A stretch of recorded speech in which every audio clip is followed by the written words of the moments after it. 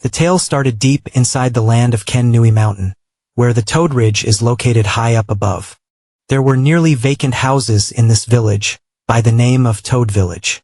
There was a man recounting to his friend that when their previous leader was alive, they were so powerful that even the neighborhood bandits obeyed them.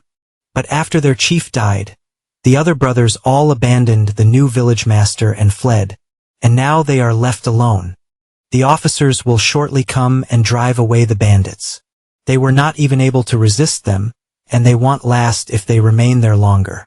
He convinces his friend to escape the new village master before it's too late.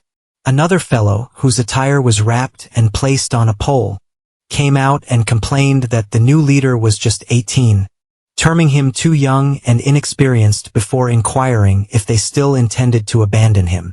He shouted indignantly, instructing those who wished to abandon their leader to leave immediately. He then took off while smiling, saying he would lead the way, leaving his colleagues behind, but soon after that they smiled, glanced at one another and also opted to leave. Qingdali sat on a wooden chair under a tiger skin rug while his hand rested on his head. Grumbling that it pains him, he went on grumbling about the memories flooding into his head, and wondered if he had somehow been taken to another world. Qingdali was a typical university student, playing on his computer with headphones on, a tactical game named Hearts of the Mountain Bandits, when he suddenly collapsed and found himself in another world. His memories and the body he was currently in were blending into one. In his memories there was a village in despair. He inherited this impoverished village upon his father's death. Dao was established 120 years ago, and under its jurisdiction were 108 cities and 13 prefectures. It had once dominated the sea and land, but this was a long time ago. Presently, the imperial power of Dao was fading, and people suffered from the constant wars that occurred almost every year. The rest who were unable to live had no option but to turn into mountain bandits, and the world was full of them. Toad Village was among them. When the former leader was still alive, Toad Village was very strong and renowned in Kinui Mountain. The former Toad leader passed away recently, and the rest of the bandits departed one by one, and he felt that he was the last one remaining. Qingdali breathed softly as he sat by himself. A hand suddenly reached for his shoulder and addressed him as a village master. It was Zhu Xuanji, which surprised Qingdali that he had not yet left. Although he was the Toad Village strategist, Zhu Sunji's IQ was questionable, and his suggestions had never been helpful. Qingdali immediately took Zhu Sunji's hand in his and thanked him for remaining behind. He rose to his feet and continued to say that he would never forget this favor. Zhu Xuanji replied, grasping Qingdali's hands, that he was misinterpreting something. He continued to say that the resources in Toad Village had largely been used up, and that the only remaining thing was a lean horse, which he asked if he could take since no one wanted it. This left Qingdali speechless and shattered within as Zhu Xuanji requested his tiger skin as well. Qingdali leaned back in dismay and responded to take it and go. Zhu Xuanji smiled as he clutched the rolled tiger skin rug and called for Linger to hurry up and take the horse with them as they would be leaving. Even if they went all the way down to the mountain, they would still need it in order to earn their living. Qingdali let out a sigh as he sat by himself.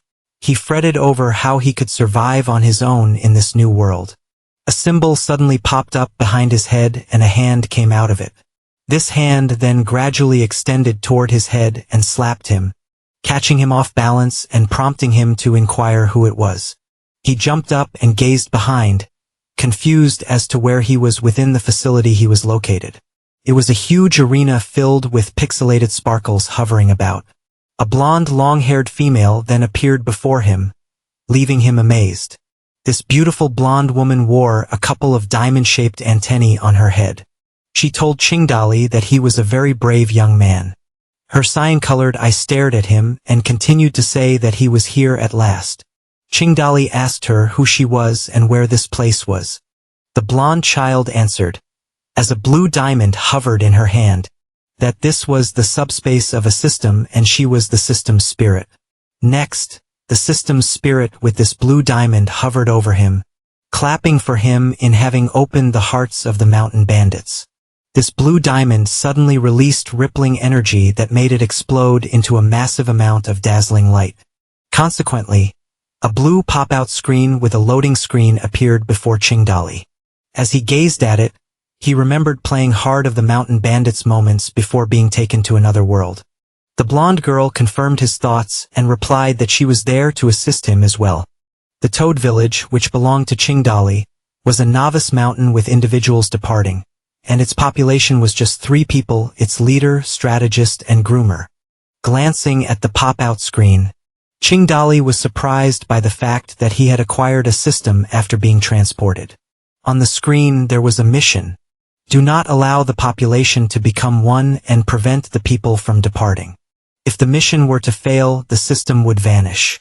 Next, he was enveloped by a bluish aura as a mission was commanded for him to fulfill or rue later, since there would be no second opportunity. Then, the integration with the host went on, with Qingdali being invaded by exploding light. The system spirit called Qingdali a boy full of vigor, but the entire population of the village was very small. So, he had to halt the strategist and groomer from departing as there was a new mission on a blue screen, telling him to employ an honest means to prevent the groomer and strategist from departing. Qingdali answered that he could attempt to finish the mission, but he was not certain how he could exit the subspace of the system. The blonde girl laughed and invited him closer. She picked up Qingdali and hurled him in the air, saying, "There you go."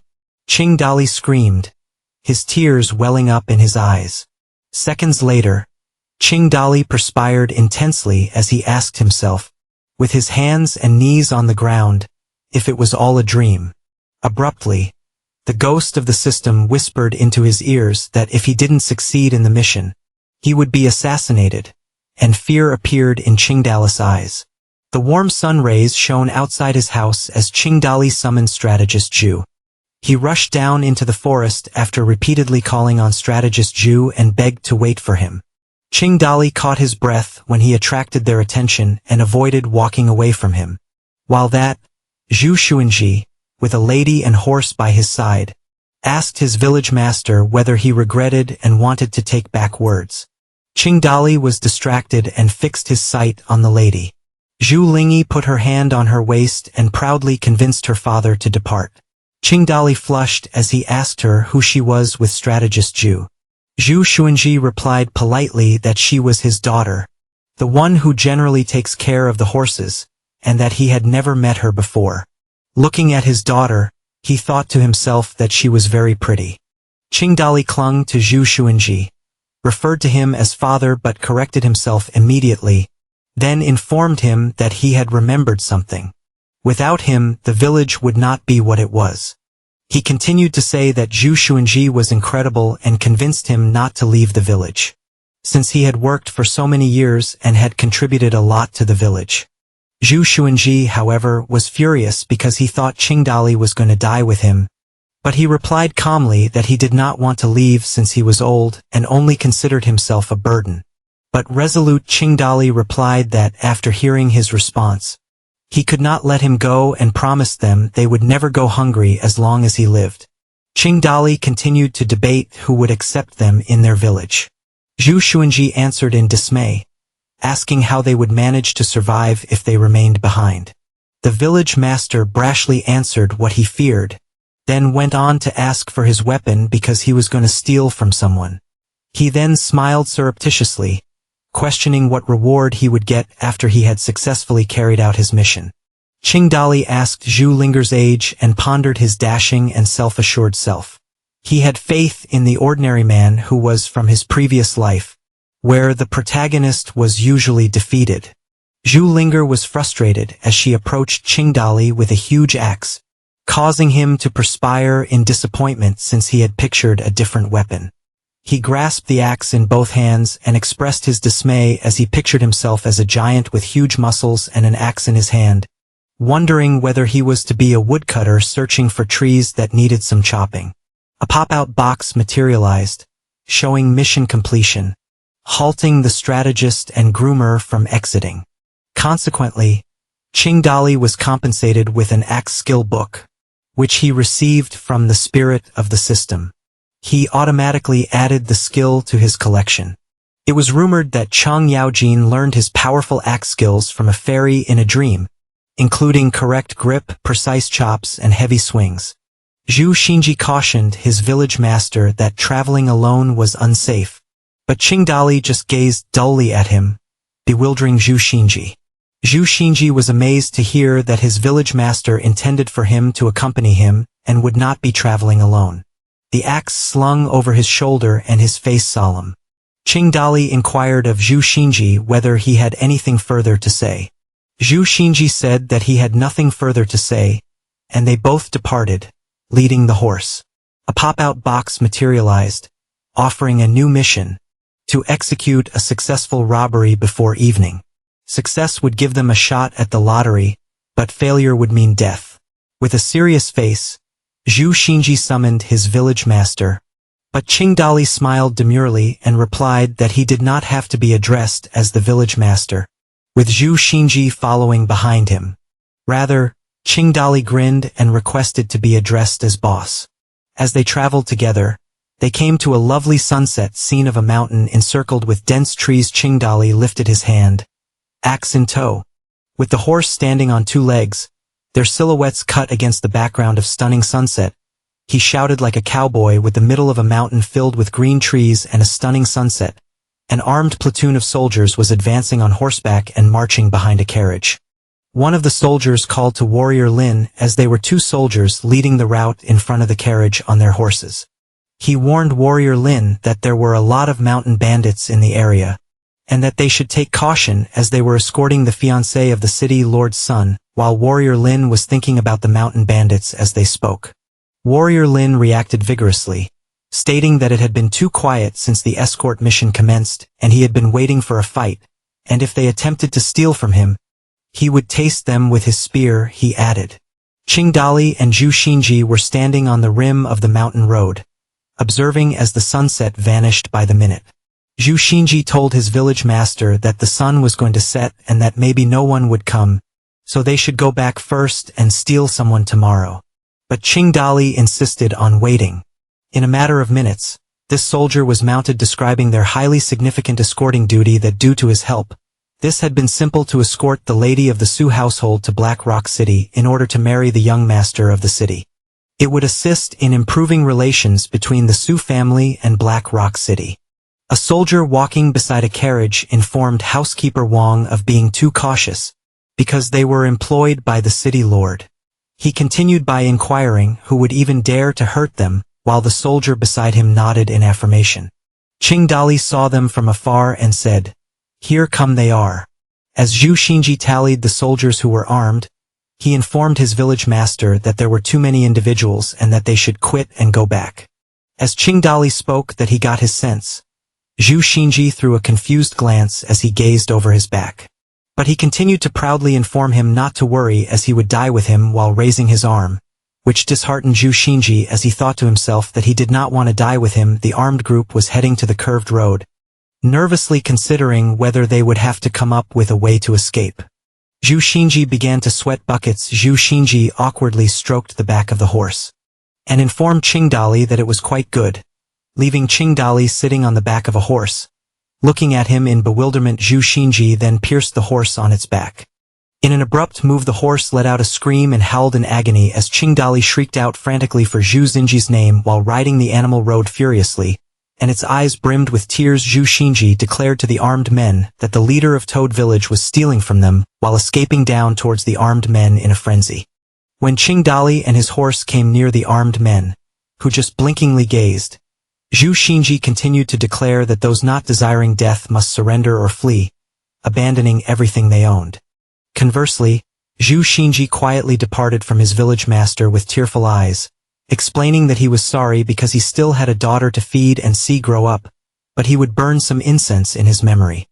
But Qingdali, who was still riding his horse, was infuriated and scolded Zhu Xinji not only for his betrayal, but also for publicly declaring that he was trying to rob them. He was furthermore embarrassed by the humiliating nickname he had as he approached the carriage. Qingdali pulled the belt attached to the bridle on the horse's mouth, and the horse reared up until Qingdali was able to restrain it and breathe a sigh of relief. But Qingdali stood on horseback in front of the armed men. unable to speak and drenched with sweat. The armed men looked at him, and Qingdali believed that being murdered by the system was a better way out. A warrior grasped his sword.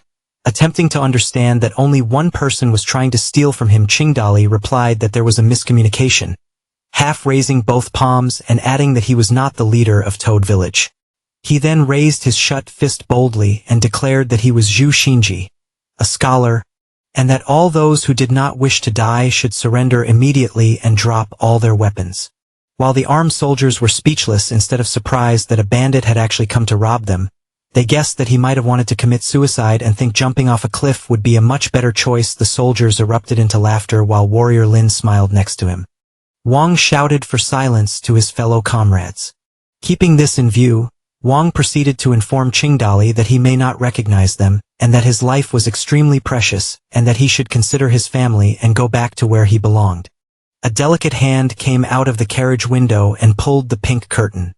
A stunning blue-eyed, pink-haired lady stepped out and looked out of the carriage. She spotted Qingdali riding a horse. At the same time, Qingdali was stunned and fascinated because he had never laid eyes on such a pretty lady. The system spirit popped up out of nowhere above Qingdali and slapped him hard to wake him from his fantasizing and sermonized to him not to be a pervert. Only Qingdali was able to see the system spirit when it was not in the system subspace, even though the host's ability and experience were limited, and he had no chance of winning a head-to-head fight. As a reddish bump developed on Qingdali's head, he begged her to cease whacking his head every time she appeared, while she replied that he was looking so silly and stupid. The system spirit presented a pop-out box containing a hidden mission to rob someone's fiancée and stated that the job's level was beyond his current abilities, and that he could reject the mission. Qingdali deliberated carefully because hidden missions are difficult to obtain, implying that the reward would be greater as well. Qingdali responded with determination that if he succeeded, he would be able to have a wife, and if he failed, he would die. If he did not have the guts for such a minor job, how would he become a successful mountain bandit in the future? The system spirit was disappointed since this pervert was just lusting after someone's fiancée, whereas Qingdali accepted the hidden mission. Warrior Lin, riding a horse, instructed his comrades not to frighten him away because he had finally encountered a robber with courage whom he wanted to fight. Bravely, Warrior Lin instructed them not to intervene as this would be unknown combat with him. His fellow team members clapped for him because they finally got to witness Warrior Lin's power and to see if all the rumors about him were true or not, and they requested not to have him killed in one shot so that he could stretch his skills a bit more. Warrior Lin promised Qingdali that he would not end his life. He also resolutely responded not to be restrained against him as the system spirit was clutching a pop-out box of information, citing that his name was Lin Shiryu, a normal spear warrior with powerful spear striking skill and implicit characteristic of turning into a superhero. Horseback Qingdali rode up and told Warrior Lin that he killed many nameless individuals with his axe and queried him for his name so he could recall, and promised not to kill him, to which he asserted that his name was Lin Shiryu. Warrior Lin likewise asked for who he was, namely if he was the village master Toad or scholar Zushanji. This query took Qingdali by surprise, and he vigorously replied with an imaginary name, Yongchun I. Warrior Lin mentioned that within 108 cities and 13 prefectures, there's no city with the name of Yongchun, and his own name was queer. Qingdali moved closer, said that the guys should just stop making so much nonsense talk and set things going between them. He charged his axe violently at Warrior Lin and yelled that his head belonged to him. Warrior Lin deflected his blow with a spear, but he was apprehensive when he felt his immense power as they stared at each other. Qingdali swung his axe once more, this time an incandescent hit, which sent Warrior Lin falling off his horse and letting go of his spear. The spear curved before it landed on the ground, and Warrior Lin also fell on his back. Qingdali kept riding his horse towards them with an axe in his hand. This stunned the armed soldiers into silence. Qingdali jumped off his horse and kicked the carriage driver. The lovely lady in the carriage was anxious. Qingdali hit the horse on the ass with his chopping blow, and the horse cried and screamed in agony, making it run amok as he held on to the belt to steady it. They charged towards the troops that were blocking their way, making them run away. Wang Yolta pursued Qingdali. Others among the armed troops chased after them, but Wang continued to scream that if they failed in their escort mission, they would be all killed. Zhu Xuanji walked on until he reached Toad Village before sunset and called for Linger. He entered and immediately exhorted his daughter to shut the door of the village. Linger asked him why he came back alone and what happened to the village master. Zhu Xuanji insulted the village master, calling him an idiot, and told him that if he did not have quick wits and run away earlier, Linger would never catch sight of her father again. Zhu Xuanji perspired so much as he groaned and complained about his situation. His daughter attempted to comfort him by saying to him that the dead never rise again. Thus, he had no reason to be unhappy. Zhu Xuanji explained that he was not mournful at his death, since he had such an excellent horse, which disillusioned Linger. He continued that this village was no longer a place for them to stay, and he commanded Linger to thoroughly inspect and sweep everything, even the garlic in the kitchen.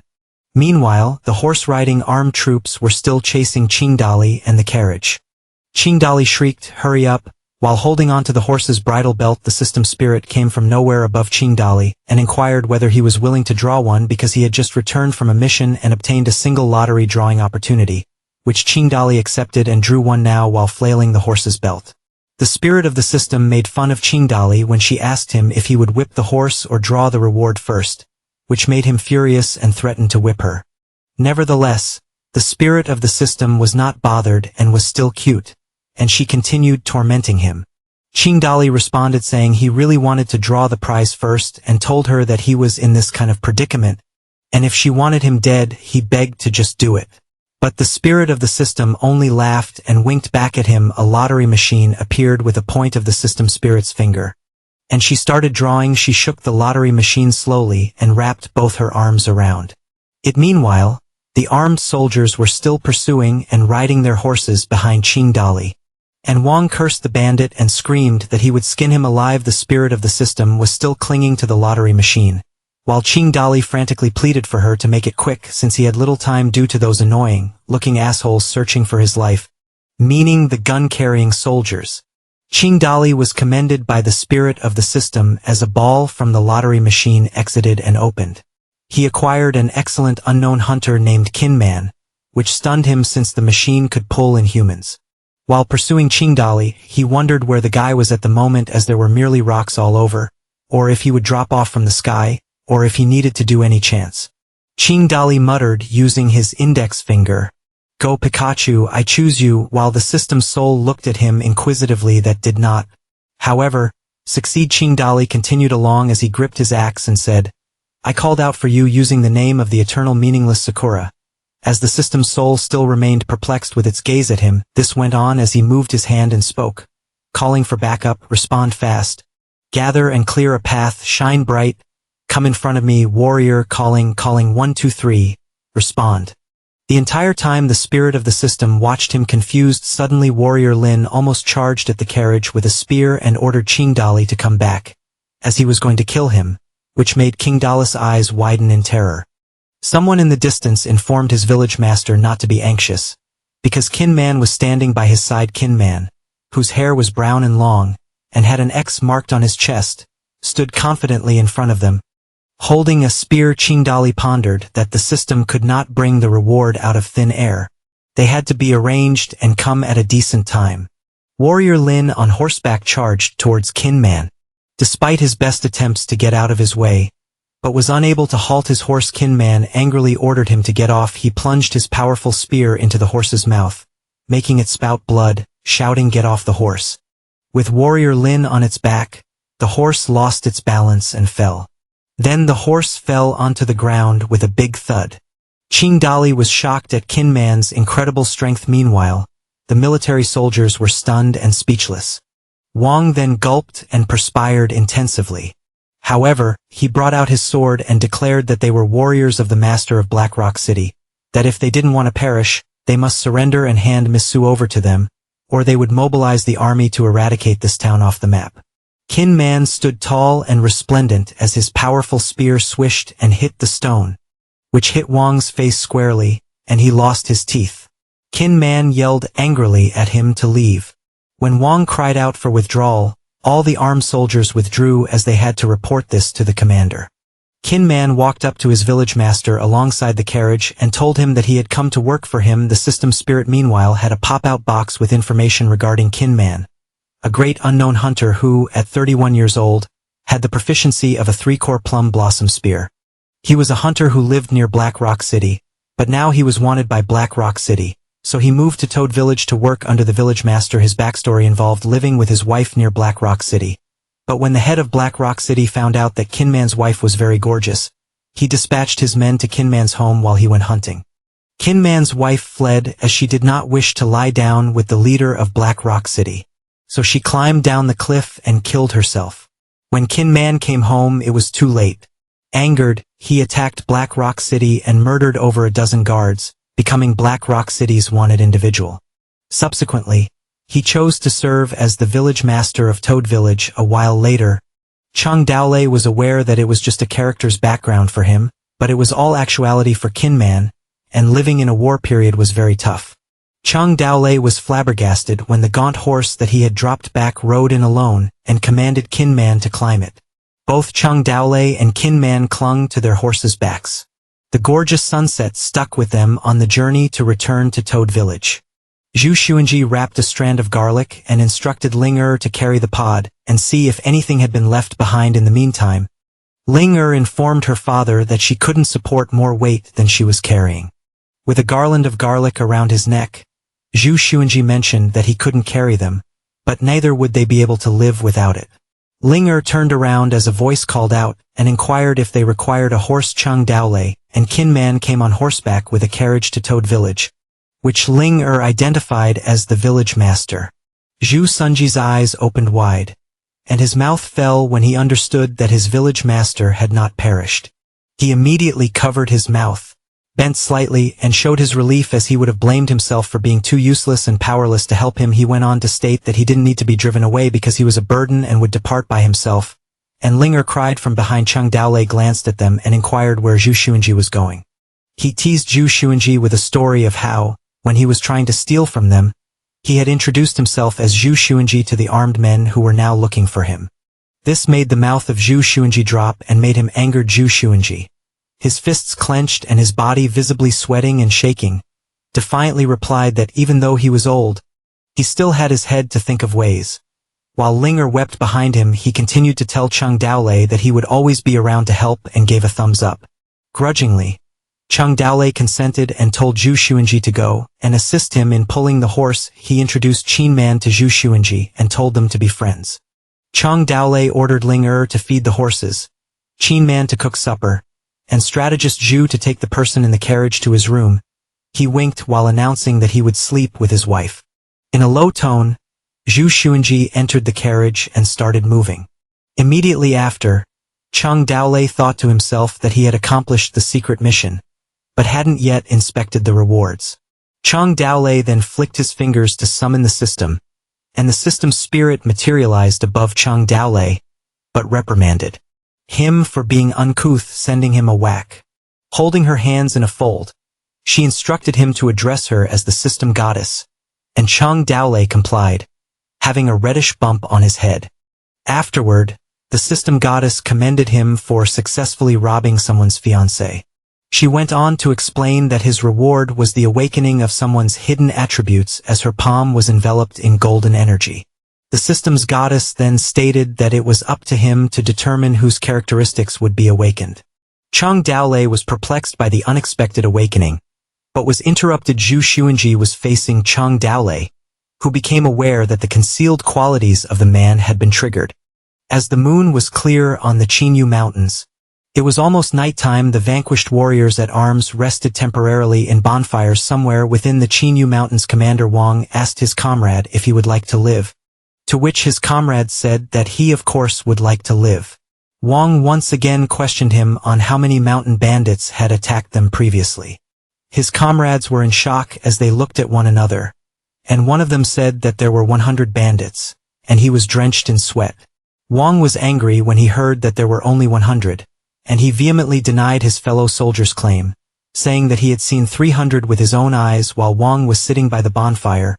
He went on to tell how they risked their lives and fought the bandits and were able to kill only some of them. He stated that warrior Lin went missing while Miss Su was kidnapped, while his fellow soldier sat quietly opposite him.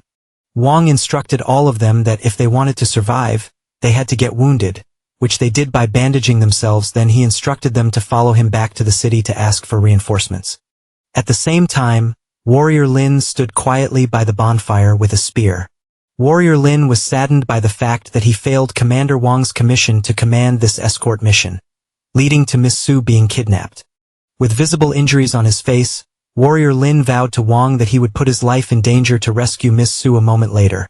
The goddess of the system held onto the info in a pop-out box for Zhu Xinjie, a legendary lousy strategist at 49 years old. His secret ability was his idiotic tactics, which he proposed would bring nothing but a loss. Qingdali would be a failure if he listened to him. Qingdali was disappointed because he anticipated to be an average strategist.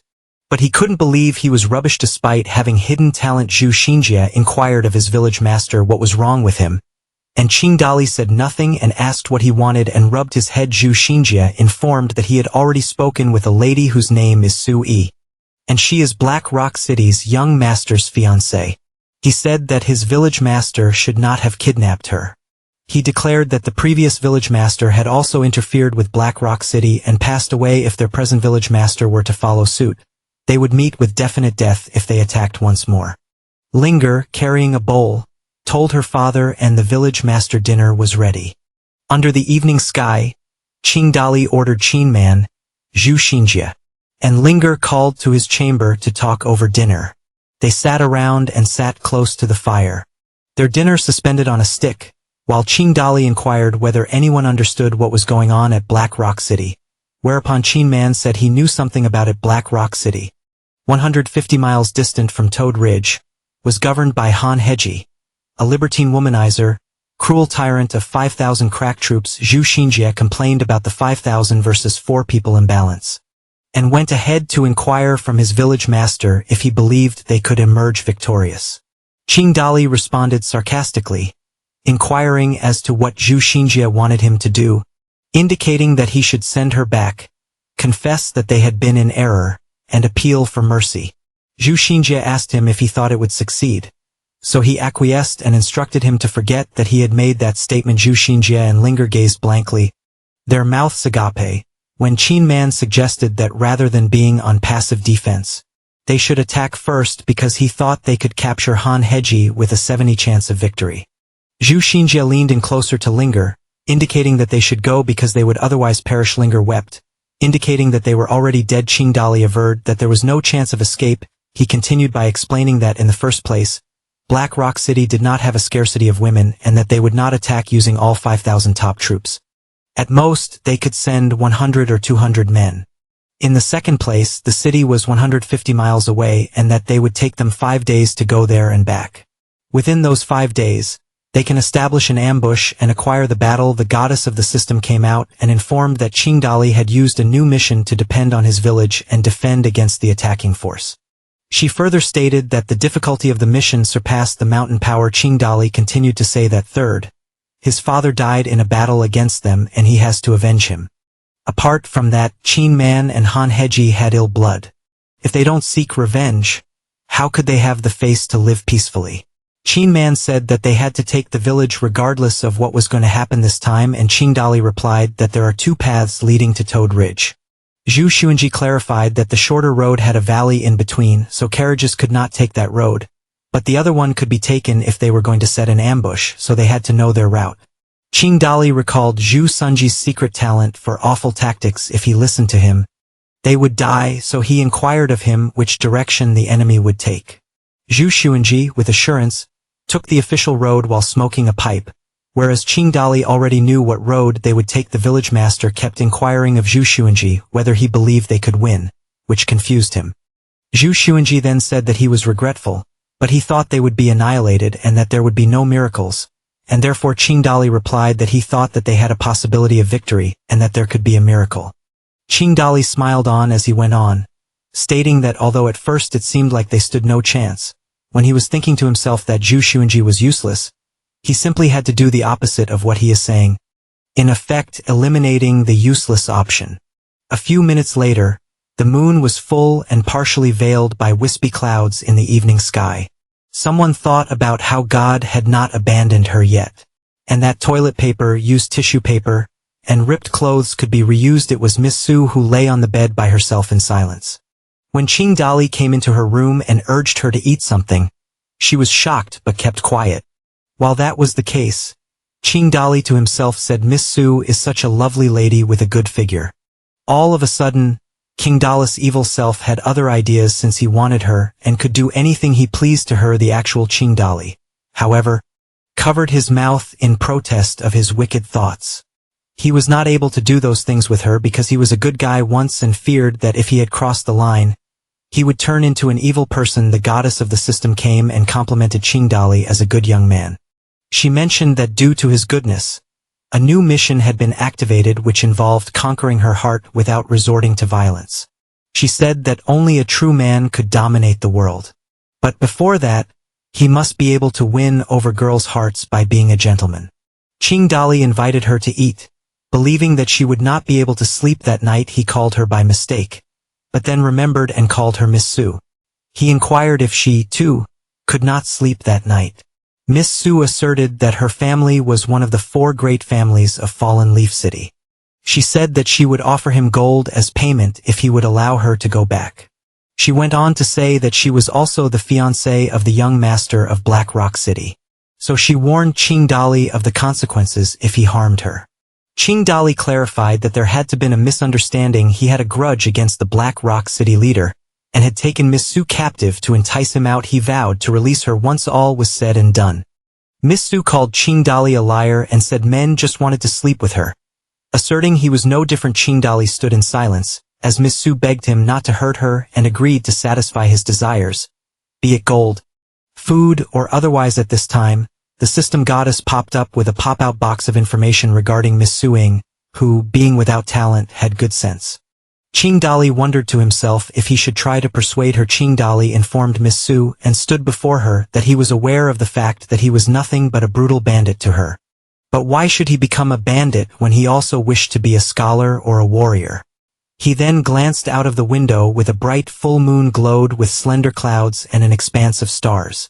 He went on to tell that he would carry books in his hands and wish to study literature, battle like soldiers, win championships, and tour the globe, sailing seas. However, he was faced with some greedy pigs who treated other people like filth.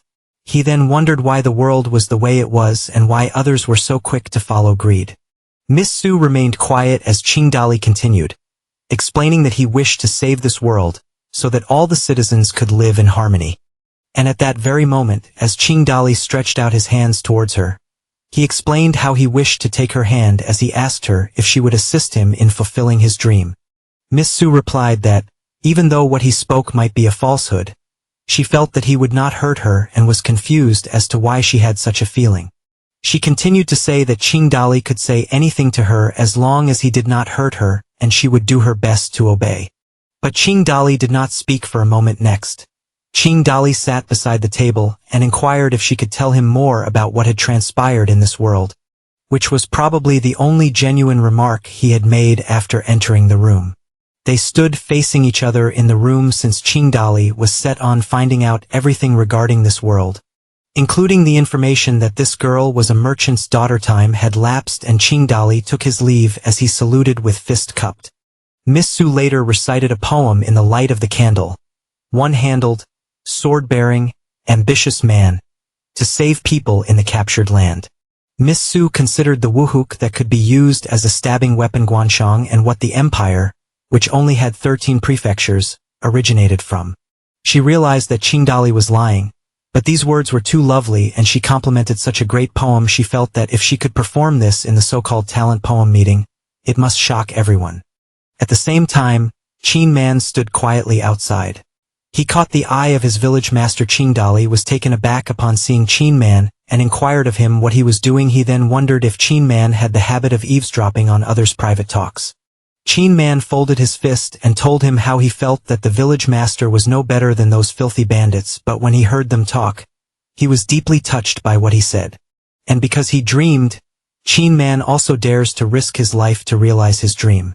Everything happened suddenly when the system goddess appeared and informed Qingdali that he unintentionally fulfilled Qin Man's secret mission, which was that Qin Man always had a heartache because his wife and children were snatched away from him. And by being courteous to Su-ing, he won his trust. Qingdali, with crossed hands, gazed at the pop-out screen that he believed that kidnapping Miss Su was in no different vein than actions by the head of Black Rock City. Therefore, Qingdali concluded that were he to hurt her, the first to execute him would have been Qin Man, and understand it wouldn't have been so easy to win a hard person over and make them loyal. The morning broke in Toad Village, and Linger rushed off to tell the village master that someone was besieging their village. This came as a shock to Qingdali because he never thought they would come so soon. So he asked how many people there were. Linger blushed when she answered that there was only one with a spear, and that he was quite good-looking. Outside the Toad Village, Warrior Lin rode on horseback and ordered the Toad Village's filthy bandits to come out and meet their deaths. He continued to state that if they had harmed Miss Su in any manner, he was going to kill them all. All four of them went outside and searched for their attacker, and Qingdali simply scratched his head and called him an idiot for showing up. Qingdali then ordered Qin Man to chase him away. Warrior Lin told Qin Man, as he was approaching him, to bring his sword and mount, promising that he would not take advantage of him. But Qin Man boldly replied that there was no necessity. Qin Man jumped up suddenly, stepped on the horse's head, and clasped Warrior Lin's face in his bare hand, leaving Warrior Lin speechless. Qin Man then waved his hand while continuing to hold onto Lin's face with his bare hand, and declared that he was weak. Warrior Lin hysterically replied to get his hands away from him. So Qin Man drove Warrior Lin out with his spear. Consequently, he blew through the trees, shouting that he would come back at last. Warrior Lin came down from the Toad Ridge. Qingdali softened and told Qin Man to spare him this time and leave him to fetch back his horse upon his return, which he guaranteed since Qin Man would not disoblige him. As the village master, Qingdali opened his eyes wide when informed that he had been able to fend off the village attack successfully, and that compensation would be brought to him. The system rewarded him with a golden-lined chest, prompting him to wonder whether there was something wrong. He questioned whether it was supposed to be a challenging mission that he completed so easily. It shouldn't have been that easy. If not, the system would not have warned of an increased difficulty level. Qingdali questioned whether it might be a bug in the system. Unexpectedly, the system goddess gave Qingdali a scroll containing his rewards. He was rewarded with a spear, improved horses in the mountain, a healing effect in the mountain, and a random skill upgrade for an individual. This made Qingdali feel extremely fortunate. He was also granted 10 agricultural plots, and whenever Qingdali reached for his legs, which were getting tired from being too elated and ecstatic, he felt like it was killing an ant and reaping gold in return. He felt that he had won the lottery or been favored by Lady Luck.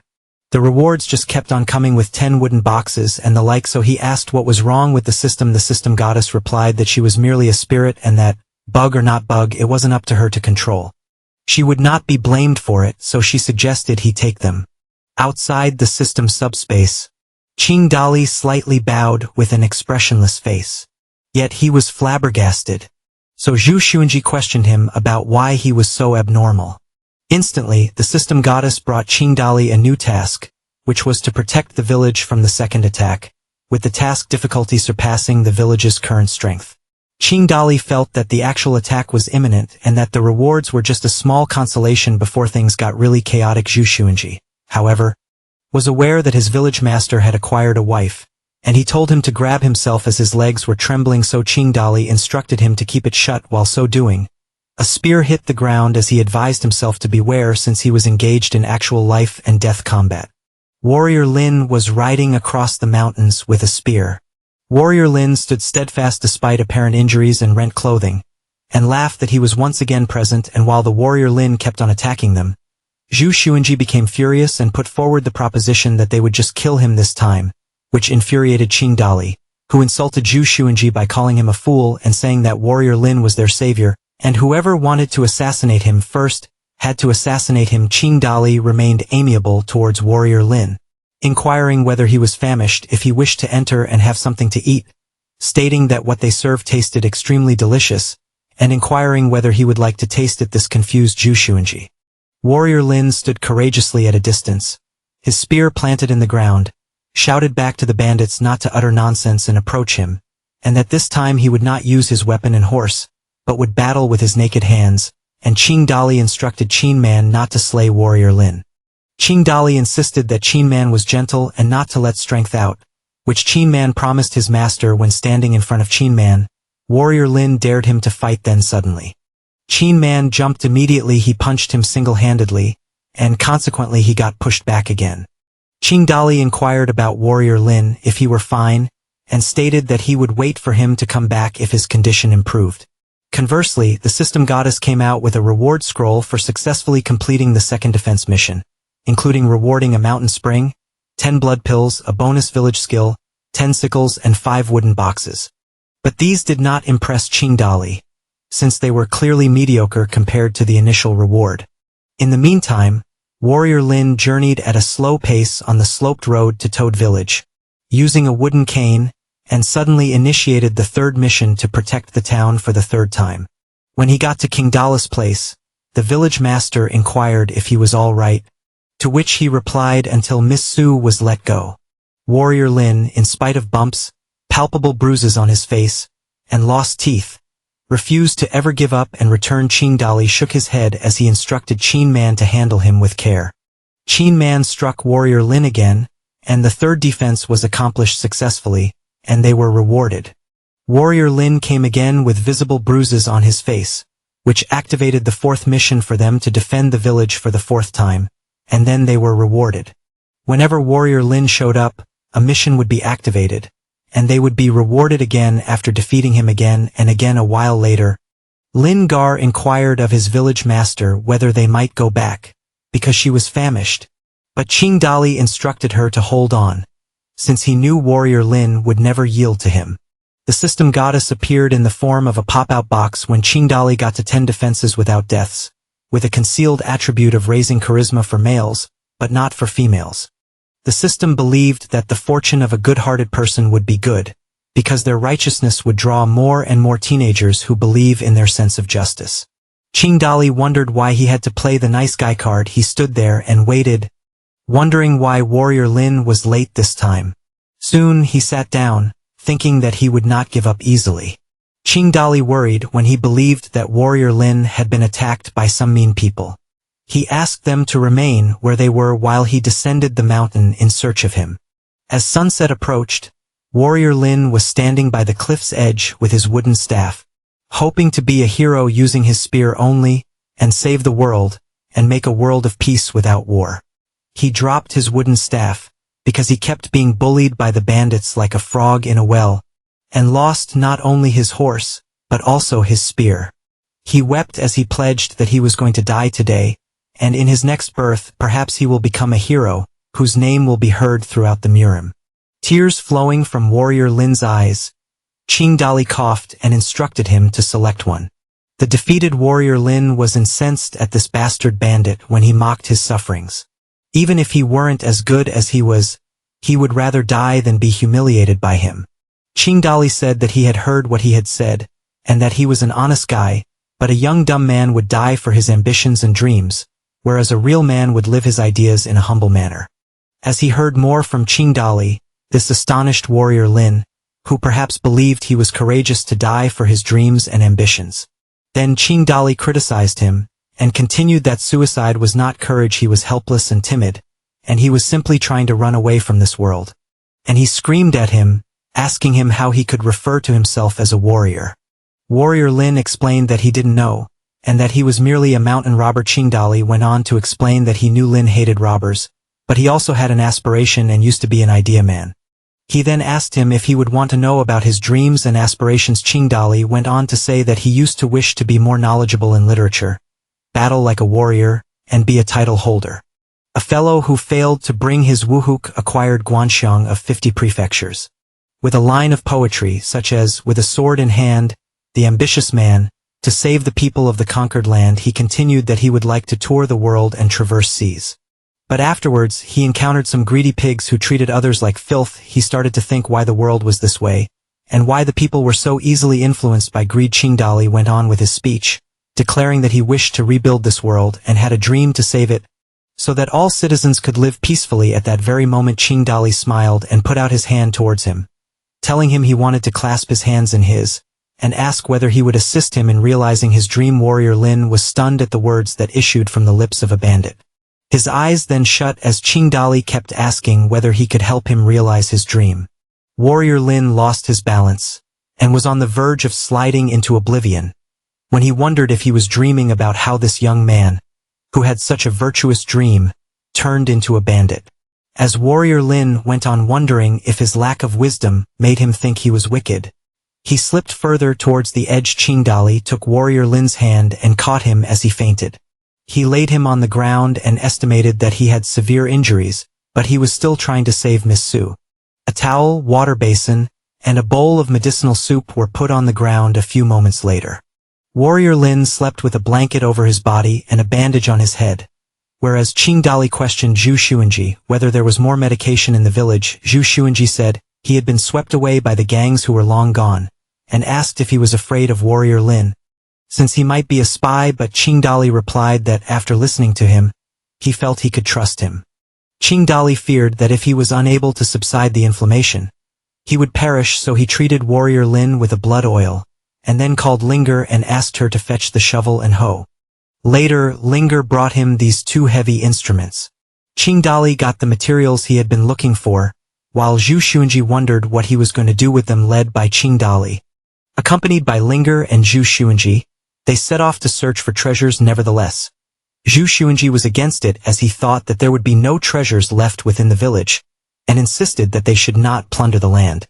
He discovered the blood pill given by the system, and ordered them to feed it to warrior Lin. In the stable, Qingdali told Qin Man that the black horse was to be his, to which Qin Man expressed his gratitude. Thereafter, there appeared a pop-up box of information, showing that the yellow horse possessed an escape skill, and the black horse a charge skill. Linger also found on the road outside her village a metal spear like that which she had demonstrated to her village master. Qingdali received a burned version of Zhu Sunji's black history, and read the map slowly. Asking who created this horrid map, he learned that it was, as predicted, Zhu Xuanji. Qin Man discovered a military drum among the rocks. In the meantime, Linger spotted a dusted flag on the table. A few minutes later, she was shocked and questioned if it was a ghost's handiwork that the old well, which stood idle for a decade, started spouting water later on. Qingdali gave the spear to Qin Man to serve as his weapon. Qin Man was shocked because he had only wished to possess an elite spear like this, and that his spear skill could be promoted to a completely new level. A pop-up box appeared, announcing that he was the strongest bandit in the Toad Village, with a 3-core plum blossom spear.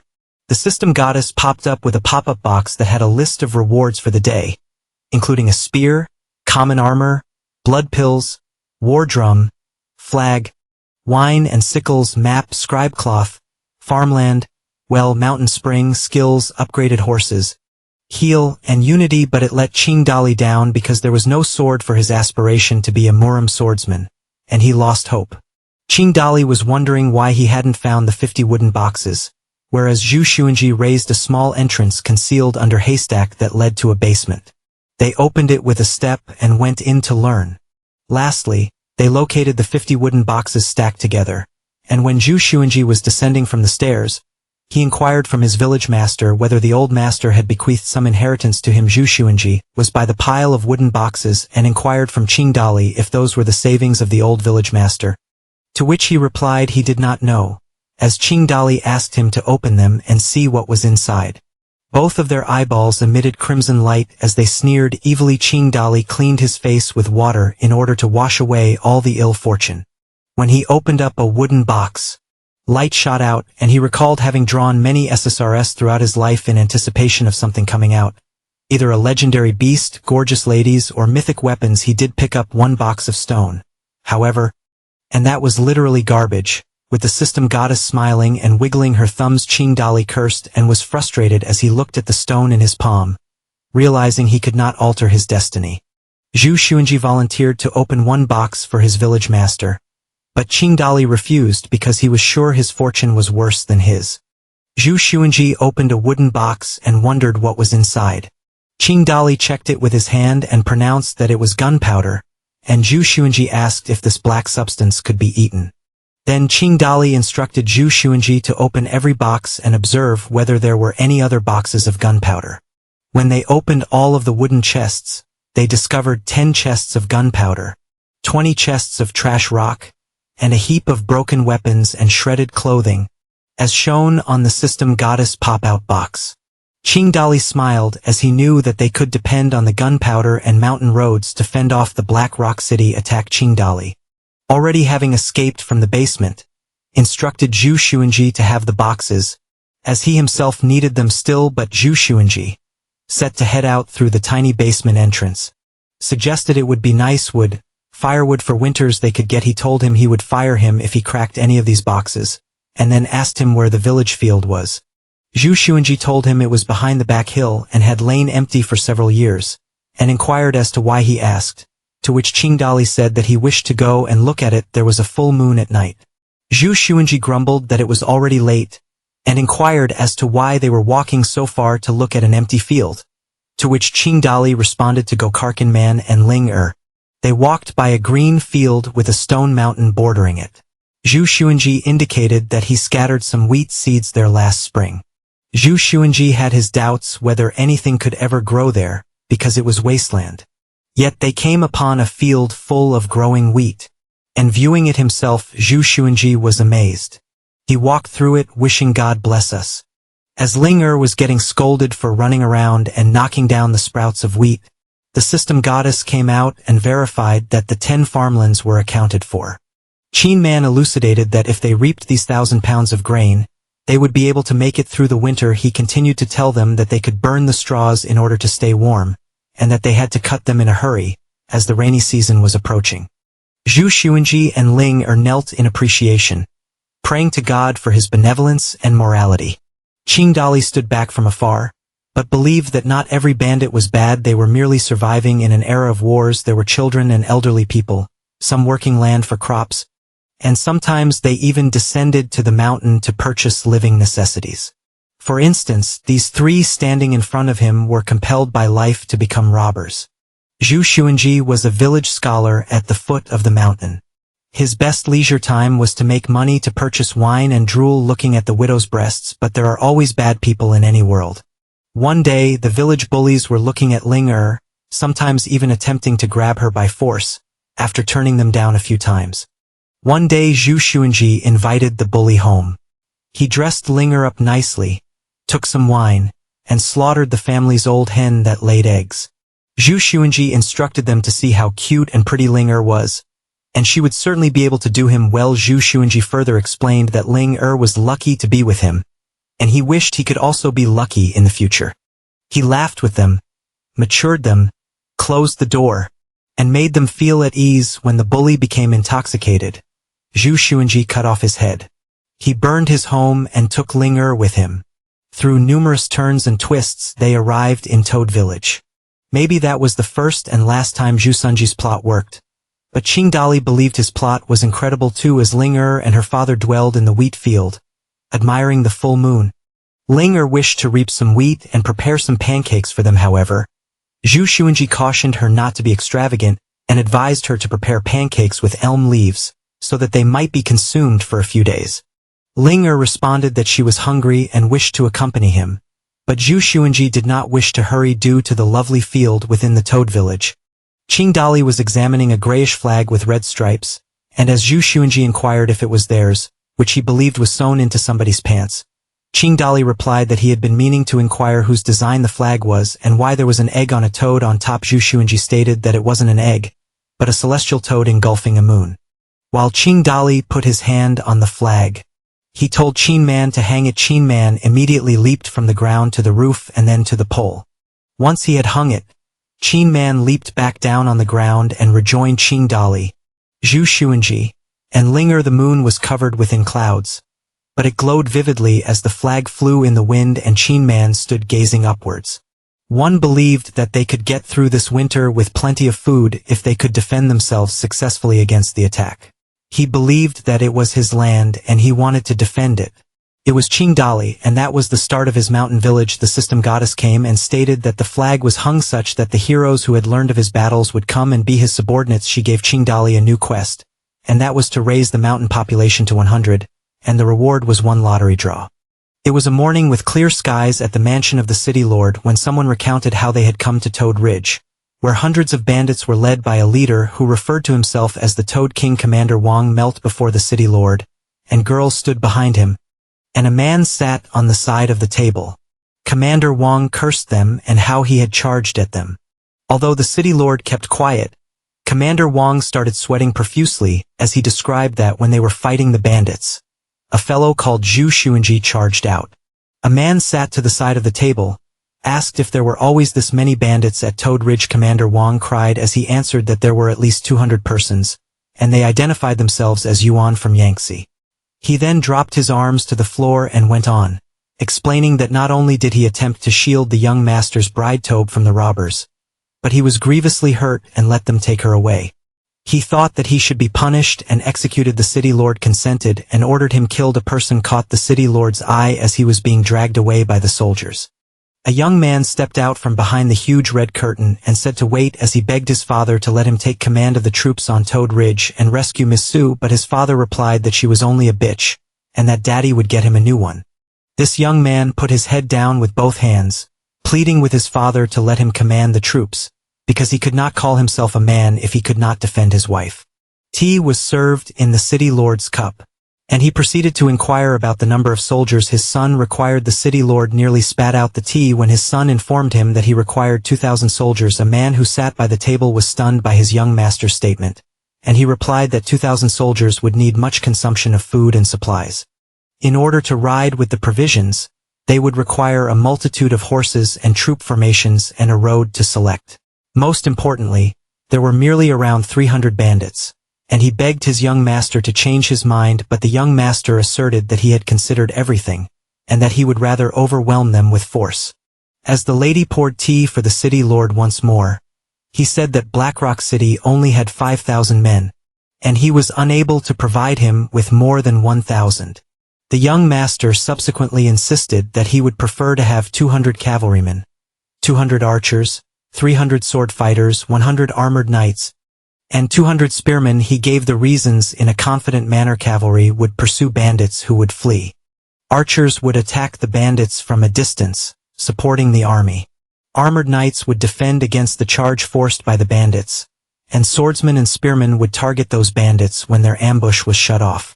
Piece of cake. As his son turned his back and walked away slowly, his beaming father indicated that this was what was due to his son, since he had dreamed of taking troops to war, and he could attempt doing it now. The city lord continued and indicated that Commander Wang was to proceed and redeem himself by following his son to war. Commander Wang expressed his gratitude to the city lord, and then bowed in his heart. He figured that having his head cut off there would not be a bad decision, because there were only 2 bandits, and he could only speculate if the young master saw that after arriving at Toad Ridge. As they departed, the city lord inquired of the strategist by his opinions regarding his son's scheme, to which he responded that cavalry could not show their full strengths in mountains and forests, and as it's a long-distance trip, armored knights would be inappropriate, and using those would be useless. He continued to explain that bandits were usually passive guardians, that overwhelming them with quantity was futile, and that the young master's strategy had holes in it. But the city lord knew these facts and questioned why he was letting the young master be so impulsive. The city lord replied that his son looked up to the general, that he learned the art of war, but that his talent was inexperienced, and that the mountain ridge had already been invaded by them, that there would be fewer than 300 bandits, and that he would not lose to them with 1,000 soldiers. He continued to say that he wanted to command troops, so let him enjoy himself commanding the troops in this little battle. While strategist by mentioned that he was relieved that the city lord knew about the strategist by further said that the young master was getting ready to command the troops. He then inquired of the city lord if he would ask how he would lead them. The city lord answered that there would be no problem, and asked the girls to return to his room, since he did not want to bother with anything else, and only wanted to enjoy himself with these young girls.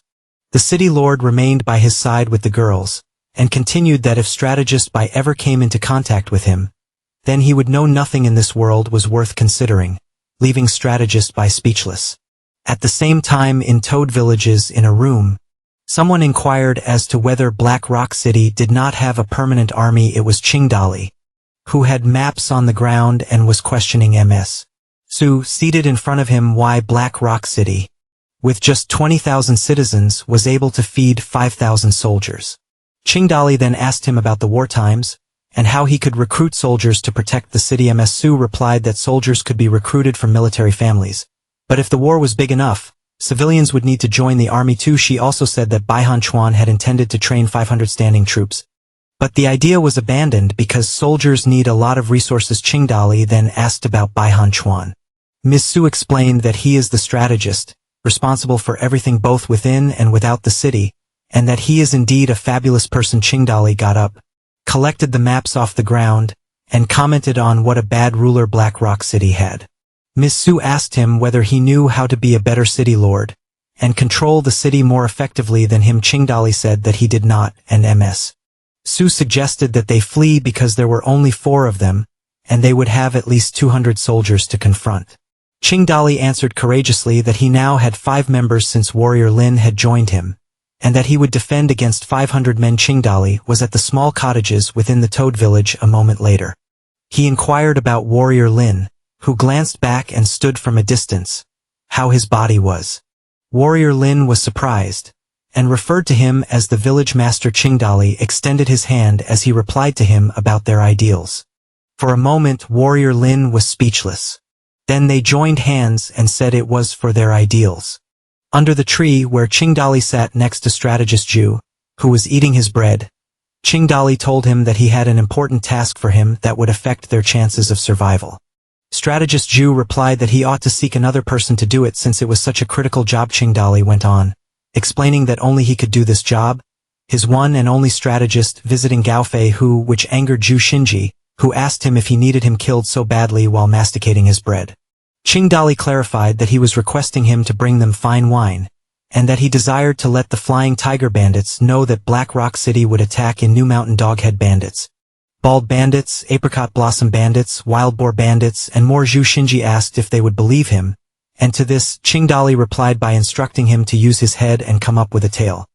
Zhu Xinji replied that he was afraid since the previous leader had some axe to grind against him.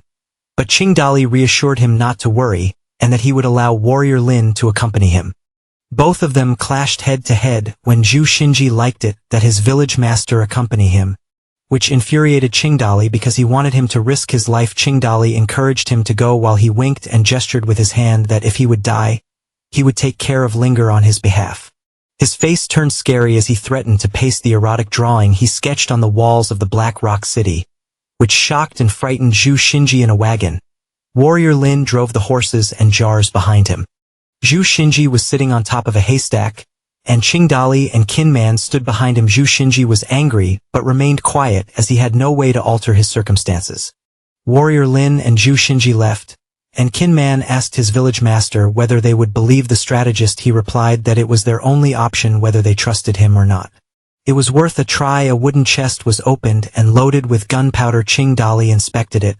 Filled with gravel and straws, he employed oiled cotton lines as a fuse for the bomb mechanism. And once he finished, he shut the wooden box.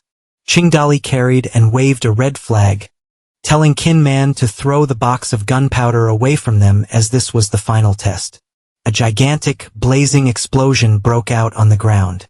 Qingdali and Kinman were watching at the rear while observing the fire spew black smoke. Kinman spoke to his village master that it was the Earth Dragon's breath. Qingdali answered this was the skill of explosion outside Black Rock City walls. However, there was a large assembly of troops which stood by the wall near an elevated platform with the sunny rays of the sun shining on it.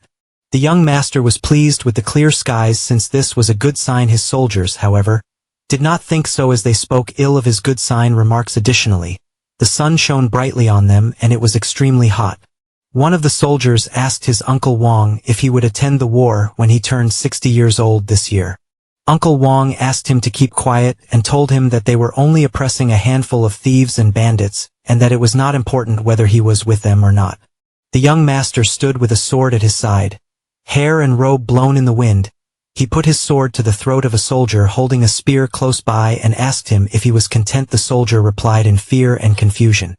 The young master continued to explain that he was glad for him because during ancient times, when a renowned general went to war, they would offer one person as a sacrifice. He selected him as his offering. The soldier begged the young master not to be joking and accused him of joking. The young master cut his throat, inquiring what led him to believe that he was joking, as the soldier was on the ground with tears in his eyes, cursing for his glory. The young master declared that he would sleep peacefully from this day on, and that his family's name would be glorified with his name. The young master ordered to depart with blood on his blade. At the same time, the soldier stood calmly but furious, insulting the young master as an idiot. Black Rock City soldiers rode their horses as they marched towards the mountains.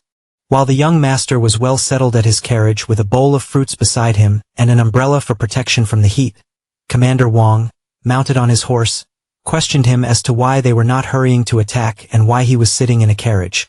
The young master replied in a cocky manner that he was not a soldier and didn't have to rush into battles. The young master continued that were he to just issue commands to his troops and only employ his brain, or were he to do forced labor, it would hamper his complete potential at war, and queried him if he got the point.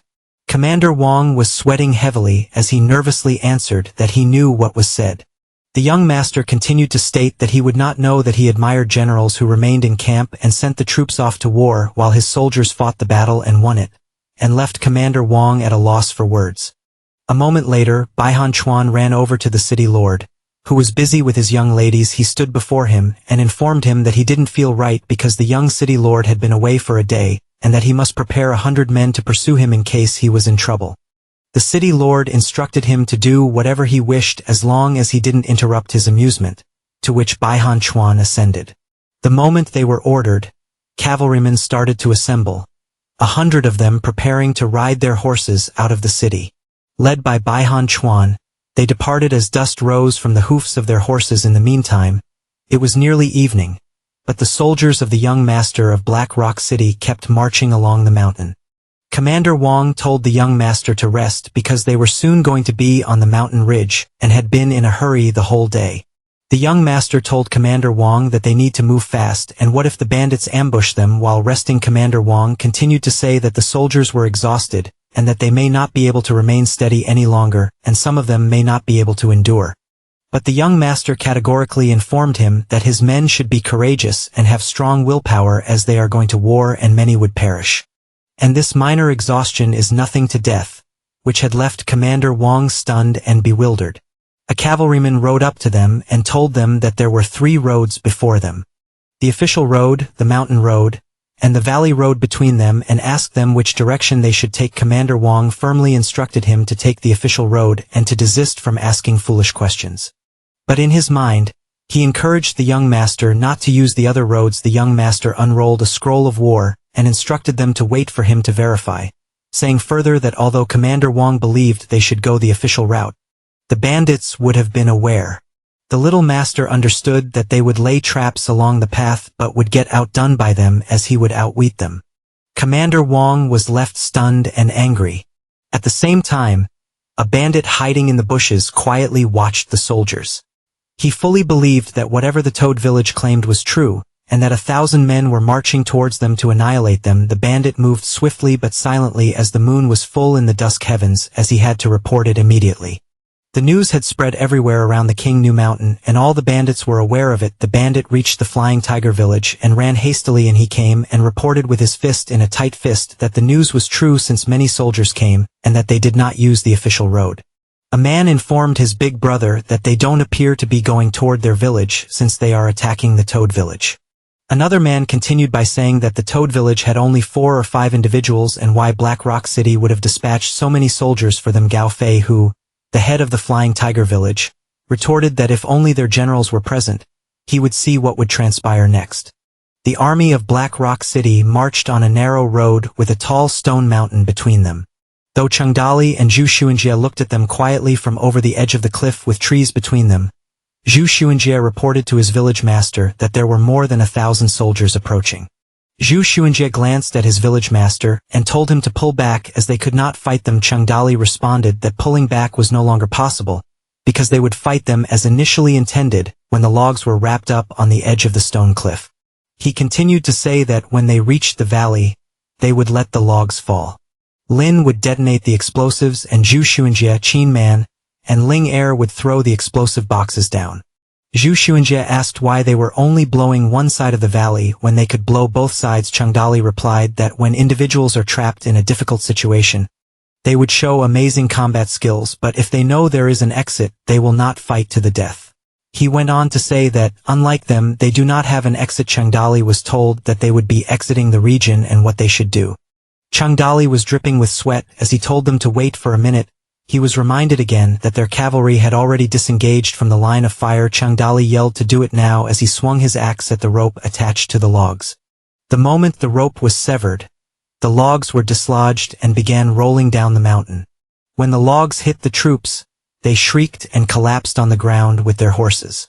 Warrior Lin was commanded by Changdali to set it ablaze, but he was hesitant as he stood holding a burning torch in his hand. Warrior Lin was observed shaking and sweating excessively as he stood motionless when Changdali placed his hand on his shoulder and asked if this was not his very first murder. He replied that there were just too many individuals involved down there.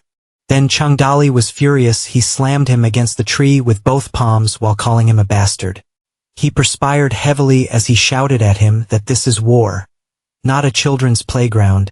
And war is never dignified or civilized. He shouted furiously that war is when you want to kill someone and someone wants to kill you. Warrior Lin was shocked by his words.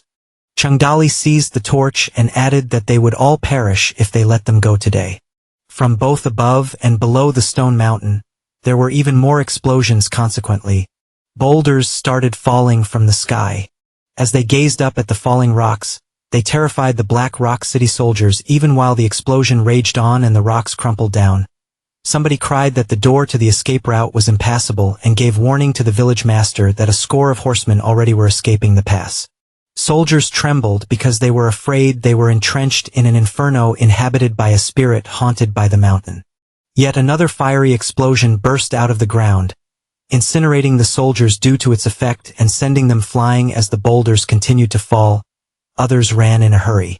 As smoke and dust ascended from the ground, a swordsman soldier shouted and instructed his soldiers to run over to the hill. Qin Man mounted his black horse and vowed to keep them at bay, while Changdali himself wondered how, even though a small part of their army had reached the side, it would be hard for them to repel them.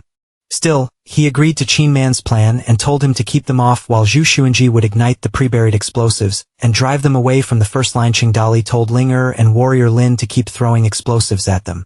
A black horse crashed to the ground. It was Qin Man on his black horse at the lead of the swordsmen and spearmen soldiers that were to kill him. Qin Man stood before them with his spear, unafraid, and announced his name, advising them not to proceed. The troops were closing in when he let out a huge blow with his spear, and the soldiers and horses came tumbling down. Qin Man kept on charging at them with his spear, which surprised them. He boldly informed them that they were not permitted to pass since he drove his spear into the chest of a horse-riding swordsman. The soldiers spat blood from his mouth with a thought in his mind if they could get some rest. The result of the battle would be different since he was so tired. Some moments later, when the explosion in pieces continued and rocks were descending, soldiers hastened away from the narrow path. The exploding fire erupted behind them and somebody shouted for them to escape. Some couldn't escape the explosion, and when they crashed into it, they ejected black smoke. The rest of the soldiers rushed out hurriedly and reported to the young master, shaking in fear that there were monsters. The young master arose in his carriage as he watched the burning explosion and the dark smoke it billowed out with, while his soldiers fled away from it. But the young master waved his hand and strongly ordered that nobody was going to escape and that whoever would attempt to cross that boundary would be killed. The young master was sure and believed in his mind that he was so good-looking that he would make the tide of this losing war become victorious. His scared soldiers told the young master that ghosts were present on this mountain. The majority of his soldiers were angry as they clenched their fists and asked why he refused to allow them to leave, even though they kept fleeing with their weapons in their hands. The eyes of the young master widened. He got up and bellowed at his soldiers to go to their graves, but they paid no attention and kept running past him. The wheel of the young master's carriage broke down. Consequently, the carriage collapsed to the ground since it was not in balance. The young master got up and witnessed the chaos of his soldiers being scattered and the pieces of stone rubble caused by the force of exploding fires. Commander Wang shouted to his young master, telling him to run away since they had failed and lost speed, but they could still get away before the bandits reached them. The young master agreed that he had to flee as he thought that in ancient times great generals would improve by their defeats and earn experience for the next battles, and his soldiers wept in fear as they fled. When the stone rubble shot by him recklessly, the young master kept calm as he raised both of his hands and handed over his sword to Commander Wang, adding that he would be delighted to witness his cultivation after this battle. Meanwhile, a rock splattered on the head of Commander Wang, Yet he did not mind because he was irritated at the young master to whom he should be obedient. Commander Wang was irritated by the words he had spoken, and he was left speechless. Commander Wang thumped the young master onto his back and cursed him to death, shocking the young master. He called the young master an idiot and instructed him to go and die alone as he fled for his own life, leaving the young master behind. At the same time, on the edge of the cliff, Cheng Daolei knelt close to the ground, bent and gazed down, not knowing if they had won. In his mind, he believed that as soon as one person had lost heart and began to run, the rest would also lose heart and flee, and thus a domino effect would be created. Zhu Xuanji was overjoyed to tell his village master that they had won. Cheng Daolei jumped to his feet and waved his hand, telling warrior Lin and strategist Zhu Xuanji to come along with him to the battlefield.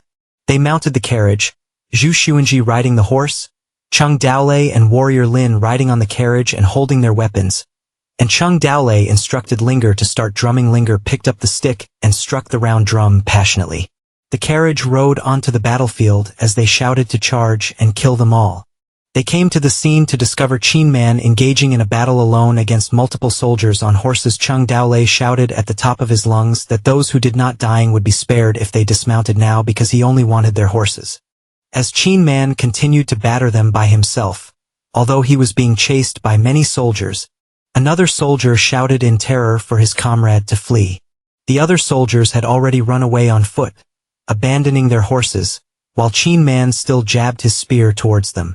Cheng Daolei, his soldiers, and the horses remained in the back as they observed the soldiers flee. Cheng Daolei instructed Zhu Xuanji and Qin Man to take the horses to the stable and warrior Lin to follow him because they were stealing some grand swords. Meanwhile, another cohort of armed bandits congregated and hid nearby the battlefield at the Stone Mountain's narrow track, which was surrounded by the scorching fire of the explosion and spat out black smoke. It was the Flying Tiger bandits. While his teammate wondered how could the Toad village resist 1,000 warriors' attack, keeping his village master in a puzzled state. Soon thereafter, the village master of the Flying Tiger bandits, Gao Feihu, wrote back, stating he knew nothing as well and that they may have obtained some assistance from a professional. His fellow warrior sighed because he could not believe that the world was so capricious that even 1,000 soldiers could be defeated by 5 individuals as he sat next to him. Another comrade chided him to cease sighing as he was a mountain bandit and ought not to forget his duty. Their village leader, Gao Feihu, and his sword instructed his brothers to charge with him since they were soon going to rob them. The Flying Tiger bandits killed the soldiers and instructed them to surrender their weapons. They threw the soldiers onto the ground and were overjoyed with their plunder. One man said he hadn't changed shoes in years and asked for the boots of the soldiers because he needed them. They undressed them and took away their pants. One of the soldiers pleaded that he was not gay and that he could give the bandit anything but his virginity, and the bandit swore at him as he replied that he did not want his virginity but wanted only his pants. Meanwhile, Cheng Daolei with his axe on horseback chased after the frightened young master of the Black Rock City, insisting on taking his sword nevertheless. Cheng Daolei chased him with his axe and ordered him to desist from running. A horse's stud was heard loudly.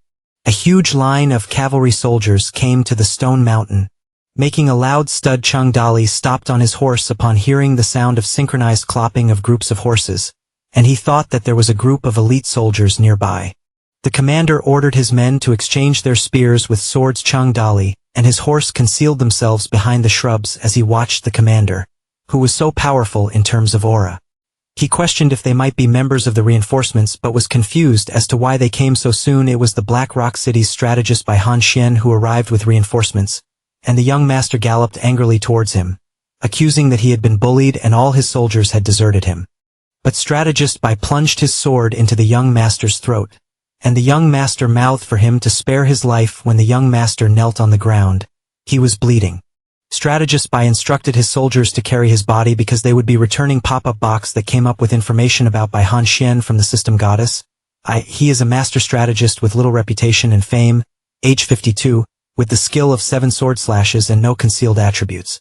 Reading this, Cheng Daolei thought to himself that although Qin Man is a bandit capable of fighting 1,000 men at once, an elite planner is in another league. Strategist Bai guessed something was hiding behind the bushes, so Cheng Daolei took cover behind the bushes. Strategist Bai instructed them to retreat. This caused Cheng Daolei to wonder why they were departing and guessed that, unlike Su Xinji, There are some brilliant strategists during this era. He stamped his foot against a stone and cursed them for leaving with the sword, one that he had been eyeing. A pop-up window appeared for a mission that successfully executed their 11th defense and rewarded one lottery draw, inquiring whether he wished to draw now. The system goddess also appeared with ghostly sentiments, saying that she had finally escaped from that painful little black room and that she did not want to enter there again. Chung Dali doubted this since she had been so full of energy beforehand with tearful eyes. The system goddess sighed that she had been standing in front of him, but he had only seen her physically and that she hadn't assigned him any missions or spoken with him of them. Chung Dali grumbled that he didn't mind because all she ever did was slap him every time she came out and that he felt better when she wasn't around. The system goddess kicked Chung Dali on the head and reprimanded him for imprisoning her in that tiny black room. Still angry, Chung Dali responded by inquiring if he could employ bugs the next time. While she fled with a big wooden gavel, the system goddess cynically inquired what did he think while Chung Dali laughed on his horse. Linger rode a white horse freely in the bright morning sky, yelling out to her dad that it seemed like a dream, with Qin Man smiling quietly behind. Zhu Xuanji instructed Linger to get the horses ready for the return journey to the village. While he collected swords, Linger concurred with her father and said how much she enjoyed the white horse. A horse stud came up to Zhu Xuanji, addressing him as Old Man Zhu, and asked for his attention. Gao Feihu, the Flying Tiger's captain, and his many bandits requested that he allow them to feed all of the horses that they had stolen. He went on to say that he would help them in reducing their burden. This surprised and stunned Zhu Xuanji when he laid eyes on the leader of the Flying Tiger head. He responded that it was unusual for him to find him there, and that he woke up early. Gao Feihu continued and stated that they became rich when they only had a small profit. He carelessly said that they were going to divide these horses and that he had to speak now, which made Zhu Xuanji nervous. Linger spoke frankly to them that they stole these horses by their own efforts and asked why should they surrender them. Even though she was asked to shut up by her own father, Linger protested secretly. Zhu Xuanji replied that everyone labored hard and they all gained a great deal of profit. But Gao Feihu didn't agree they gained much, but he didn't believe that they gained more than them because they claimed most of the profits.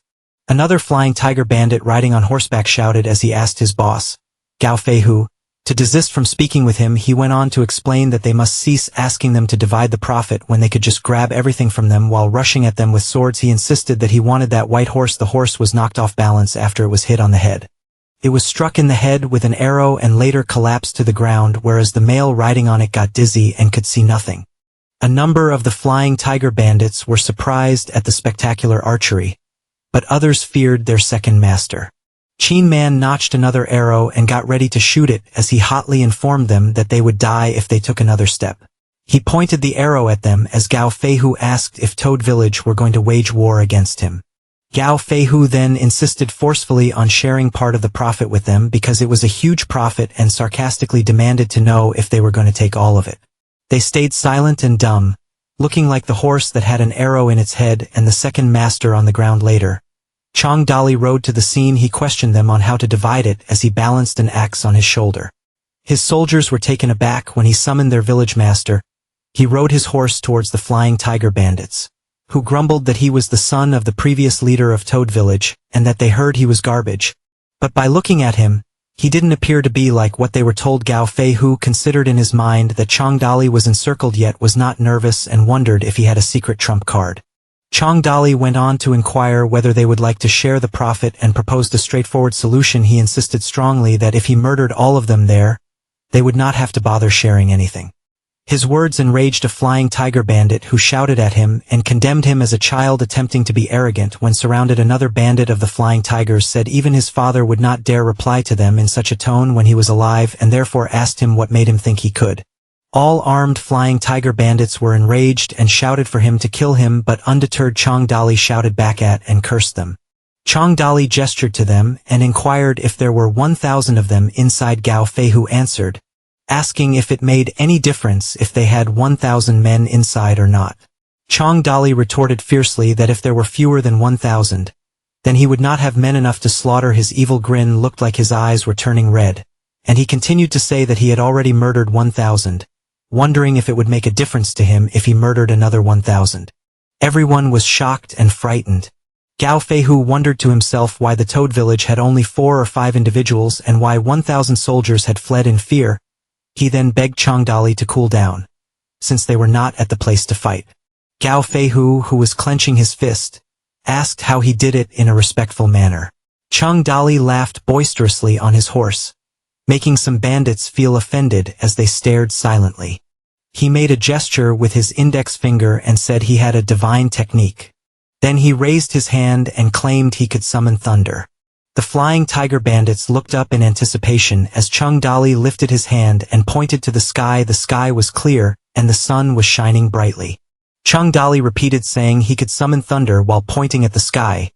Leaving the flying tiger bandits puzzled and speechless, he asked if Warrior Lin could understand what he said, and asked him to speed up. Now, the flying tiger bandits were angry at him, calling him a deceitful youngster and challenging him to cheat them. Nevertheless, Changdali continued and shouted thunder once more as the weapon-wielding bandits rushed toward him to murder him abruptly. A big and fiery blast exploded, showering flying stone debris in all directions. The stone debris hit some of the bandits on the head, which shocked them. Changdali kept his cool inside, but he was so scared yet glad that everything was resolved in a nice way. He then ferociously asked if someone else wanted a sip of his thunder. This frightened the flying tiger bandits and put them in a daze. Even prior to the development of civilization, humans had already been praying to various gods, incinerating some yellow papers and disposing of them in the well to sanctify the water. It was a time when there were many believers, and Changdali's act was convincing enough to have them believe in him. Even Gao Feihu was frightened, but he kept his cool and thought in his mind that if that thunder had hit him, he would have been killed. He thought that Changdali cast the thunder spell to repel 1,000 soldiers, and therefore they fled. Changdali went on wagging his finger as he ordered them to step aside and give him way, warning that they would get a taste of his thunder if they failed to do so. The flying tiger bandits shrieked as they huddled to step aside while Changdali walked past them, chanting the name thunder over and over again. Gao Feihu suddenly stopped him in his tracks and asked him to wait. Changdali dripped with sweat, believing that he had been discovered. Changdali turned around and asked peacefully what he could do for Gao Feihu, to which he answered that he had so many horses and asked if they could feed them all. Changdali responded sarcastically that even if they could not feed them, they could still eat them as they rode back to the village on horses and booty on their carriages. Meanwhile, it was evening, and the crescent moon was covered by thin clouds at the city lord's house in a room lit with candles. The city lord was still occupied in his bed, surrounded by young women, holding a liquor in his hand and a fruit plate on the side. The moment strategist Bai entered his room with the body of the young master and its blood spilling onto the ground, he repeatedly called the city lord. He knelt down and put the body of the young master on the ground, describing how the young master was robbed and murdered by the bandits. The city lord was shocked as he stood up, and his eyes bulged. He rose, and his body shook as he called for his son. The city lord cried as he embraced his son. Strategist Bai knelt down silently. Abruptly, he rubbed his sword and let out a purple electrifying 7-sword slash that hit the city lord on his chest. With blood trickling from it, the city lord fell but stood up immediately, understanding that Strategist Bai had murdered his son while he put his palm on his bloodied chest. Strategist Bai confessed that he killed him.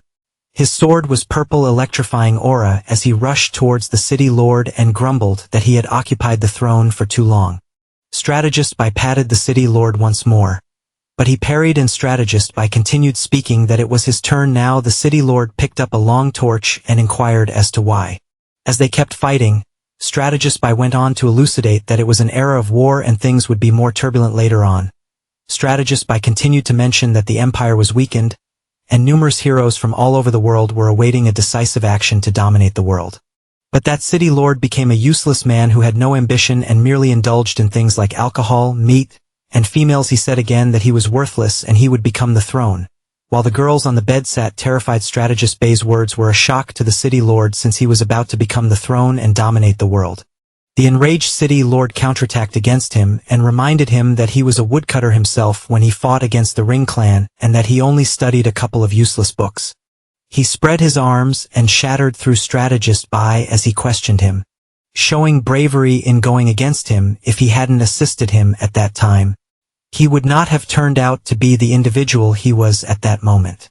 The burned head cracked and Strategist Bai stepped back as the city lord continued to explain that even if the empire weakened, he could not ascend to the throne. Strategist Bai knelt down while his chest shed blood as he coughed and replied that he was ashamed.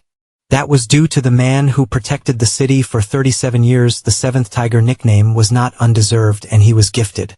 The city lord, tall staff in his hand, went on saying that Strategist Bai was nothing but his dog.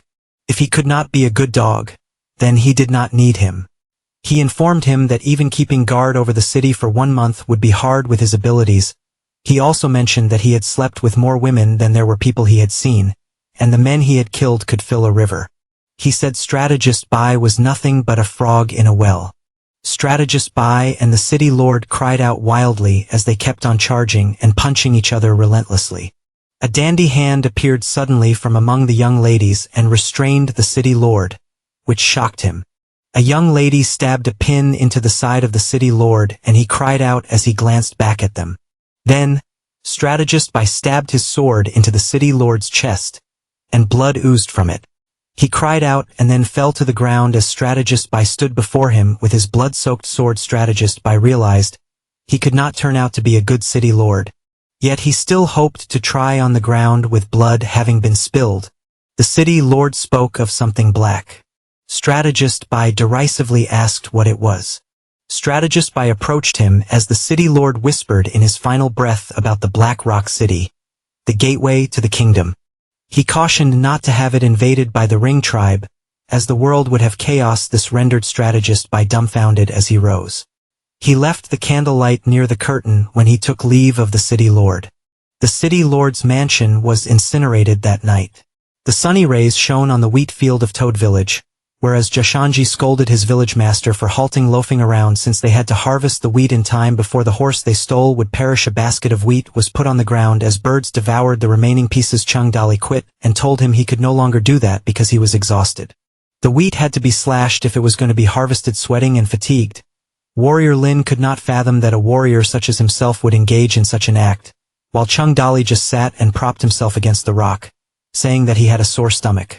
He could not utilize his strength because he did not have any energy left either. Jashanji loaded the wheat onto the carriage while still scolding his village master to stop being idle because he had already used yesterday's excuse of being lazy. Chung Dali placed his head on his hand and grumbled that his head was aching as he walked over to Jashanji. But this was to no avail as he went on scolding his village master to cease idling about, detailing that if they waited for the sun to evaporate the wheat, it would break at a touch and they would lose plenty of harvest for that year. A red beetle emerged in the field, similar to an idea that came to Chung Dali, reminding him that he had not stolen from anyone in the last few days and he should not forget his identity as a bandit, while Warrior Lin chased after his village master to accompany him and assist him, which left Jashanji shocked as he stood behind. A short while later, some poor villagers were walking far inside Kanui Mountain when a son inquired of his father if there were bandits around, to which the father responded that if he was fearful of bandits, he could forget about finding a wife led by their father. They agreed to sell the firewood and purchase a donkey so that they could show it when they sought marriage. Their father reminisced and asked them if they did not hope for a horse as now their dream could be materialized.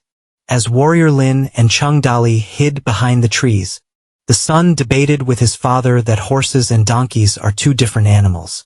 His father asked him what was the difference between them as Chung Dali and Warrior Lin jumped towards them. The dad and his sons were frightened and their jaws dropped. They immediately knelt down with their firewood in front of them as they pleaded for mercy, praying to be spared. This made Chung Dali wonder why they were kneeling and instructed them to stand up. Chung Dali was happy when he learned that they wanted to purchase a horse. The father told him that he could not afford a horse and intended to purchase a donkey since his oldest son was unable to find a bride. After they acquired a donkey, they could invite the matchmaker to procure a bride for them. Chung Dali smiled and said that they were fortunate since he is in the business of selling horses. He inquired if they were happy, excited, or lucky. The father responded that they did not have much money, prompting Chung Dali to inquire about how much money they had. The father's hand was shaking as he revealed his 2 copper coins. Chung Dali took the coins and then asked if there was anything else. The father replied that they had 4 wild vegetable breads that their mother prepared for them to eat during their travels, and Warrior Lin got one of the wild vegetable breads. Chung Dali inquired as to how the flavor was when Warrior Lin consumed it, and it was tasty. Warrior Lin leaned in close to his village master, and whispered that 2 copper coins and 4 wild vegetable breads were not enough for a horse. Chung Dali responded that they had to sell the horses or else they would have to kill and consume them as the dad waited eagerly for them. Chung Dali suggested that they be benevolent and sell it to them, performing some acts of charity on the poor. Warrior Lin confirmed that he was going to sell it to them, and Chung Dali concurred. Chung Dali told them that he was going to give them a discount since they were his initial buyers. He also told them to come after him to the mountain. The father Nelton wept while begging mercy and asking Chung Dali to forgive his kids but take himself because they had to give their fake family permits, yet Chung Dali deposited the axe head on the floor by the dad, which made him afraid. He spoke to them in a frightening tone, questioning whether they wouldn't do as they were told. The tired dad and sons trailed behind Chung Dali as he instructed Warrior Lin to attend to their clients. His son asked his father if they would kill them, to which his profusely sweating dad instructed him not to be afraid nonetheless. His son reminded him why his legs were trembling. His tired father explained that if they wished to kill them, he would risk his life to delay them while his sons would flee. They reached the bottom of the steep slope of Toad Village, and his father instructed his sons to be ready to flee. Chung Dali instructed them to climb the mountain while pointing up with his hand. The poor villager father informed them that he would risk something but was interrupted when Warrior Lin asked him what he was willing to risk. At the stable, Chung Dali rested against it as he asked them for a fight and instructed them to pick a horse quickly. First, Chung Dali asked them how many horses they would like, surprising the poor villagers because he was really selling horses to them. He promised them that a single one would do. Chung Dali answered quietly angrily that they had wasted his time, and that they only wished to purchase one. The poor village dad wondered, bewildered, what about 2? The sons grinned excitedly when they overheard Chung Dali ask why 2 alone would provide a horse for both of them, because he had 3 sons, but their father replied that they could not feed 4 horses, which dropped his son's jaw in disappointment. Chung Dali concurred that 2 horses would suffice and inquired of them whether they knew how to harvest wheat. His sons were still not pleased since their father indicated that they had some farm work experience. Chung Dali instructed them that if they could reap a wheat field before evening, he would allow them to take 2 horses in the shining sun and open sky.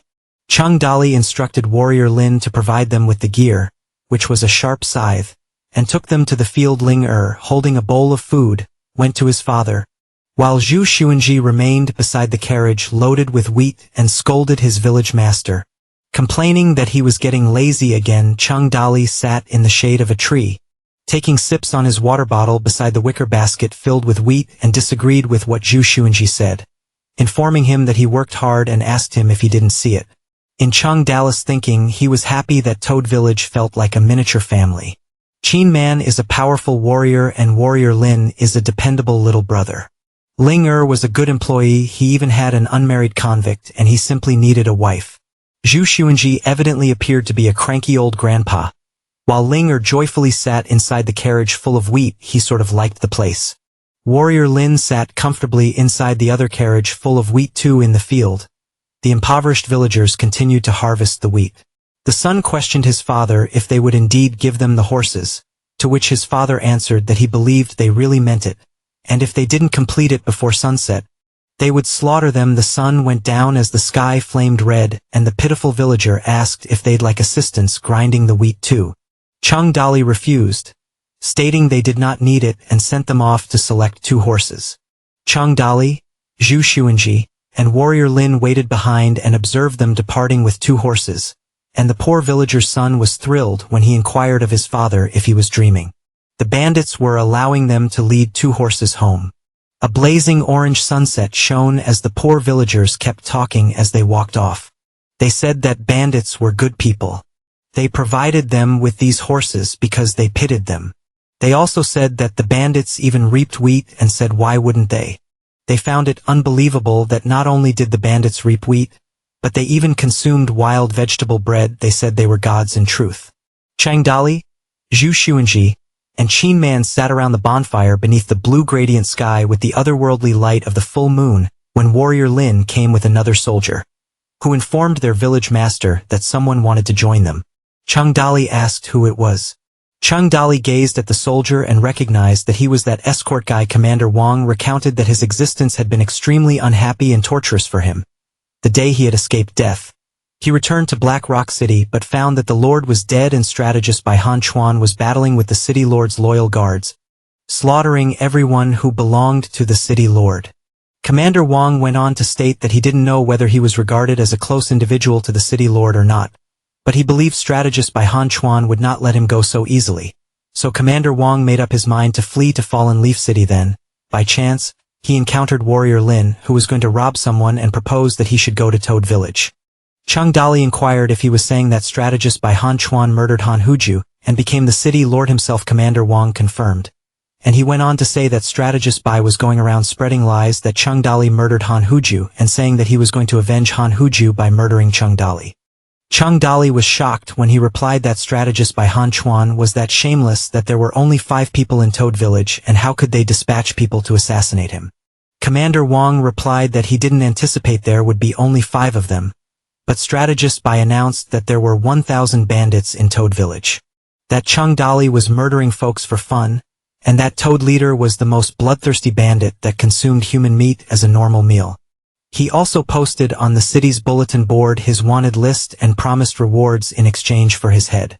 Chung Dali interrogated persistently how much money his reward offered. Commander Wang said that the head of Chung Dali would fetch 50, which angered him. Commander Wang continued to explain that Zhu Xuanji had a bounty of 35, surprising Zhu Xuanji that he had captured 2, and the black-faced person was worth 30, and Qin Man replied that it was such a shame he could not personally kill Han Huju.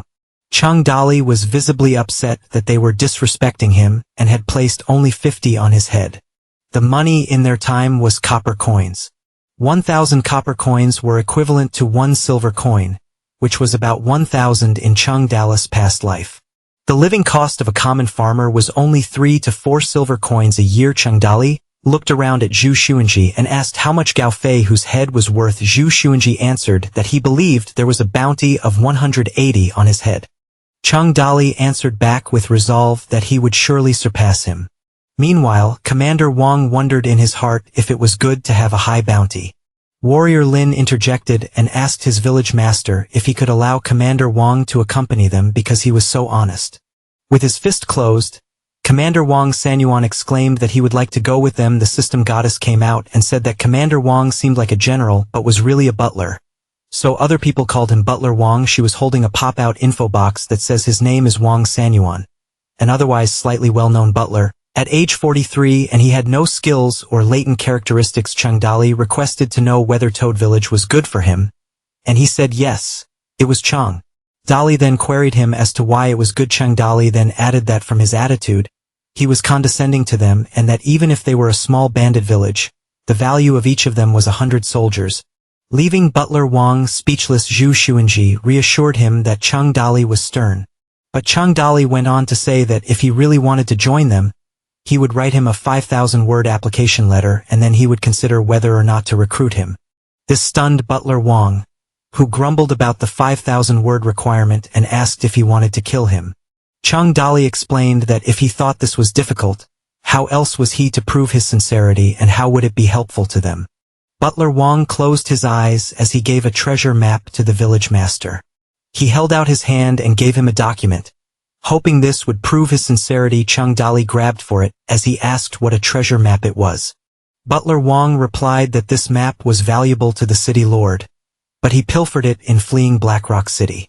In Chung Dali's possession during that time, Butler Wang still went on and said that they were raided by bandits 30 years ago. When driving them off, they had gathered some precious belongings. They were not able to carry that much valuables with them, so the city lord concealed those treasures in other places. This map displays the places where those treasures are hidden, said Butler Wang. Chung Dali sat and unfolded the map, asking the locations of the treasures on the map. Butler Wang said he did not know upon seeing the map.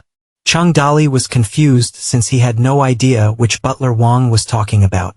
Butler Wang explained that if anyone was aware of it, treasure would have already been excavated. Chung Dali told himself that no words on the map would explain the precise location, only an illustration of a river and a mountain, and he could wonder who would have an idea of where the treasure was. Chung Dali expressed that the map looked intriguing, but Butler Wang still had to prove himself now that he considered this. His clan was in a crisis. If he settled that crisis successfully, he would accept him into his Toad Village. Butler Wong thought in his mind that no one had ever told him that being a bandit was so difficult. He inquired of Chung Dali what he needed him to do when Chung Dali told him that they had stolen a lot of horses. Zhu Xuanji and Butler Wong were confused. Butler Wong confirmed that Chung Dali was stating the horses were a hindrance. Then he suggested selling them to the merchants of Fallen Leaf City or to other bandit clans. Chung Dali was happy to hear that it was a great idea and asked Zhu Xuanji if he had been listening, to which he said that he had. Zhu Xuanji sighed, wishing to propose this great idea, but Butler Wong had already done so. He patted Butler Wong on the back and gave him a thumbs up as Chung Dali clapped him for his cleverness. Chung Dali considered him someone who could adjust easily and continue doing a good job. Butler Wong smiled and thanked Chung Dali as he wondered why he was spurred on by what he had said a few moments later. Within the wooden confines of the Flying Tiger village, amidst the green woods, there was a brown horse with an eye patch. Lauer was informed that his horse had become blind, that they could not employ him in wars, but that he could be employed for breeding, and that he should not grieve because he would get him a good horse. Lauer was overjoyed to learn that from his elder brother, Gao Fei Hu, the village master, and inquired if he was going to present him with his horse, to which he responded that he was only thinking too much. A few knocks were heard on the gate as wonderful news was announced, surprising the Flying Tiger village bandits. Gao Fei Hu was requested if anyone was trying to enter their village, and he responded and persuaded them to accompany him to investigate it. Numerous posters were posted on the trunks of trees surrounding the Flying Tiger village.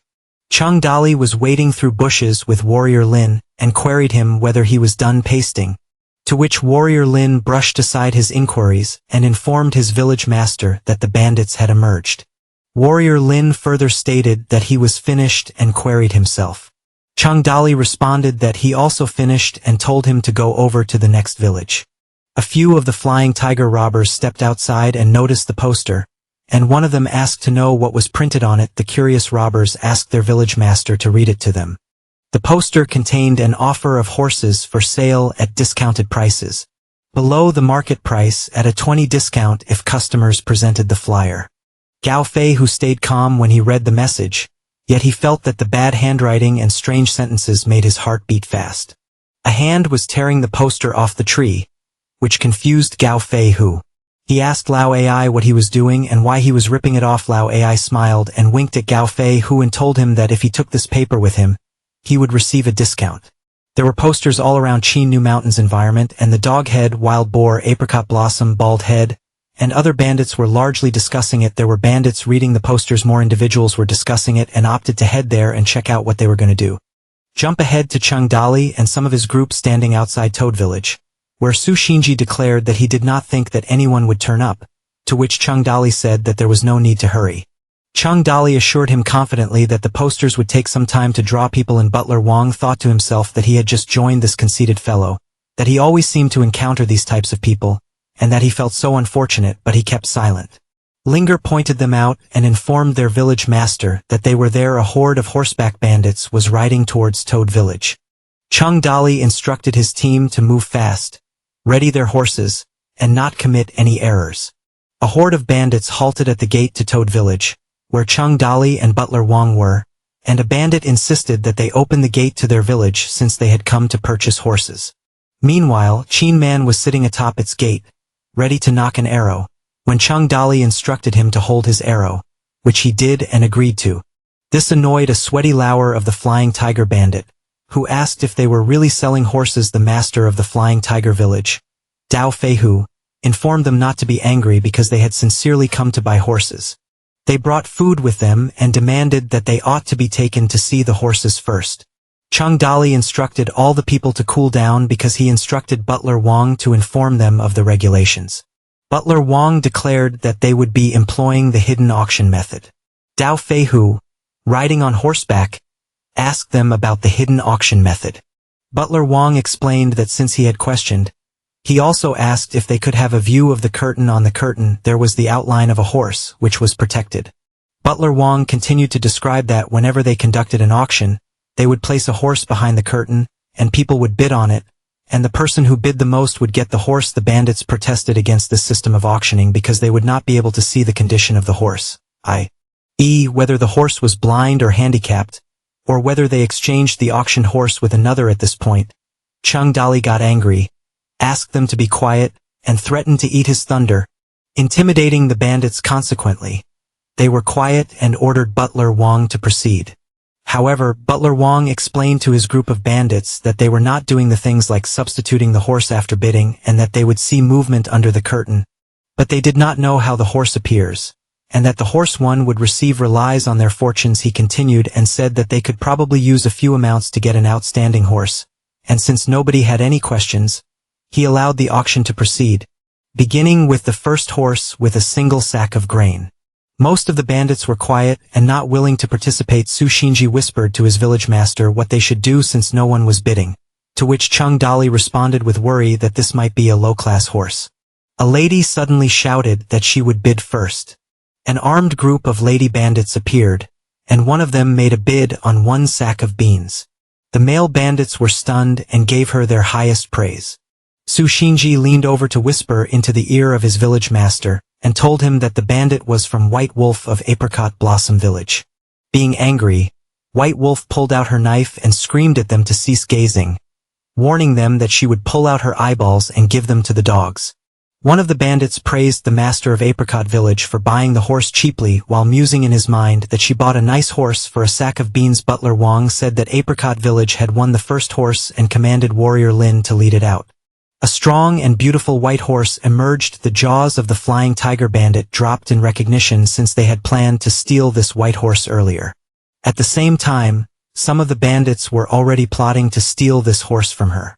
This angered Apricot Blossom Village's village master, who warned all those who attempted to steal her horse that she would kill them if they made any attempt. She then removed the poster from her chest and inquired whether she could use this discount letter. Chung Dali reassured her that she had nothing to fear, as he had honored his promise and ordered Butler Wong to bring back her 20 kilograms of beans as she was getting ready to ride her horse.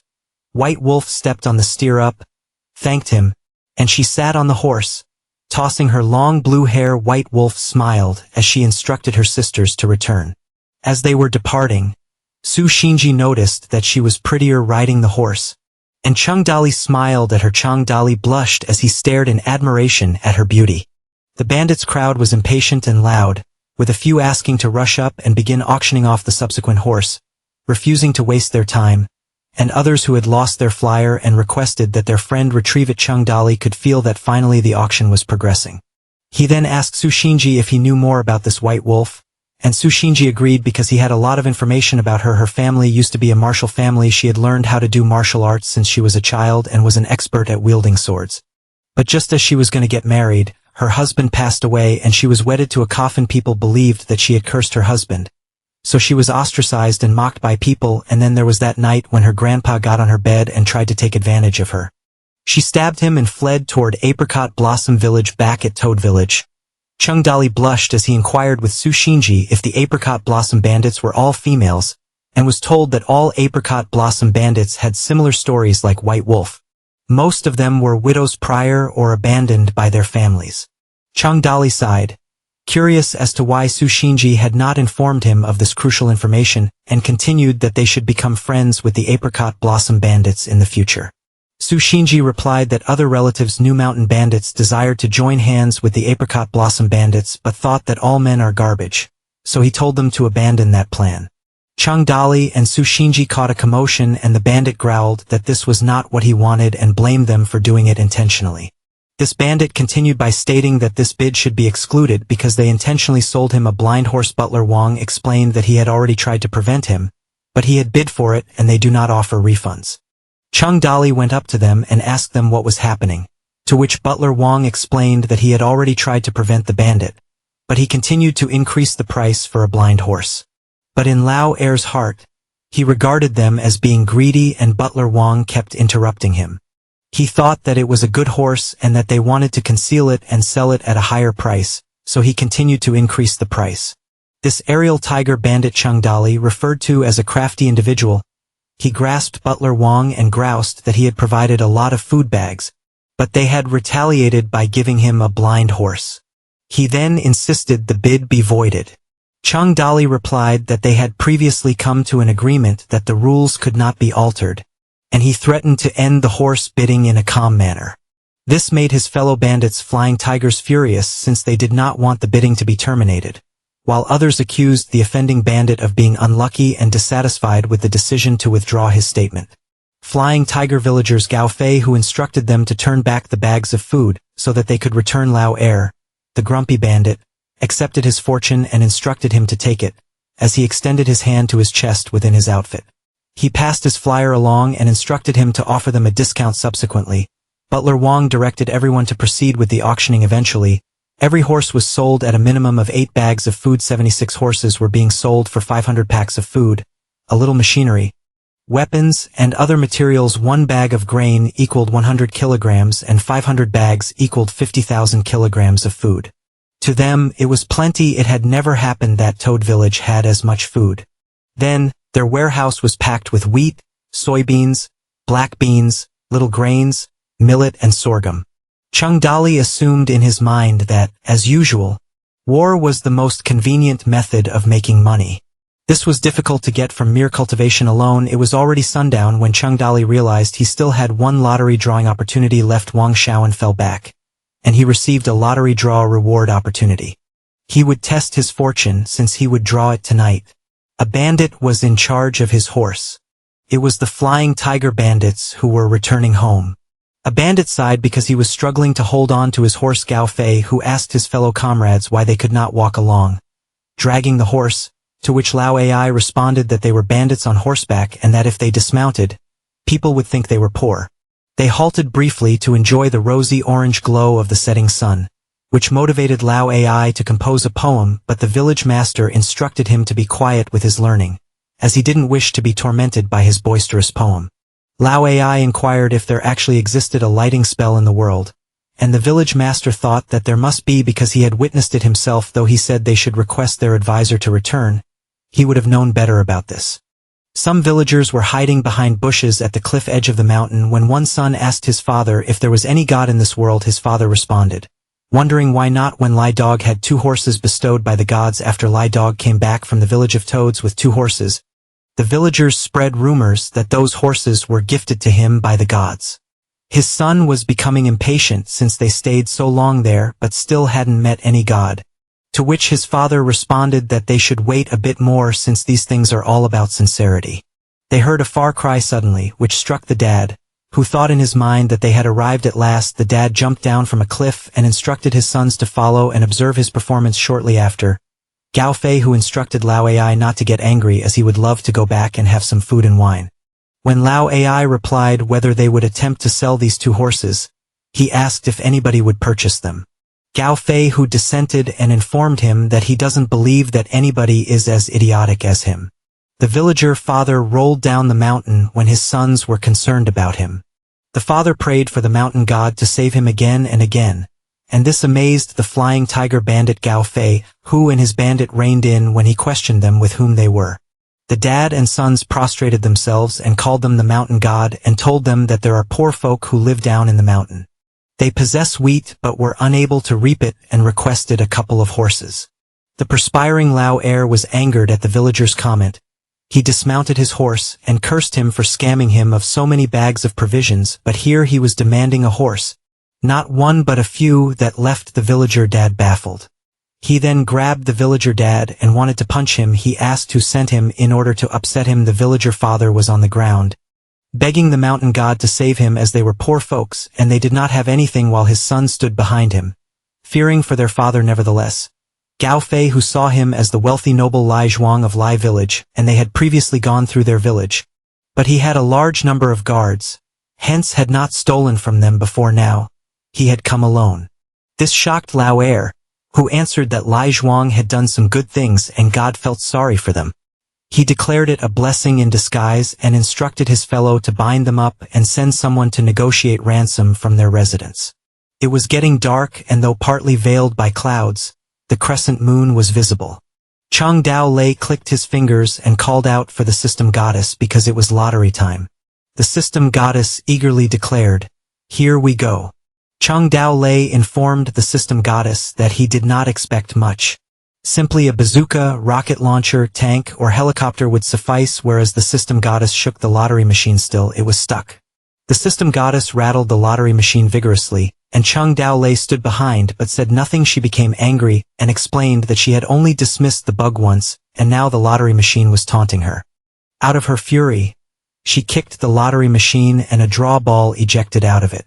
She was happy that it finally ejected, but it struck Chung Dao Lei on his head before landing on the ground. The draw ball was opened and Chung Dao Lei got the starting defense drawing for the bandit. He felt in his mind that this time the reward was entirely different. That map of construction was tremendous. They used to have 5 members last time and nobody would want to hassle them. This time everything was different. They already possessed 50,000 kilograms of food and were richer, and everybody would be willing to plunder them, but he was just a little bandit. If they were to meet a calamity, he was curious about what would become of them. Time was running out in the morning on Stone Mountain's cliffside. Chung Dao Lei questioned Butler Wong since he was more experienced and better informed where he believed they could hire people from. Chung Dao Lei wished to increase their manpower. Butler Wong responded that it could be difficult. Chung Dao Lei asked why it would be hard, and Butler Wong described that the citizens of the empire were divided into 4 classes. This interested Chung Dao Lei and he requested Butler Wong to describe the classes in full detail. Clearly, the royal family of the empire is the first class. The Laisher family was founded 120 years ago. They have a great deal of honor and power. They do not have to labor. They are revered by many people. The second class are the aristocrats who are noble-born, city rulers, and wealthy merchants. The third class are common people who are landlords, squires, and petty merchants.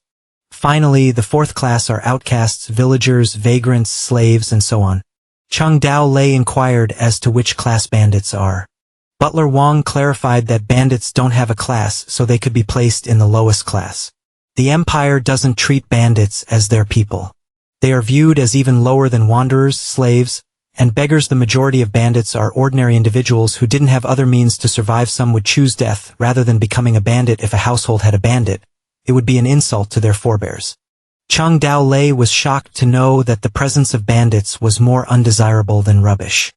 He then informed Butler Wong that he had made arrangements to enclose the village with a wall to enhance the original defensive equipment. Butler Wong replied that it sounded good, but they didn't have manpower. With a piece of paper scroll in his hand, Chung Dao Lei replied that he would do his best to resolve it. He then gave the scroll of paper to Butler Wong and explained that this was the defense mechanism he created. When Butler Wong opened it, he was astonished by his village master and inquired if he had created this. Even though the system provided it to him, Chung Dao Lei thought that it was something he came up with, which he told Butler Wong. Butler Wong knelt down and thanked his village master for his talent. Vowing to do his best to assist him, Chung Dao Lei went on to say that as far as manpower was concerned, he would find a solution if they were unable to find any. They could simply hire individuals from other bandit groups. Butler Wong responded to his village master that this might be a problem since they could use it as a means of spying to get information about them. Chung Dao Lei responded that if that did not work, they would still have some dynamite remaining. Chung Dao Lei told him to return and organize things with the military strategist. He had to look around the landscape of the village.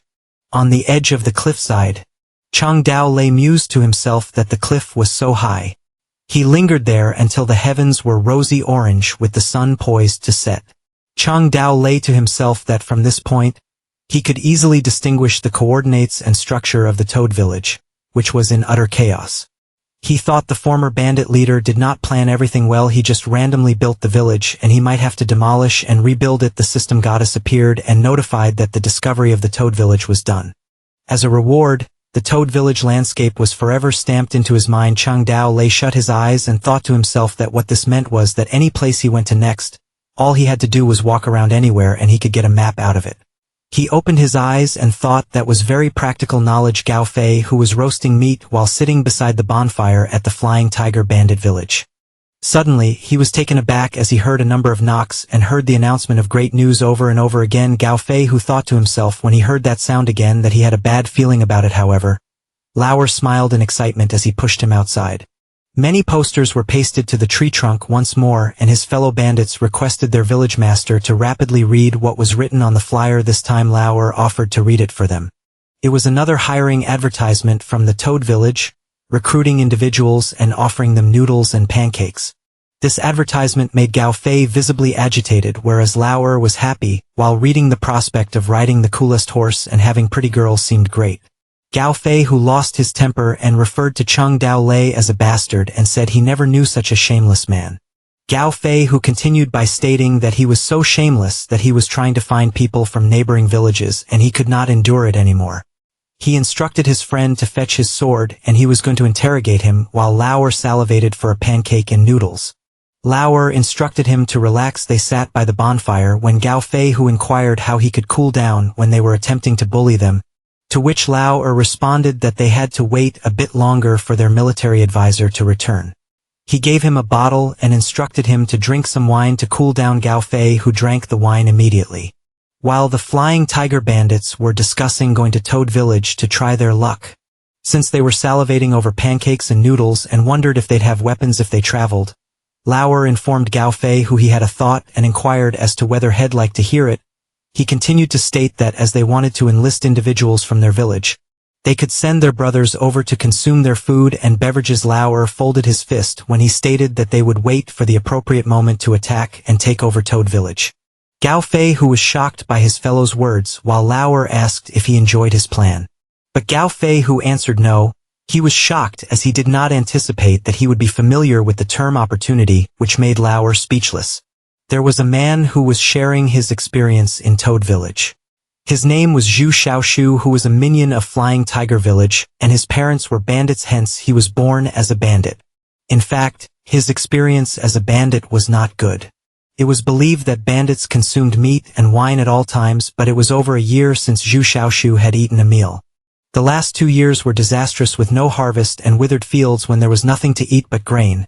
The poor folk had to rummage for wild vegetables near the mountains. He went to Toad Village today with the second master of Flying Tiger Village, believing they would join them. Lauer, the second master, told him this was a plot, but he did not know anything else, so he would just come along. There were many bandits from other villages as well, but Butler Wong was stopping everyone from going in. He was telling them that they had to register first. All other people were waiting in a line, but the second master desired to jump the queue and was barred. He had considered the second master to be very foolish. Because he was illiterate, he did not know what had been scribbled on the paper. He was only trying to copy what the guy ahead of him was doing, but he felt embarrassed because he could not draw a circle. Therefore, they gave him a saw and said he was to work alone. The second master did not complain either. The second master was tasked with moving the timber, and the first master was tasked with cutting wood during lunchtime. A cute girl came over and said they would get to eat dumplings in the afternoon if they worked diligently. Dumplings are a luxury food that they only eat on New Year's Day. He still had a vivid memory that last year, after he had a bowl of dumplings, he could not bear to eat wild vegetables or bread for a few days. Dumplings were served at lunch. The dumplings had pale shiny skin, and there was meat and wild vegetables inside. He finished 3 bowls, and he never dreamed that someday he could eat dumplings to his satisfaction, whereas he could still recall being rebuked last year merely for eating 1 more dumpling during the new year. During the evening, Toad Village donated 5 kilograms of food. When they returned to their village, they shared the news of today with everybody. They were all suspicious initially and did not believe them. He even overheard someone mention that the village master was so self-centered when the second master asked the village master to send all of them to Toad Village now that they had made a scene. He may not be able to go to Toad Village tomorrow. He wondered if something so wonderful could happen to him every day. So just in case they would not let him go, he would slip out alone. A day's work at Toad Village was equivalent to 5 kilograms of food. If he worked for a few more days, he would never have to worry about food in the winter. His parents hadn't consumed noodles and buns for over a year. This year had been poor as it hadn't rained recently, but he should not mind so much since he needed sleep first. Some minutes later, in Flying Tiger Village, the second master informed Gao Fei that what they prepared as food was also extremely tasty, and that they utilized just the appropriate amount of salt. He was chuckling while informing him that he had stealthily taken some of their salt, and they would never find out what he had done. Gao Fei, who was having lunch when the second master informed him that he had sent him there to investigate Chung Daolia's thunder spell, and asked him if he had discovered anything so far. The second master reported that Chung Daolei had not even appeared today. Gao Fei, who instructed him that when he returned the following day, he was to take more people with him so that they could learn all about his tricks. The second master eagerly consented, informing him that he would go there tomorrow because he really wanted to eat more of their food, and pleaded with him to accompany him because every meal contained noodles. Gao Fei, who wished him to screw off. At least 1,000 more guests appeared the following day. Butler Wong, naturally, was very well organized. Some were asked to use stones to construct walls, dig earth, and forge bricks. The entire village buzzed with dynamism. Miss Su, however, was ominously silent. She was seated beside Chang Daolei, and asked him why he was not stepping out, to which he answered that he preferred his presence to be more elusive. The gossip went around that Chang Daolei was raising his cultivation and mastering thunder spells. If he went out too often and people noticed that he, too, had to go to the toilet like them, all their respect for him would crumble. She then asked him why he was remaining in her room.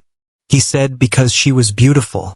Miss Su remained quiet. Chang Daolei kept tormenting her, saying that he believed she was the most beautiful woman on the mountain, and Miss Su insulted him as a liar. The bandits kept working with the logs and stones when someone said that Qin Man was lifting a 340 kilograms weight and was amazed at his strength. Qin Man, sweating, humbly spoke that he was not so great. Other people requested Qin Man to show his strength just once. Qin Man suddenly lifted a stone mill when he said that he was going to try it out.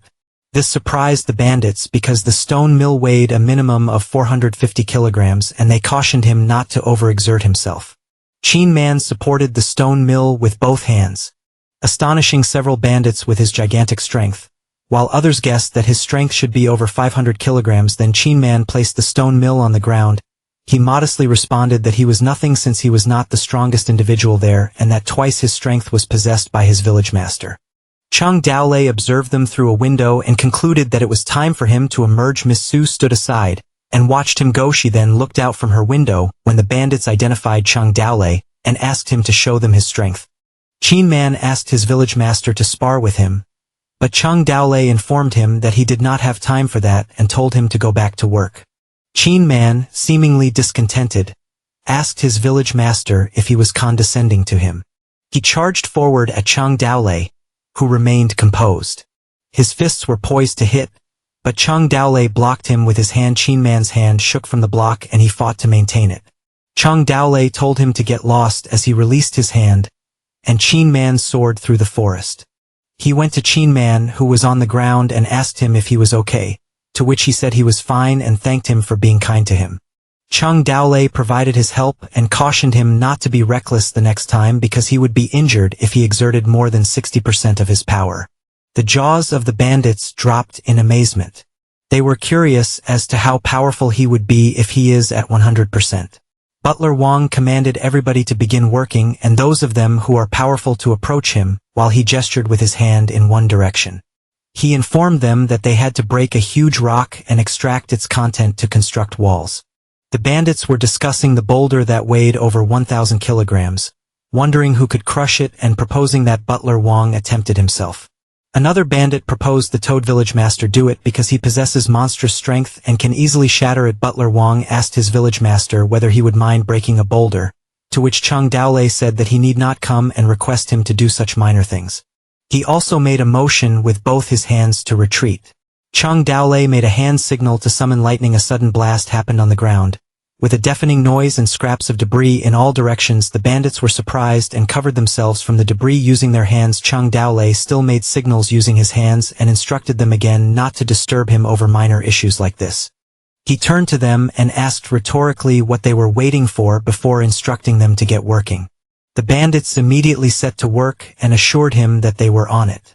Chang Daolei strode away while Butler Wang wished him a good day. A couple of minutes later, within a hut, Nisu asked him what was wrong with him and he grumbled that his back aches. After 10 days. The construction work was finished and the whole Toad Village was renovated. It has been divided into different regions now. The outermost region is the defense area, which is enclosed by stones and mountains. There is also a watchtower close to the wall. Provided the enemies are in plain view, the watchman can see them and immediately inform the entire village. Behind the defense area is the preparation zone. If the intruders for some reason are able to pierce the outer walls, the area will serve to retard them.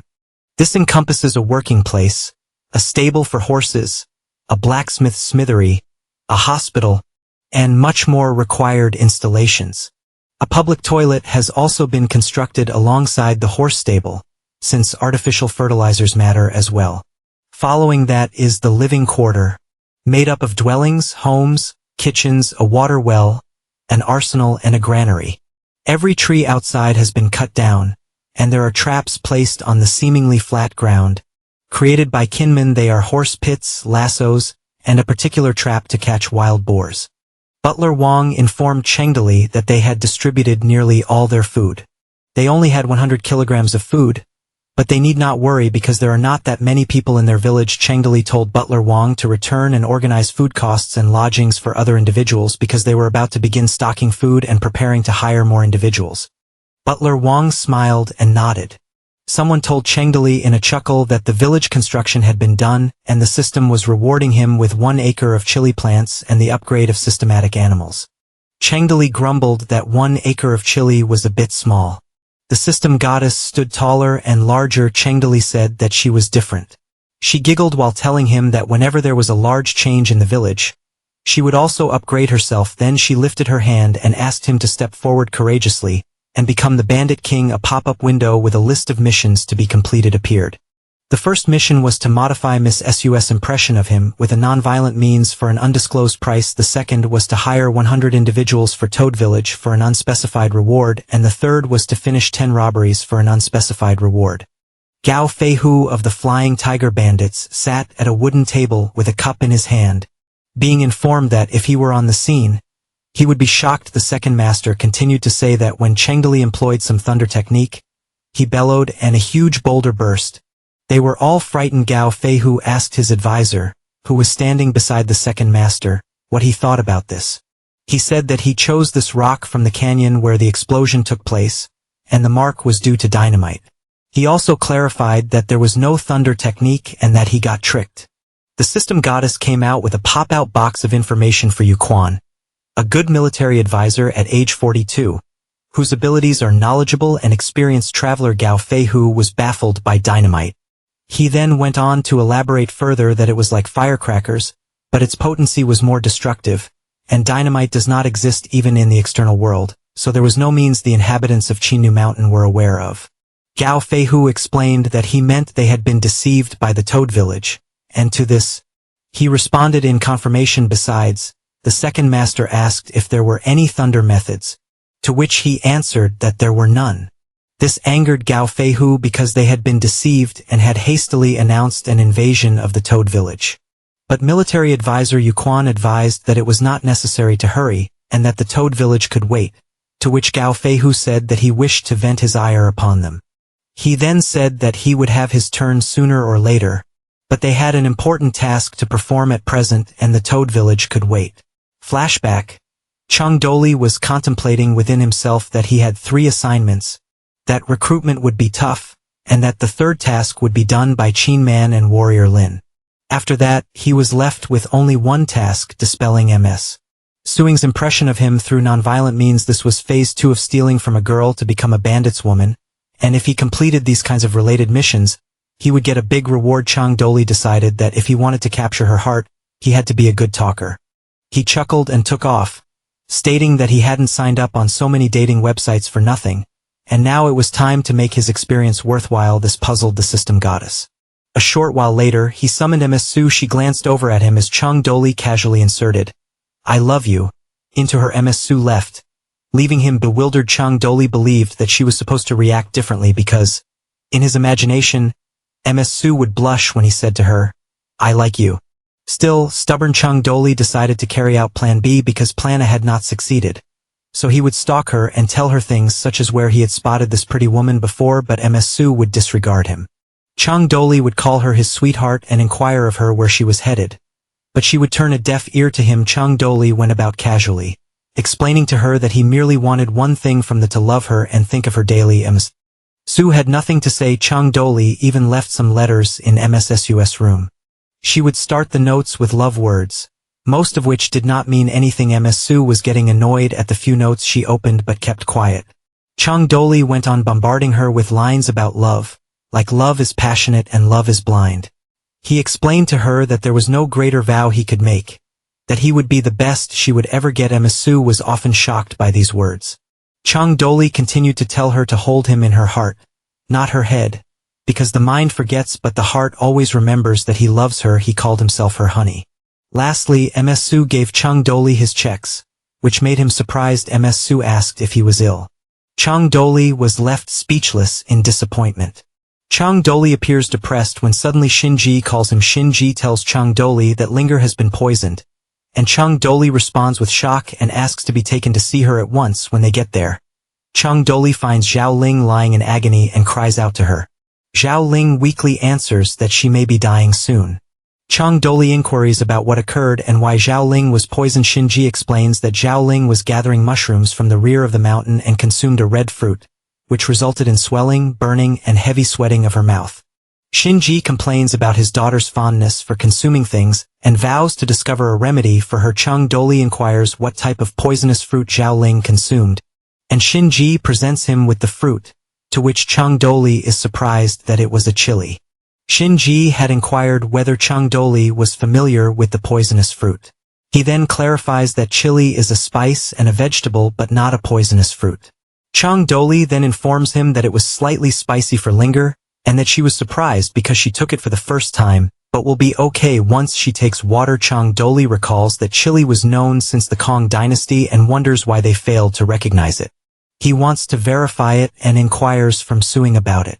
In the next scene, Chang Doli turns around and reveals the chili to Suing and inquires from her about it. Suing hesitantly responds that it's a type of fruit. Chang Doli then inquires from Suing regarding the taste and asks himself whether he can possibly make a fortune selling it.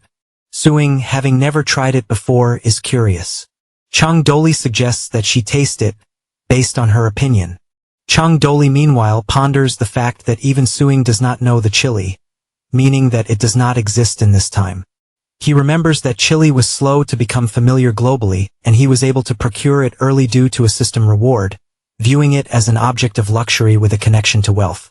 When Suing tastes the chili and finds it hot, Chang Doli changes the subject, saying that it has been several days since Suing was kidnapped and whether anyone is coming to rescue her because she is unwanted. Suing's response indicates annoyance and shock at Chang Doli's statement. Chang Doli promises Suing that even if the entire world betrayed her, he would not, vowing that he would betray the entire world for her sake alone. Chang Doli smirks widely. Xiaoyu comes a little later and reports that he has returned from hunting. Chang Doli asks whether Xiaoyu caught anything of value, and Xiaoyu says that he caught only a rabbit and a girl who says she is a maid from the Su family. A child interrupts, saying that Chang Doli ate there. Miss Chang Doli is surprised that such a young girl would venture to King Mule Mountain. Suing identifies the girl as Jowie and shouts to her. Jowie is relieved that Suing is alive and tells her that she feared she would have been eaten by them. Suing comforts Jowie that she did well. Then Jowie inquires whether Chang Doli humiliated her, to which Suing affirms that she's okay at the same time. Chang Doli feels that the Su family might be having some issues, so he calls San Yuan and Xiaoyu to get a better idea of what is happening. Since Xiaoyu was going out hunting, he had initially intended to rob someone, but he is shocked when only a little girl comes up to him. She identifies herself as Jowie, Suing's servant, and states that she came to King Mule Mountain specifically to look for Suing. Without regard to the danger, Jowie is not afraid and insists on finding Suing no matter what. Xiaoyu first wants to send Jowie away but after discovering Xiaoyu hails from Toad Village, she refuses to go and insists on going along with him. Both Chang Doli and San Yuan refuse to believe the story. They wonder why she didn't cry for help if she met other bandits and guess if it's because Xiaoyu is good-looking, teasingly taking his looks into consideration as a reason why she trusts him. Chang Doli changes the topic and inquires of San Yuan how much ransom they can demand from the Su family. San Yuan pauses, telling them that things inside the Su family are messy.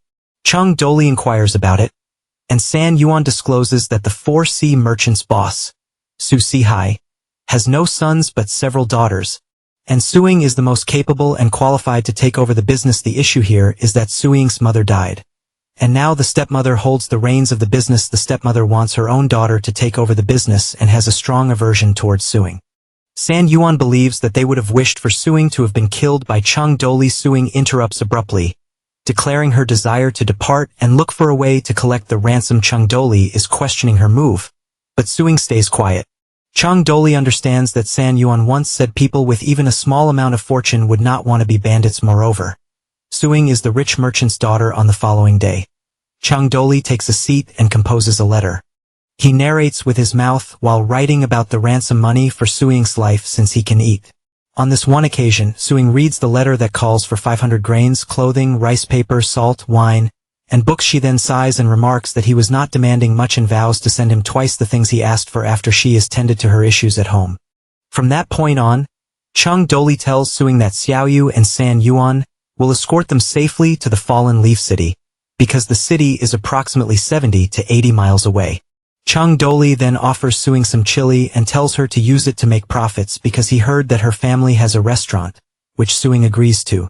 At that moment, Chung Doli believes he has done his best to impress her, but is unable to reach her heart, speculating if her heart is made of stone. He then tells them to get ready because it is late. Chung Doli runs into Suing and recites a poetic aphorism. Flowers bloom in the street but return slowly. Suing then halts Chung Doli and decides to have a conversation with him, to which Chung Doli asks if she has something that she would like to discuss. She speaks her mind, saying that Chung Doli had said many fine words and did something to please her, making her think she could fall in love with him, but she thinks that all his words and actions were artificial. Chung Doli is a guilty-looking man as he remains silent. But Suing went on to say that he cannot hope to get real love if he only gave pseudo-feelings. She underlined that whether he is sincere with her or not does not matter, and neither does her sincerity with him. Chung Doli asked her what she wanted. She said that before they parted ways, she just wanted him to be sincere and tell her a true feeling. Chung Doli thought about what a true feeling would be, given the way he felt when he first met her. He then leaned over and whispered in her ear. Chung Doli told Suing that when he first met her, he became erect and began to trail off. Suing, not knowing what he was saying, requests him to explain. Chung Doli is taken aback and embarrassed by what he had said and doesn't know what to say. Suing notices Chung Doli blushing and requests him again to explain what he said.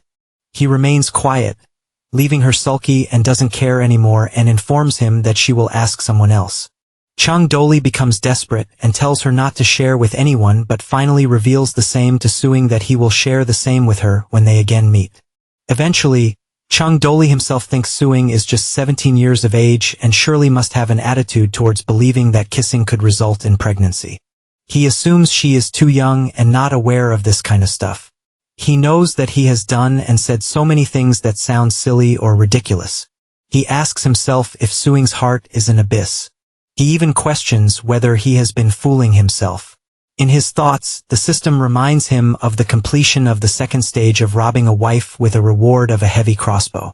But other entries state that the conditions were not met, so phase 3 of the mission was not triggered. As sunset occurs within the carriage, Jowie voices her shock, stating that she did not anticipate Chung Doli to release them. She then feels something is amiss with Suing, so Jowie asks if she is thinking of anything. Suing inquires from Jowie what heart means when said by a man, but Jowie is not sure about the term. When Suing arrived in Fallen Leaf City in the evening, Suing wondered if Chung Doli's heart has hardened after saying goodbye to Suing. Chung Doli composed himself and discovered the heavy crossbow of the reward, which he intended to employ as defense. Chin Man inquired where the crossbow originated from, and this led Chung Doli to propose putting it on the watchtower. Subsequently, Chung Doli resolved to cultivate chili. He recalled his experience cultivating plants earlier and thought that it should not be difficult. He considered how to dry the chili and extract the seeds. He also intended to fertilize the ground, dig little pits, sow the seeds and bury them under the ground. In that moment, Shinji cut short the train of thoughts and proposed to descend the mountain and rob somebody. But Chung Doli put the proposal aside and blamed Shinji for not willing to assist in cultivating chili. In the meantime, beneath Qingmu Mountain, as White Wolf confronted Chung Doli, asking her why she came down to rob someone in the heat of the day, Chung Doli answered and presented himself as a professional bandit. Then he asked why she had to go to that place in the heat of the day, which was a subtle implication that she was searching for him. White Wolf responded by saying that they had heard about a good opportunity, and asked if Chung Doli would be willing to collaborate with them. Chung Doli proposed that they discuss the issue in the village. White Wolf saw the chili plants and confused them with fruits. Chung Doli explained that they were chilies and invited White Wolf to plant them, but White Wolf did not respond to it. Subsequently, Chung Doli provided her with a cup while apologizing since he did not have more than well water to serve. He proceeded to inquire about the future chance which she was mentioning. White Wolf disclosed that one batch of birthday presents would pass through Qingmu Mountain within 1 month. She then suggested to Chung Doli and her team that they join forces in robbing these presents. Chung Doli asked whether the gifts were from Zubankan, to which White Wolf replied affirmatively. A cunning smile spreading across her face, White Wolf said that Zubankan, who had taken the city, must calm the local troops and win the support of the Yuzhou city lord in order to consolidate his position. White Wolf said that the quantity of gifts would be big and they would take the mentioned route. White Wolf opted for an alliance, emphasizing their strength in numbers and the possibility of becoming wealthy. Chung Doli is indecisive, saying that he cannot murder innocent people because of his godly spell, lest he be punished by the heavens. White Wolf is disappointed with Chung Doli's indecision and retracts the offer of collaboration. Chung Doli is thinking about wanting to join but not wanting to incur any losses. Before White Wolf leaves, Chung Doli presents her with some chili plants and recommends that she cultivate them when the chilies have grown. She can trade them with the village for food. White Wolf insists that Chung Doli retain the chilies for himself. That evening, a Zhou family bandit came to Toad Village seeking Chung Doli, asking to borrow some seeds to farm and to return them double the amount they borrowed. Chung Doli believes that the Zhou bandit family is small in size and consists of elderly people and children. They also do not have much manpower for farming or seeds. Chung Doli inquires of him whether they plant chili, and the man inquires about it. Chung Doli proposes to them that they plant chili and gives them some seeds to take home and plant. He tells him that chili is a quality product and that it can be traded for other foodstuffs like wheat, grain, soybeans, and chestnuts. He instructs the bandit to go to Sanyuan to get the chili seeds. Chung Doli believes, showing his concern that even the mountain robbers who don't pay taxes don't have sufficient food, showing that there might be a famine. Xiaoyu and Sanyuan come back from Fallen Leaf City after a few days with pigs, chickens, cloth, salt, paper, grain, and a pen. At the same time, 50 to 60 bandits are reconnoitering the region about 50 kilometers from Qingyue Mountain to set up an ambush against the guards. The word of the gifts is soon known all around the mountain, and all clamor to grab them. While Chung Doli is busy breeding chickens, cultivating vegetables, and occasionally robbing villagers, Chung Doli, Xiaoyu, and Qin Man alternate shifts, and after 10 days, they have finished nearly half of their work. Even when they meet small merchants, they only accept valuable things such as buttons in exchange. At times, they even direct them out of Qingyue Mountain. He truly can't lay his hands on innocent people. Xiaoyu puts forward his view that their acts cannot really be deemed as robbery. Chung Doli answers that he cannot steal from the man because he is poor yet. He mentions that someday they will steal a fat sheep elsewhere on Qingyue Mountain. A woman tells the man to slow down and wait for her. She says they must return to Yuzhou City. The man retorts by saying that traveling brings life experiences which one cannot gain through books. He says that had he remained in Yuzhou City, he would not have seen the fine sights that he is seeing now. The woman asks how beautiful sights can be seen in this apparently poor environment and questions the safety of the place with its mountain bandits. The man sweeps aside the anxiety, informing he would eliminate the bandits. Chung Doli erupts from the adjoining bushes unexpectedly and blocks their road, frightening the woman and man. The man cries bandit in terror, and Chung Doli tells them to halt in the middle. He supposed that the woman is a eunuch. The man acts and comforts the lady not to be scared, announcing that he is present with her. Nevertheless, the man thinks about how he will face his sword with a large axe. He keeps quiet for a time before announcing that they yield. The lady is surprised at the man's act of yielding and announces her surprise, along with Chung Doli's bewildered face. During this time, the man introduces the woman as his sister and tries to bargain, promising to leave her behind if it makes Chung Doli happy, and enables him to depart. The woman gets upset and says, "How could my brother sell me?" The man tries to rationalize his actions, assures the woman that he has a promising future ahead, and vows to never forget her sacrifice. The woman is irritated. She upbraids him, referring to him as bastard, and conveying her shock at his suggesting the sale of herself. Chung halts their commotion. Inquiring their names, the woman identifies herself by the name of Lai Weiner, while the man is Lai Xingzhai. He goes further and requests their professions.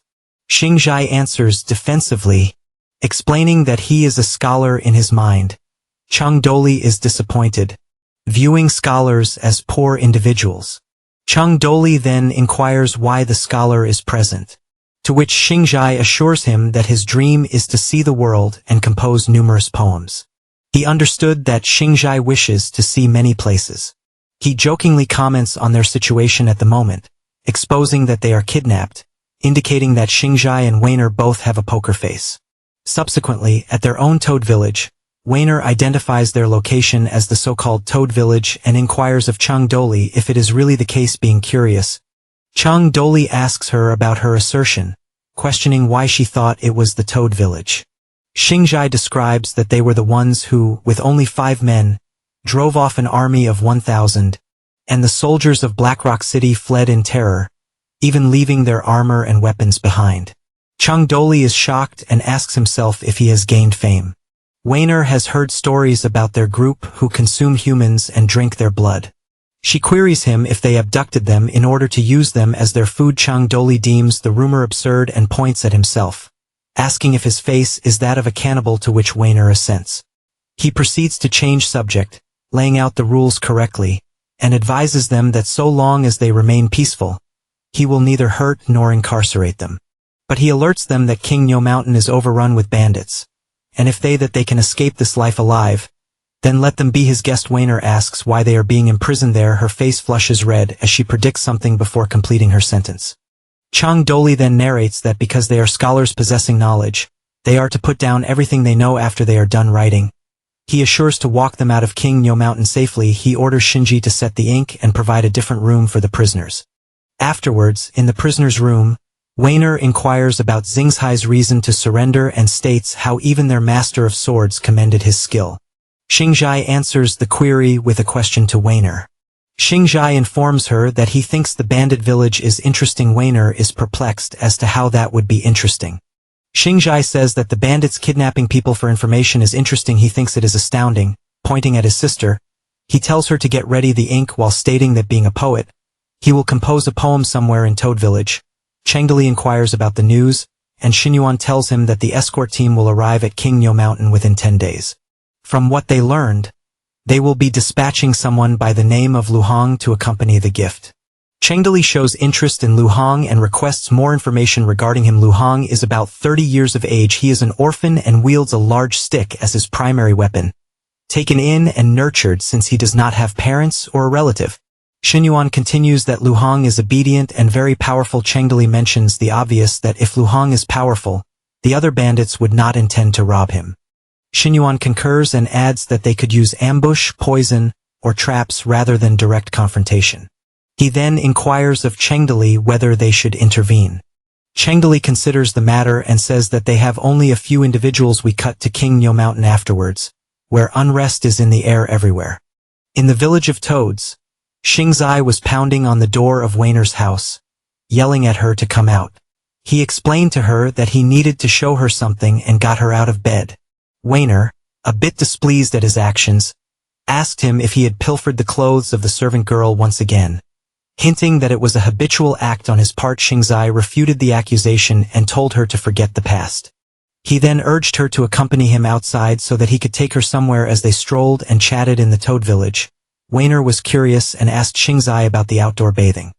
Xingzai explained that it was not bathing, but what was in the pool. He said that the spring water flowed down from the mountain into a basin lined with straw to prevent insects and dust.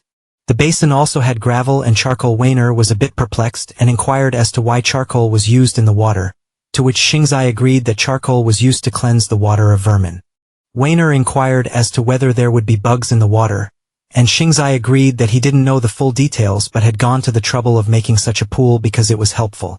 A minute later, in the Toad Village, Wainer asked Xingzai why he was taking her to the hut, whether it didn't smell. Xingzai told her to go in and take a look, but Wainer didn't agree, saying she didn't want to. Xingzai didn't convince her and said that if she didn't go in, he would tell her. Xingzai went on to describe that there was a huge hole under the hut that led to the horse and pig stable. He added that there were beetles that could fly inside people's bodies and get them ill. He also added the possibility of digging out fertile grounds. Wainer asked why they were necessary, and Xingzai conceded that he wasn't sure but thought they were useful. He said that the more you traveled around the world, the more you would know, and then asked Wainer if she thought the village was plain.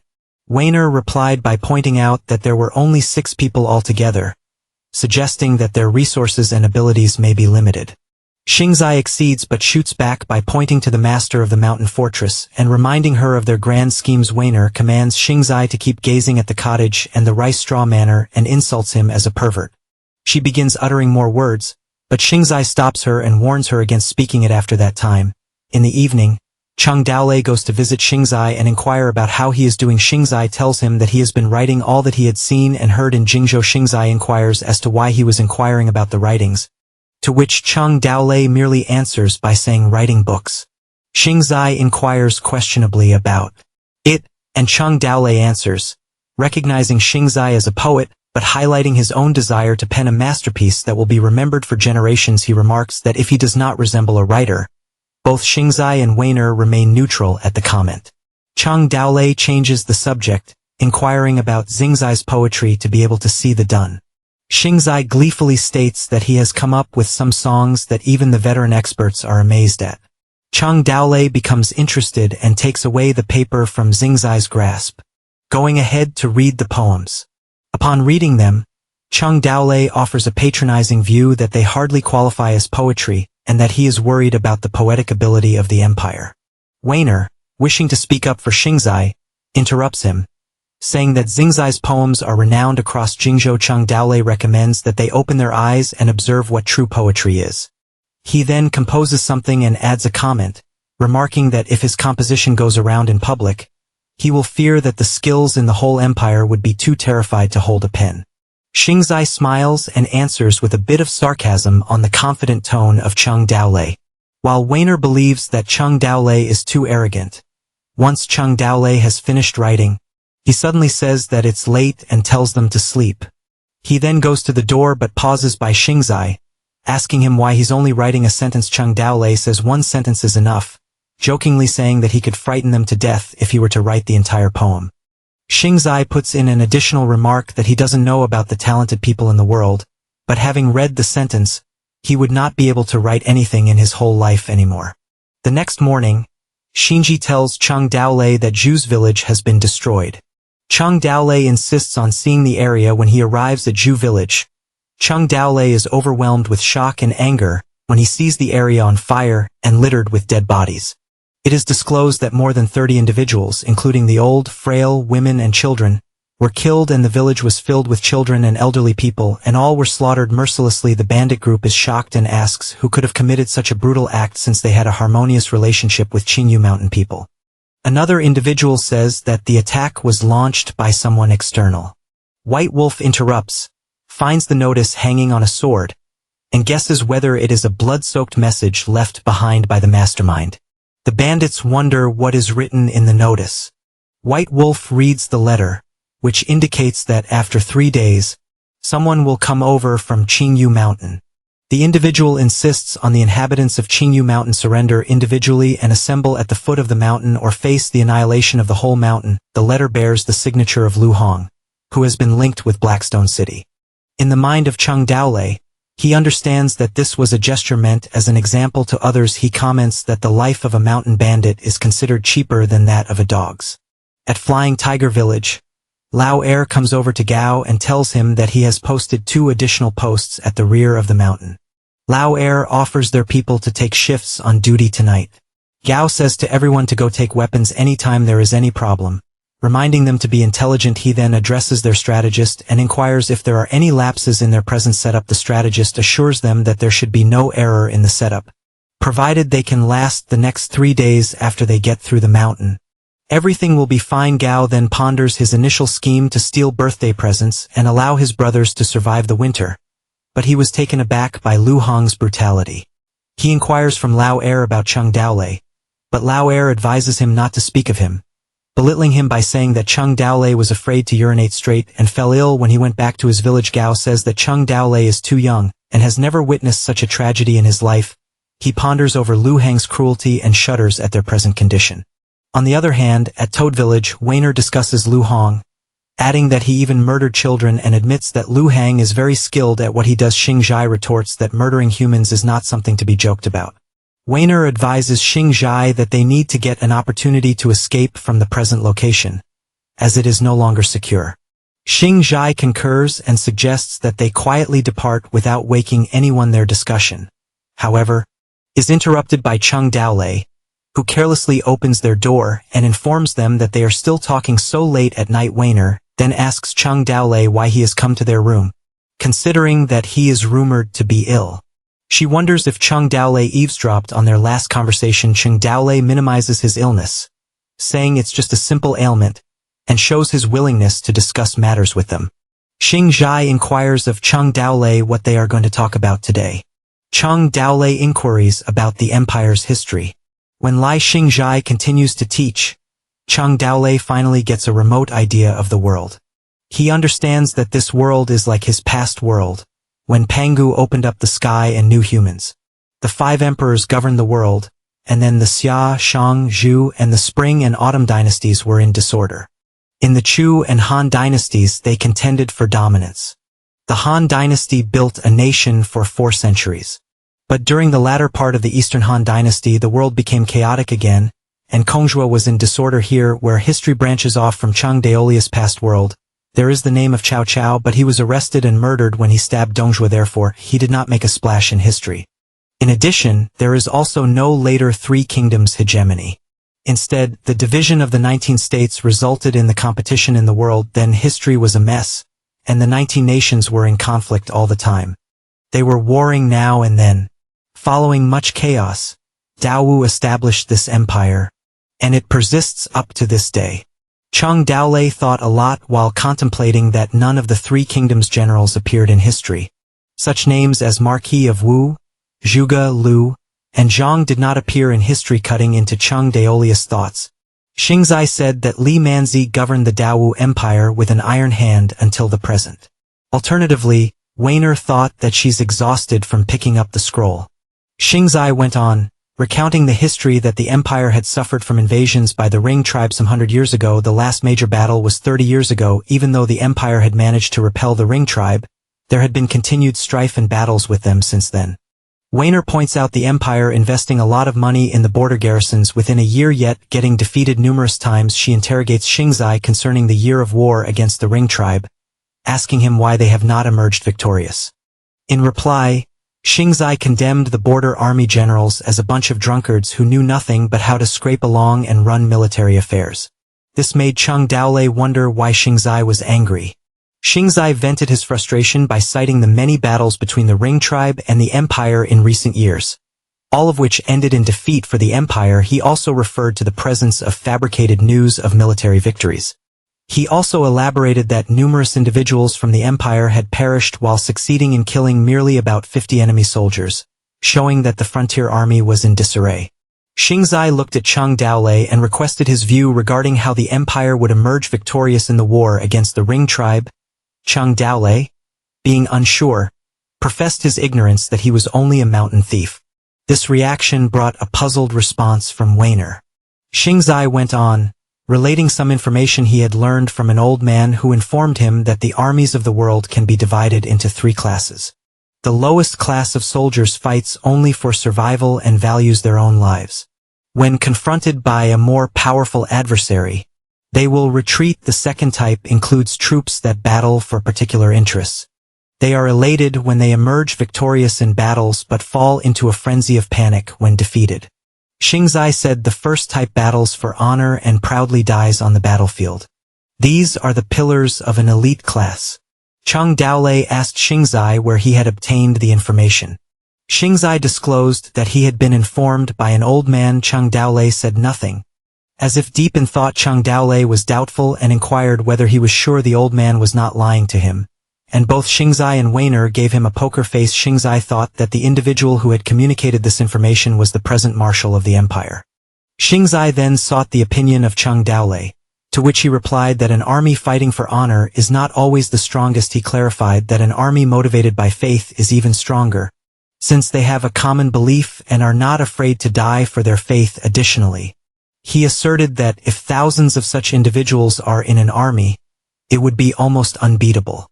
Xingzai asked if such an army existed, and Chung Daolei affirmed their existence but further stated that an army driven by belief is also not the strongest.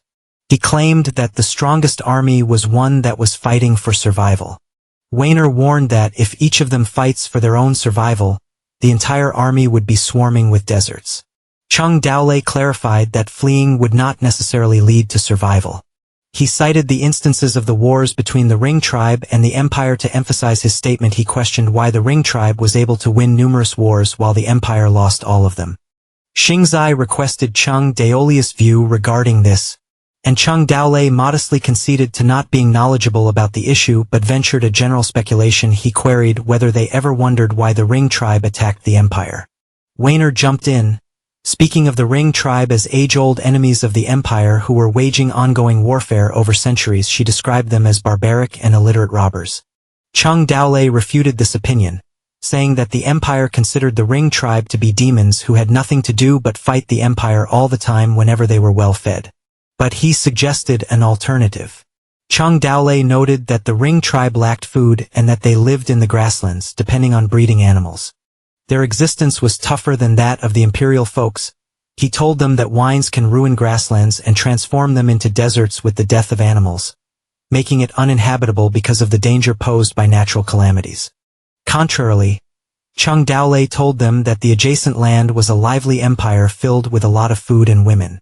To him, even if they fought the empire and perished, it was better than the fate of death that lay before them on the grasslands.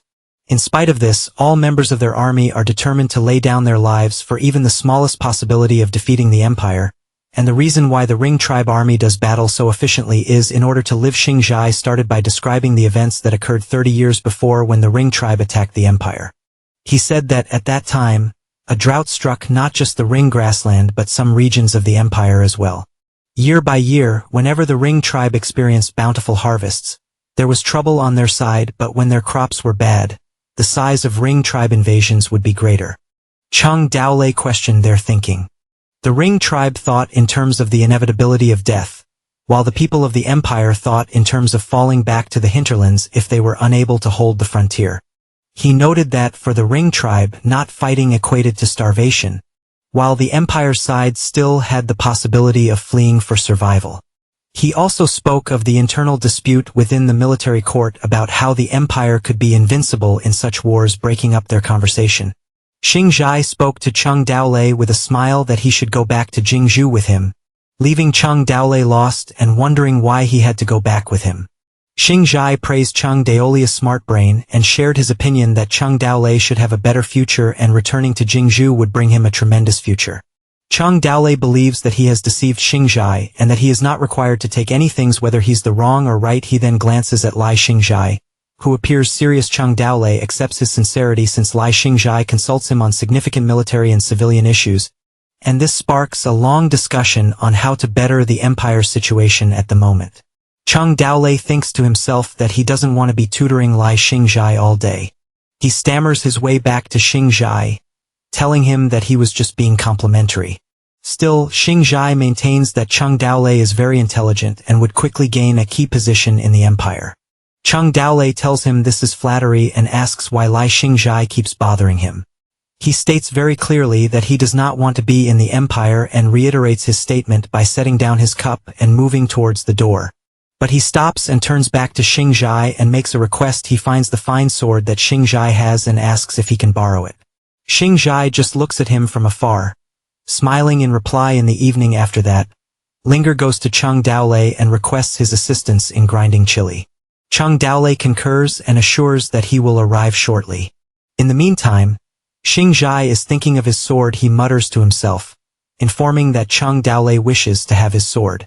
Having a smile on his face, Xingzai opens one of the tiny compartments of his sword. 3 days pass by, and at Qingyou Mountain, General Lu Hang and his army are informed of a report from their scouts. The soldiers report to General Lu Hang that they have thoroughly searched Qingyou Mountain and found no evidence of ambushes. In addition, all the village masters are awaiting them at the gate of their respective villages. General Lu Hang, however, asks them to double confirm their findings. He wishes to make sure there are no surprises in store for them. In Flying Tiger Village, the largest bandit village in Qingyou Mountain with a population of several hundred people, a bandit sees General Lu Hang's approaching army and at once reports to the village master. Horses' hooves get louder. Everyone in the bandit camp thinks the same, get through the day and pretend not to have felt anything.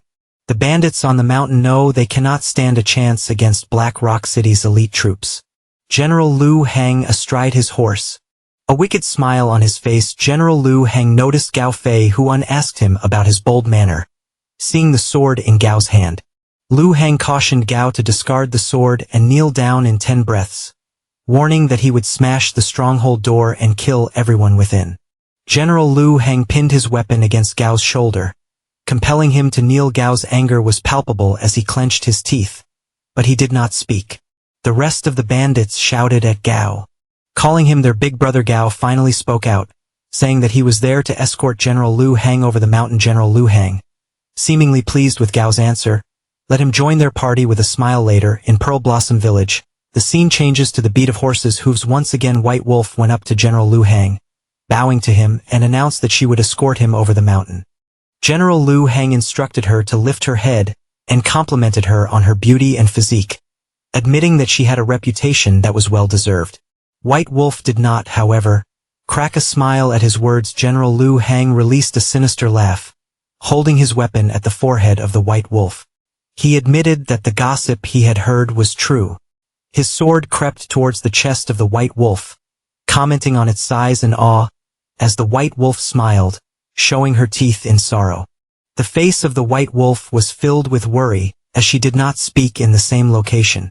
The people of the White Wolf referred to her as the big boss. General Lu Hang, thinking, pressed her to explode with rage and escape, expecting to have an opportunity to vanquish the famous Gorse. The White Wolf, however, remained calm and politely invited General Lu to traverse the mountain. General Lu Hang was surprised and laughed out loud. He mocked the incident, calling it nothing other than having a mountain bandit encounter. He commanded their lanceman to lift his spear according to his order.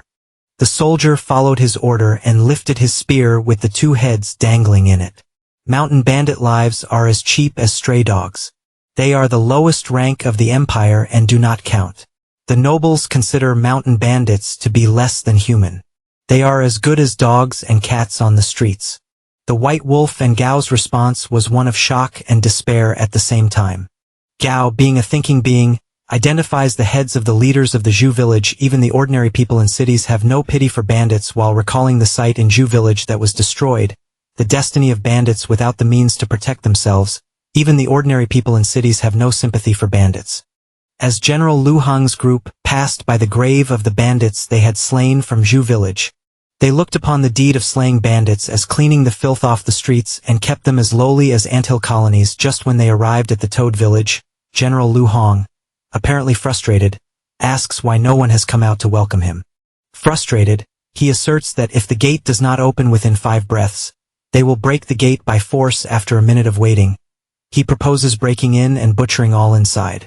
In the Toad village, Gao questions Chang Dalai's motives. He suspects that Chang Dalai's last victory over Blackrock City has been brought to his head. The gate of the Toad village suddenly opened, and Chang Dalai emerged, riding a horse and carrying his weapon. On the other hand, Gao feels it would be better if Chang Dalai did not make things worse and expects him to let Lu Hang pass through as nothing has happened.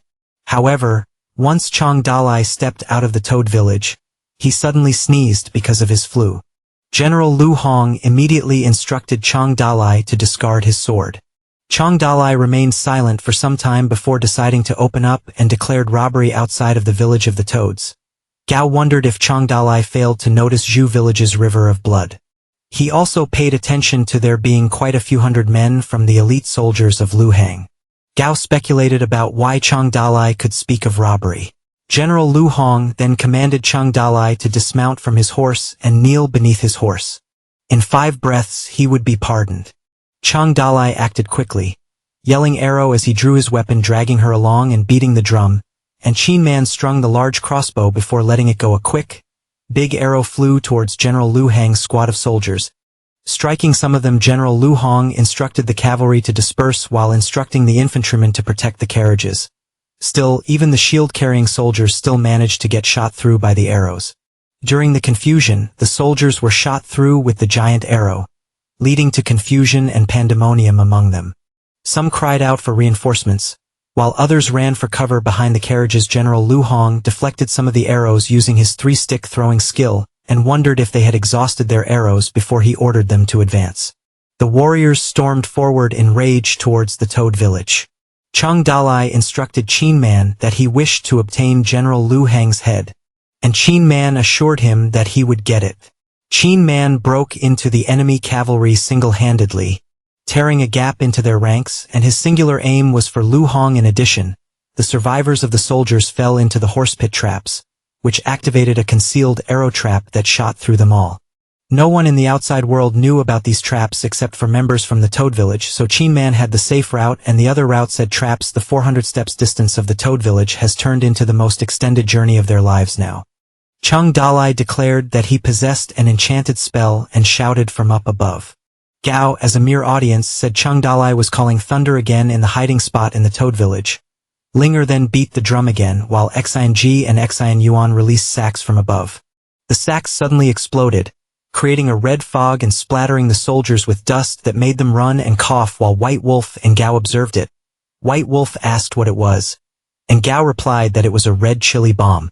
Amidst the disorder, the troops still charged toward the village. Chung Dalai summoned Xiaoyu to accompany him into combat, while Qin Man has a one-man battle with General Lu Hang. He thrusts his spear toward Lu Hong, but Lu Hong easily parries it. Qin Man attacks Lu Hong once again, and Lu Hong gets knocked off his horse. A soldier begins shouting that General Lu Hong has been killed. Once Lu Hong tumbles off the horse, his soldiers believe he is dead, and their fighting spirit is broken. Chung Dalai welcomes the opportunity to kill Lu Hong, while General Lu Hong dares them to attack him. Chung Dalai knocks him with his weapon, and General Lu Hong succeeds in deflecting the attack. But the blow from Chung Dalai's punch pushes General Lu Hong off guard. General Lu Hong, with his infuriated expression, orders his men to reinforce him.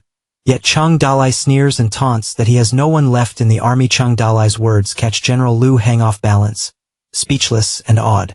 In his mind, General Lu Hang is embarrassed that his squad of top-notch soldiers was defeated by a number of people, and they had to escape. He thinks about the bad situation that he is in and understands that it could be kill or be killed for him. Nevertheless, he fights to the bitter end. Xiaoyu strikes before he can act and sends General Lu Hong stumbling again. Chung Dalai subsequently speaks to General Lu Hong, ridiculing him for belittling how hard it was to invade Toad Village. He taunts General Lu Hong's bragging about having power and superiority, saying he enjoys crushing someone stronger than himself and kicking him in the face, sending him flying away. Chung Dalai taunts him to desist from playing in the mud. He then raises his axe at General Lu Hong's face and calls him a derogatory name while telling him that he will let him live this time. He tells him to return and convey a message to Zhu Baquan. Chung Dalai announces that Zhu Banquan can take any road he desires, but if he wants to cross Toad Village, he will have to deal with Chung Dalai. General Lu Hong asks Chung Dalai why he is not afraid of the revenge of Black Rock City. Chung Dalai fearlessly answers by inviting them to come. Xing Zhai and Weiner were watching the events unfold within the Toad Village. Xing Zhai was amazed that Chung Dalai could kill hundreds of elite soldiers with just 6 individuals. Weiner responded that General Lu Hong had underestimated the enemy and been trapped by the Toad Village's traps, and it resulted in his defeat. Xing Zhai quoted a line of a poem composed by Chung Dalai and asked Weiner if she could recall it. Weiner recalled that there had been 9 words in that sentence. Xing Zhai thought that if that poem became viral across the entire empire, dozens of outstanding authors would simply lay down their brushes, not sure what might ensue should every word in this poem be crafted. Qin Man, Xiaoyu, and Chung Dalai were found grinning, with Chung Dalai grinning, raising his clenched fist for joyous triumph that day. All the Qingyil mountain bandits saw Chung Dalai's soldiers taking carts loaded with silver and jewelry back to their village. They took 10 carts, which were taken inside the village, and everyone was amazed, and no one in other villages dared to steal from them. It was a war that demonstrated the power of Toad Village. Amidst this, San Yuan told Chung Dalai that there were 10 carts of gifts, the contents of which they could not tell, and some horses. Chung Dalai asked San Yuan to bring back everything to the village and also sent a man to bury the head of the village master in their village, to which San Yuan agreed. At this moment, Chung Dalai summoned the system, and it immediately answered. The system congratulated Chung Dalai on successfully doing 10 robberies quickly and noted that the loot earned from these robberies would impact the system's development. The system then went on to list the different things acquired, including copper coins and a rabbit to pieces of wood and a button. It mentioned that Chung Dalai had also demonstrated benevolence by donating sacks of grain and assisting a person in finding a way out of the mountain, prompting the system to ask him whether he was robbing or performing charity. The climax occurred during the 10th robbery when Chung Dalai's men were able to obtain 10 carts full of presents. The system snapped her fingers as the system announced that 10 robberies were finished and trigger conditions were met. She said that the new phase is the commander summoning phase, making Chung Dalai respond, but was interrupted by the system announcing that he could summon a commander when he reached 10,000 fear points. As Chung Dalai came back to reality, he thought about the functionality of this new function, and he understood that he now had 3,000 fear points and needed 7,000 more to meet the specified amount.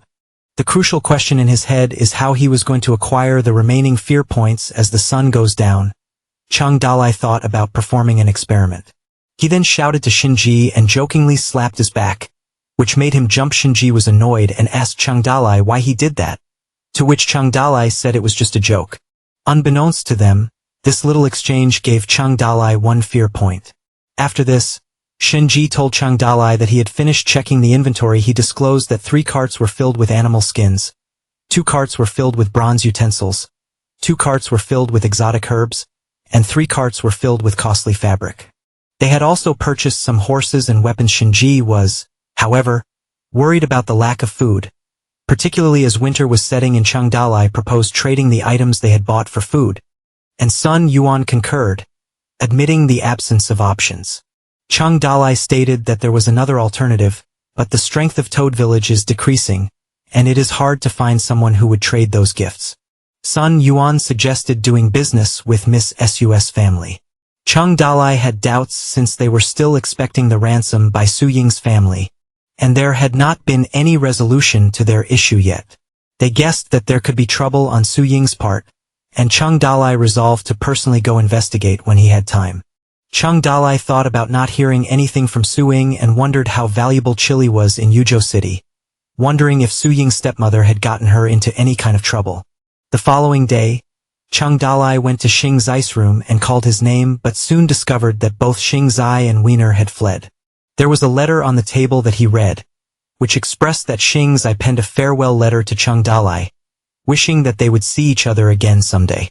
Chung Dalai had always wished for a sword, imagining that he was holding one while standing beside a river wearing a white robe, like a cultivator, but he could not acquire a sword for some reason. Swords were more precious in rituals than in actual combat. During this period, the technological progress in forging had resulted in the production of more powerful weapons than swords could be forged, so today when generals go to war, they preferably use long spears, bronze axes, or long swords. The majority of the larger heroes of the day also used larger weapons. Whether their weapon is sharp or not, if it is heavy enough to knock out a number of people, that is all that matters. Swords, costly and demanding careful maintenance, were a luxury commodity mostly reserved for scholars, celebrities, and nobles. During this period in Chung Dalai's mind, he reflected on Xing Zai's social status, attempting to identify which group Xing Zai was in.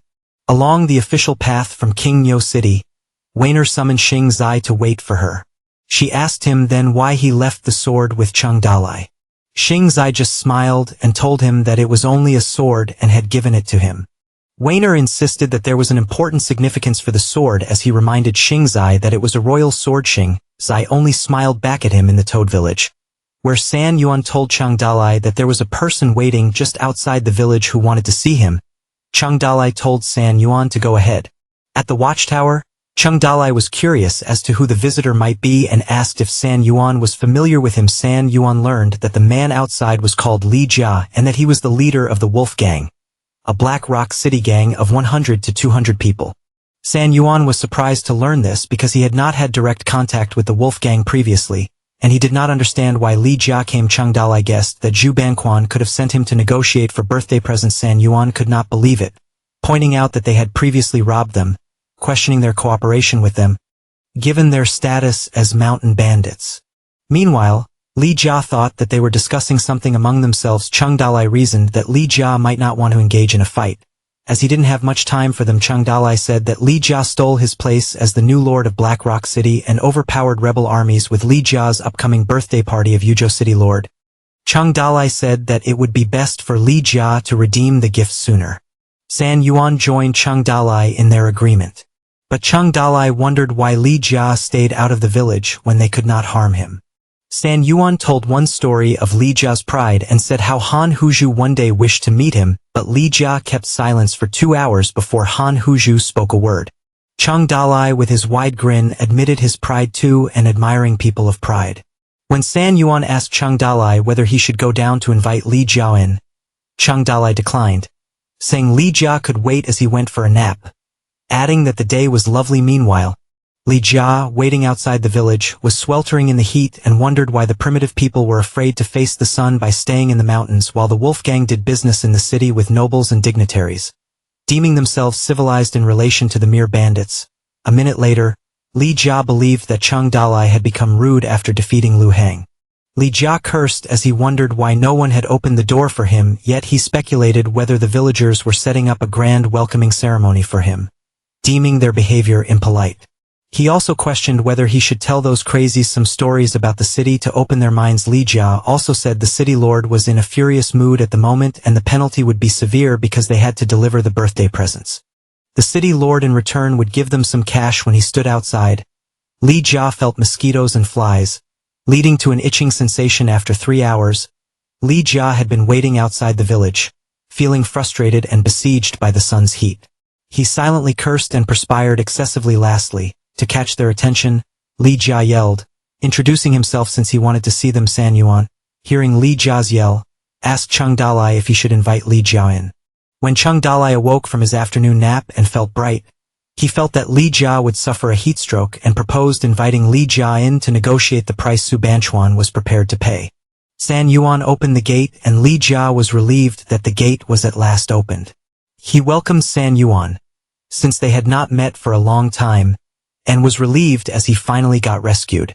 Within the Toad Village, where Li Jia and San Yuan were in the room, Li Jia was shocked that San Yuan had quit Black Rock City and was now a bandit. San Yuan explained that he was no longer a housekeeper but the manager of the Toad Village. Li Jia lamented that he could not see Chung Dalai. San Yuan clarified that Chung Dalai was occupied but volunteered to deal with whatever issues with Li Jia on his behalf. Li Jia then disclosed that Su Banchuan was ready to exchange the birthday gifts for 20,000 coins, and offered to act as the guarantor. It was an enormous favor from Su Banchuan. He opined San Yuan agreed with Su Banchuan's great admiration of them but disputed the amount, saying it wasn't the proper value for the gifts. San Yuan was reminded by Li Jia that they had stolen the gifts from Lu Hong, so they didn't own them. San Yuan replied, citing their identity as mountain bandits and asserting what they stole was theirs. Li Jia responded in surprise and accused San Yuan of shamelessness. Then Chung Dalai emerged from the doorsteps, clad in a black hooded cape and exuding a frightening aura, lending an atmosphere of tension. Chung Dalai, whose imposing figure, took it upon himself to control the dialogue. He boldly announced they wanted 100,000 coins for the presents and inquired if Li Jia was agreeing or not. Taken aback by the amount, Li Jia screamed with incredulity. In his mind, Li Jia commented on Chung Dalai's frightening tone of voice. Chung Dalai mentioned that he didn't like to bargain and hinted that he didn't care if Li Jia didn't pay. He then left with the corpse of Shinji, who screamed for help, building up the tension considering the rumor he had heard that Chung Dalai had a cannibalistic lifestyle. Li Jia felt unpleasant. In return, Li Jia immediately agreed to Chung Dalai's request. San Yuan testified to the agreement and said that Li Jia must bring 100,000 ransom money and Toad Village would bring back the birthday presents, but Li Jia was worried about scheduling such a huge amount of money simultaneously. San Yuan comforted him with the suggestion that he could pay through installment. Li Jia was not familiar with the concept of installment, and San Yuan clarified that instead of cash, Li Jia could pay through salt, cloth, and grain. He just had to make a 30 down payment. In addition, the village would impose a 20 interest on all carts that go through King Mule Mountain until the cash amount of 100,000 is fully paid. San Yuan suggested signing a contract and then presenting a copy agreement. Once Li Jia signs it, he can bring it to Zhu Baquan for his signature and seal. Once the down payment is paid, Li Jia can bring the birthday gifts along. Li Jia explained if they could return all the gifts after paying the 30 down payment of 30,000 coins. San Yuan reiterated that Li Jia was right. Li Jia inquired from San Yuan on the money delivery. San Yuan reassured him that he had no rush and proposed something. Within another room, Shinji inquired about when they would be allowed to go out. Chung Dalai replied, indicating that they should wait until San Yuan had finished tricking the Wolfgang leader Chang Dalai. Stated that he was going to Yuzhou City and told Shinji to go with him.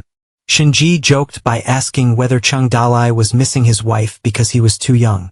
Chang Dalai described that he had two reasons for which he was headed to Yuzhou. First, he wanted to visit Suiying, and secondly because he hadn't visited a city for a very long time. On a quiet sunny day in Flying Tiger Village, while Gao was out fishing, he joyfully caught fish and then went on to put them in his pot and dry them so that they would remain for some time. Lao Er, at last, broke his serene moment by calling him out loudly, causing Gao to jump in fright. Consequently, the pot of fish in Gao's hands fell into the water. Lao Er, who was coming towards Gao, told him that the Toad Village had put up a notice once more. Though Gao was heartbroken, he simply glared at the pot drowning. Gao walked away from Lao Er and appeared frustrated, jokingly choking Lao Er. Lao Er was panicking as he pleaded with him to stop since he was already choking after that. Gao released Lao Er. Lao Er, who was now lying on the ground, Gao asked him what was written on the notice. Lao Er told Gao that they were supposed to take chili and plant it. There was also written that 1 kilogram of chili would be traded for 1 kilogram of grain, which meant a yield per acre of over 1,000. Lao Er asked whether or not the contents of the notice were true. Gao scoffed at the possibility, asserting that no one would be foolish enough to make such a statement, but Lao Er had something to say about it, asserting that even the little white wolf from Pearl Blossom Village and the bald-head bandits had stolen some seeds. Lao Er further added that he also possessed some seeds for half an acre and asked Gao to give him the space to sow the seeds, but Gao was adamant that it was absurd and said that they were planning to sow a crop of beans for the year. He informed Lao Er that there was no vacant free space for him. But Lao Er did not give up and requested Gao again to provide him with a piece of land. He suggested that he would attempt to cultivate chili there, and they could both test whether the rumors were true or not. Gao finally agreed and provided Lao Er with the open space in front of the hall where he could plant. 3 days subsequent thereto, within the village of the Toad, San Yuan contacted Chang Dailo to inform him that a representative of Black Rock City had sent somebody to send an advance payment of the ransom. Chang Dailo told San Yuan to tally 10,000 coins of copper, salt, iron, and grains. Chang Dailo thanked General Lu Hong for his patronage, and General Lu Hong bowed reluctantly in respect of Chang Daoli's politeness. The process of handover was smooth. Then Lu Hong took the presents directly to Yuzhou City, which reflected the nervous level of Zhu Baquan. Chang Dailo dressed up in beautiful clothes on a sunny morning, took a waist knife with him and got a thin horse ready. Afterwards, he departed for the city with Su Xinjia. In the Su household, 2 persons were conversing. One person was describing a man named Huang Yuan quite well, who was 48 years old and had lost his wife last year without a son or daughter. The person suggested that if she married Suiying to him, she would be his first wife. The other person expressed concern about Suiying's age, noting that she was only 17 years old. However, the person dismissed the matter of Suiying's age, highlighting that her fiancé's family had been ruined and she had been violated by the bandits. The individual felt that it was good enough that Huang was willing to marry her. Zhaoi, Suiying's maidservant, stood outside the door, eavesdropping on their conversation. Her face was melancholic, whereas the 2 people inside were just laughing. In another corner of the Su household, Suiying was giving food to the birds when suddenly Zhaoi rushed towards her, calling for her to stop. Zhaoi told Suiying that the old lady had planned to marry her off to a white-bearded old man surnamed Huang. Suiying replied quietly that she knew it. Zhaoi became impatient and asked Suiying why she was going to marry someone as old as her grandfather. Suiying sighed and coolly clarified that it was still acceptable for her to marry after all that had transpired. In addition, she insisted that she would still be the first wife. However, Zhaoi was worried and asked whether Suiying's heart would actually be contented, leaving Suiying speechless for a brief moment before she assured her that she was. Outside the gate of Yuzhou City, a group of villagers were reading the poster that declared Chang Daolei to be a bandit who was born in Qingnu Mountain's Toad Village and his nickname was Toad King. The villagers explained the appearance of Chang Daolei, talking about his square mouth, broad face, and black beard underneath his chin. They also pointed out his murderous and cruel personality, saying that a reward of 100 coins would be paid to the person who apprehended him. Chung Daolei responded nonchalantly when he heard that his bounty had risen. Shinji said that the wanted poster did not look like Chung Daolei. Wondering how they could possibly capture him, Chung Daolei grinned and decided to enter the town. As they were about to enter, the guards noticed Chung Daolei's expression and halted him. Saying he seemed suspicious, Shinji jumped in quickly, saying that Chung Daolei was going to enjoy himself in the city and wished that they could accept him. Shinji gave a gold coin to the guards. The guards then requested their names and where they originated. Chung Daolei was hesitant for a moment before telling them his name was Oba from the village close to Qingnu Mountain. He continued and said Shinji was Aoi, and he presented him as his uncle. Chung Daolei told them that they came to see their friends in the city. The guards found Oba a weird surname, yet they still let them pass. One of the soldiers cautioned them that since they were from Qingnu Mountain, they must know that bandits from there gave them problems once in a while. That is why they had to be on guard all the time. Within the city, Chung Daolei mentioned that Yuzhou City was so prosperous, while Shinji proposed eating first at Four Ocean Building, where Chung Daolei and Shinji had dined. Chung Daolei summoned Ziyue, who owned it. Chung Daolei asked Ziyue to bring him half a caddy of wine and 2 caddies of beef. Unfortunately, Ziyue politely declined, explaining that they had no beef. Additionally, Ziyue informed him of the availability of a liquor shop, but asked what Chung Daolei meant by wine. Shinji stepped in and took over, ordering Ziyue to mind the preparations. He requested to get a bedroom organized for them first. In addition, he said their horses were parked outside and ordered them to bring them to the backyard and feed them well. He also asked them to bring 2 pots of huangjiu, half a caddy of mutton, half a caddy of pork and fish soup. Lastly, Shinji encouraged Ziyue to expedite these tasks. Ziyue undertook the requests and promised Shinji, referring to him as Sir, that they would not take a long time to wait. Eventually, food was served and Ziyue bid them a pleasant stay, assuring them that they could call on him at any time if they required anything. Shinji rewarded him with gold coins. However, he had a question for Ziyue for a moment, asking about the other dishes they had served. Ziyue responded politely and provided them with a list of the dishes they served.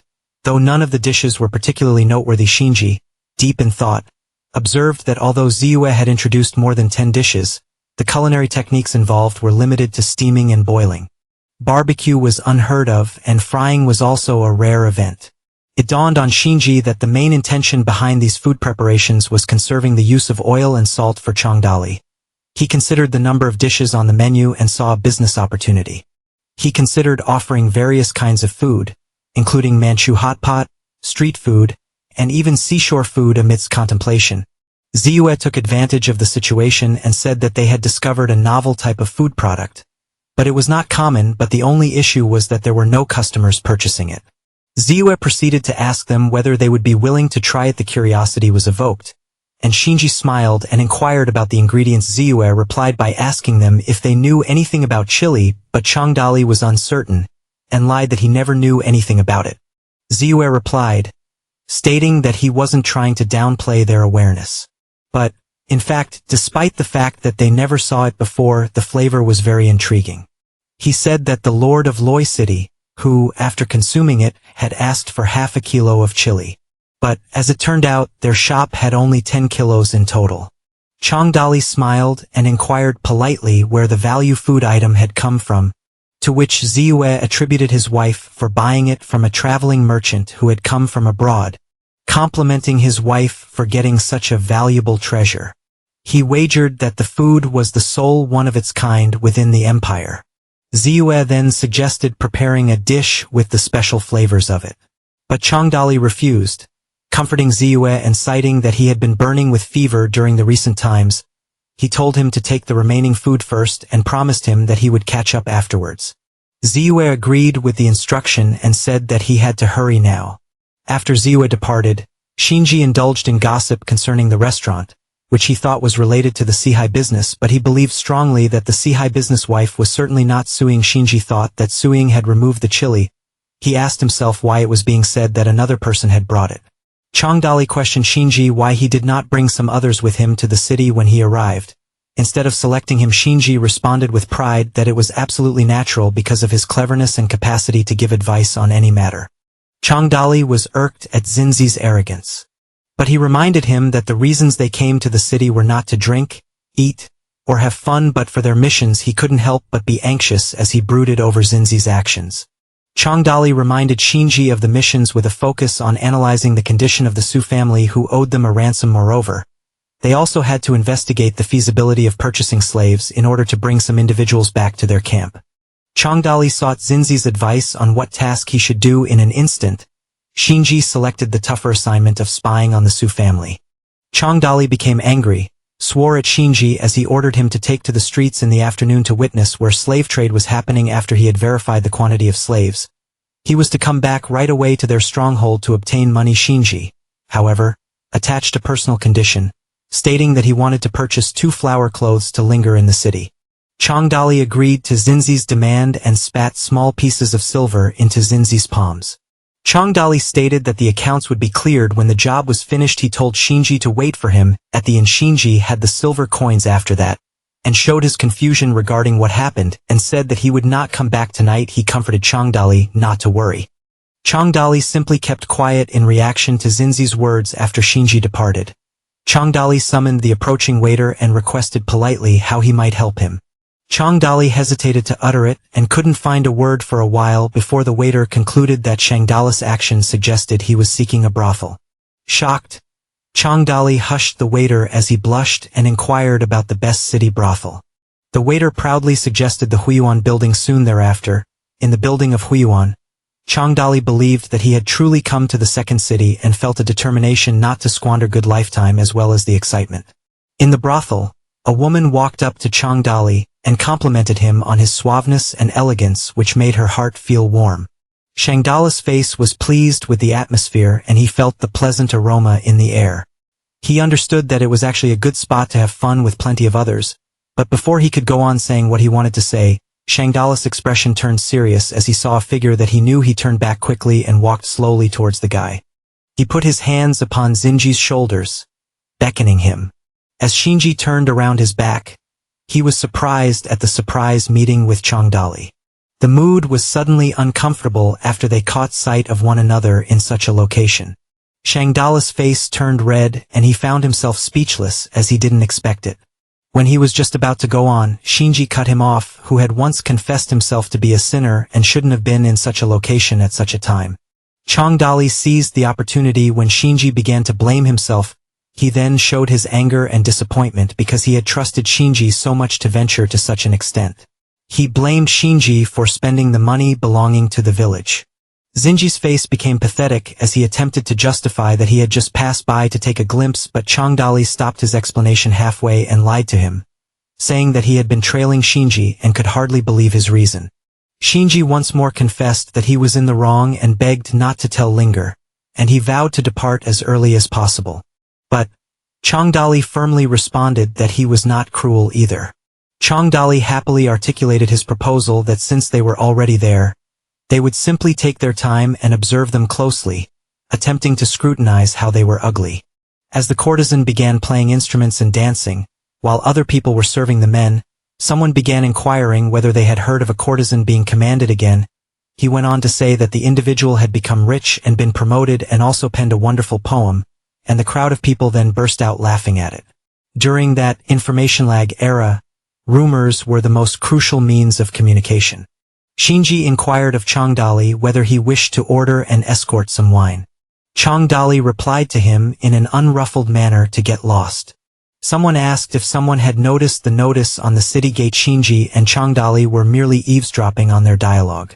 Someone else responded by telling the man to cut the crap that nobody who didn't know about the Toad King existed. Lu Hong, known for his strong personality, and no one dared to move in front of him.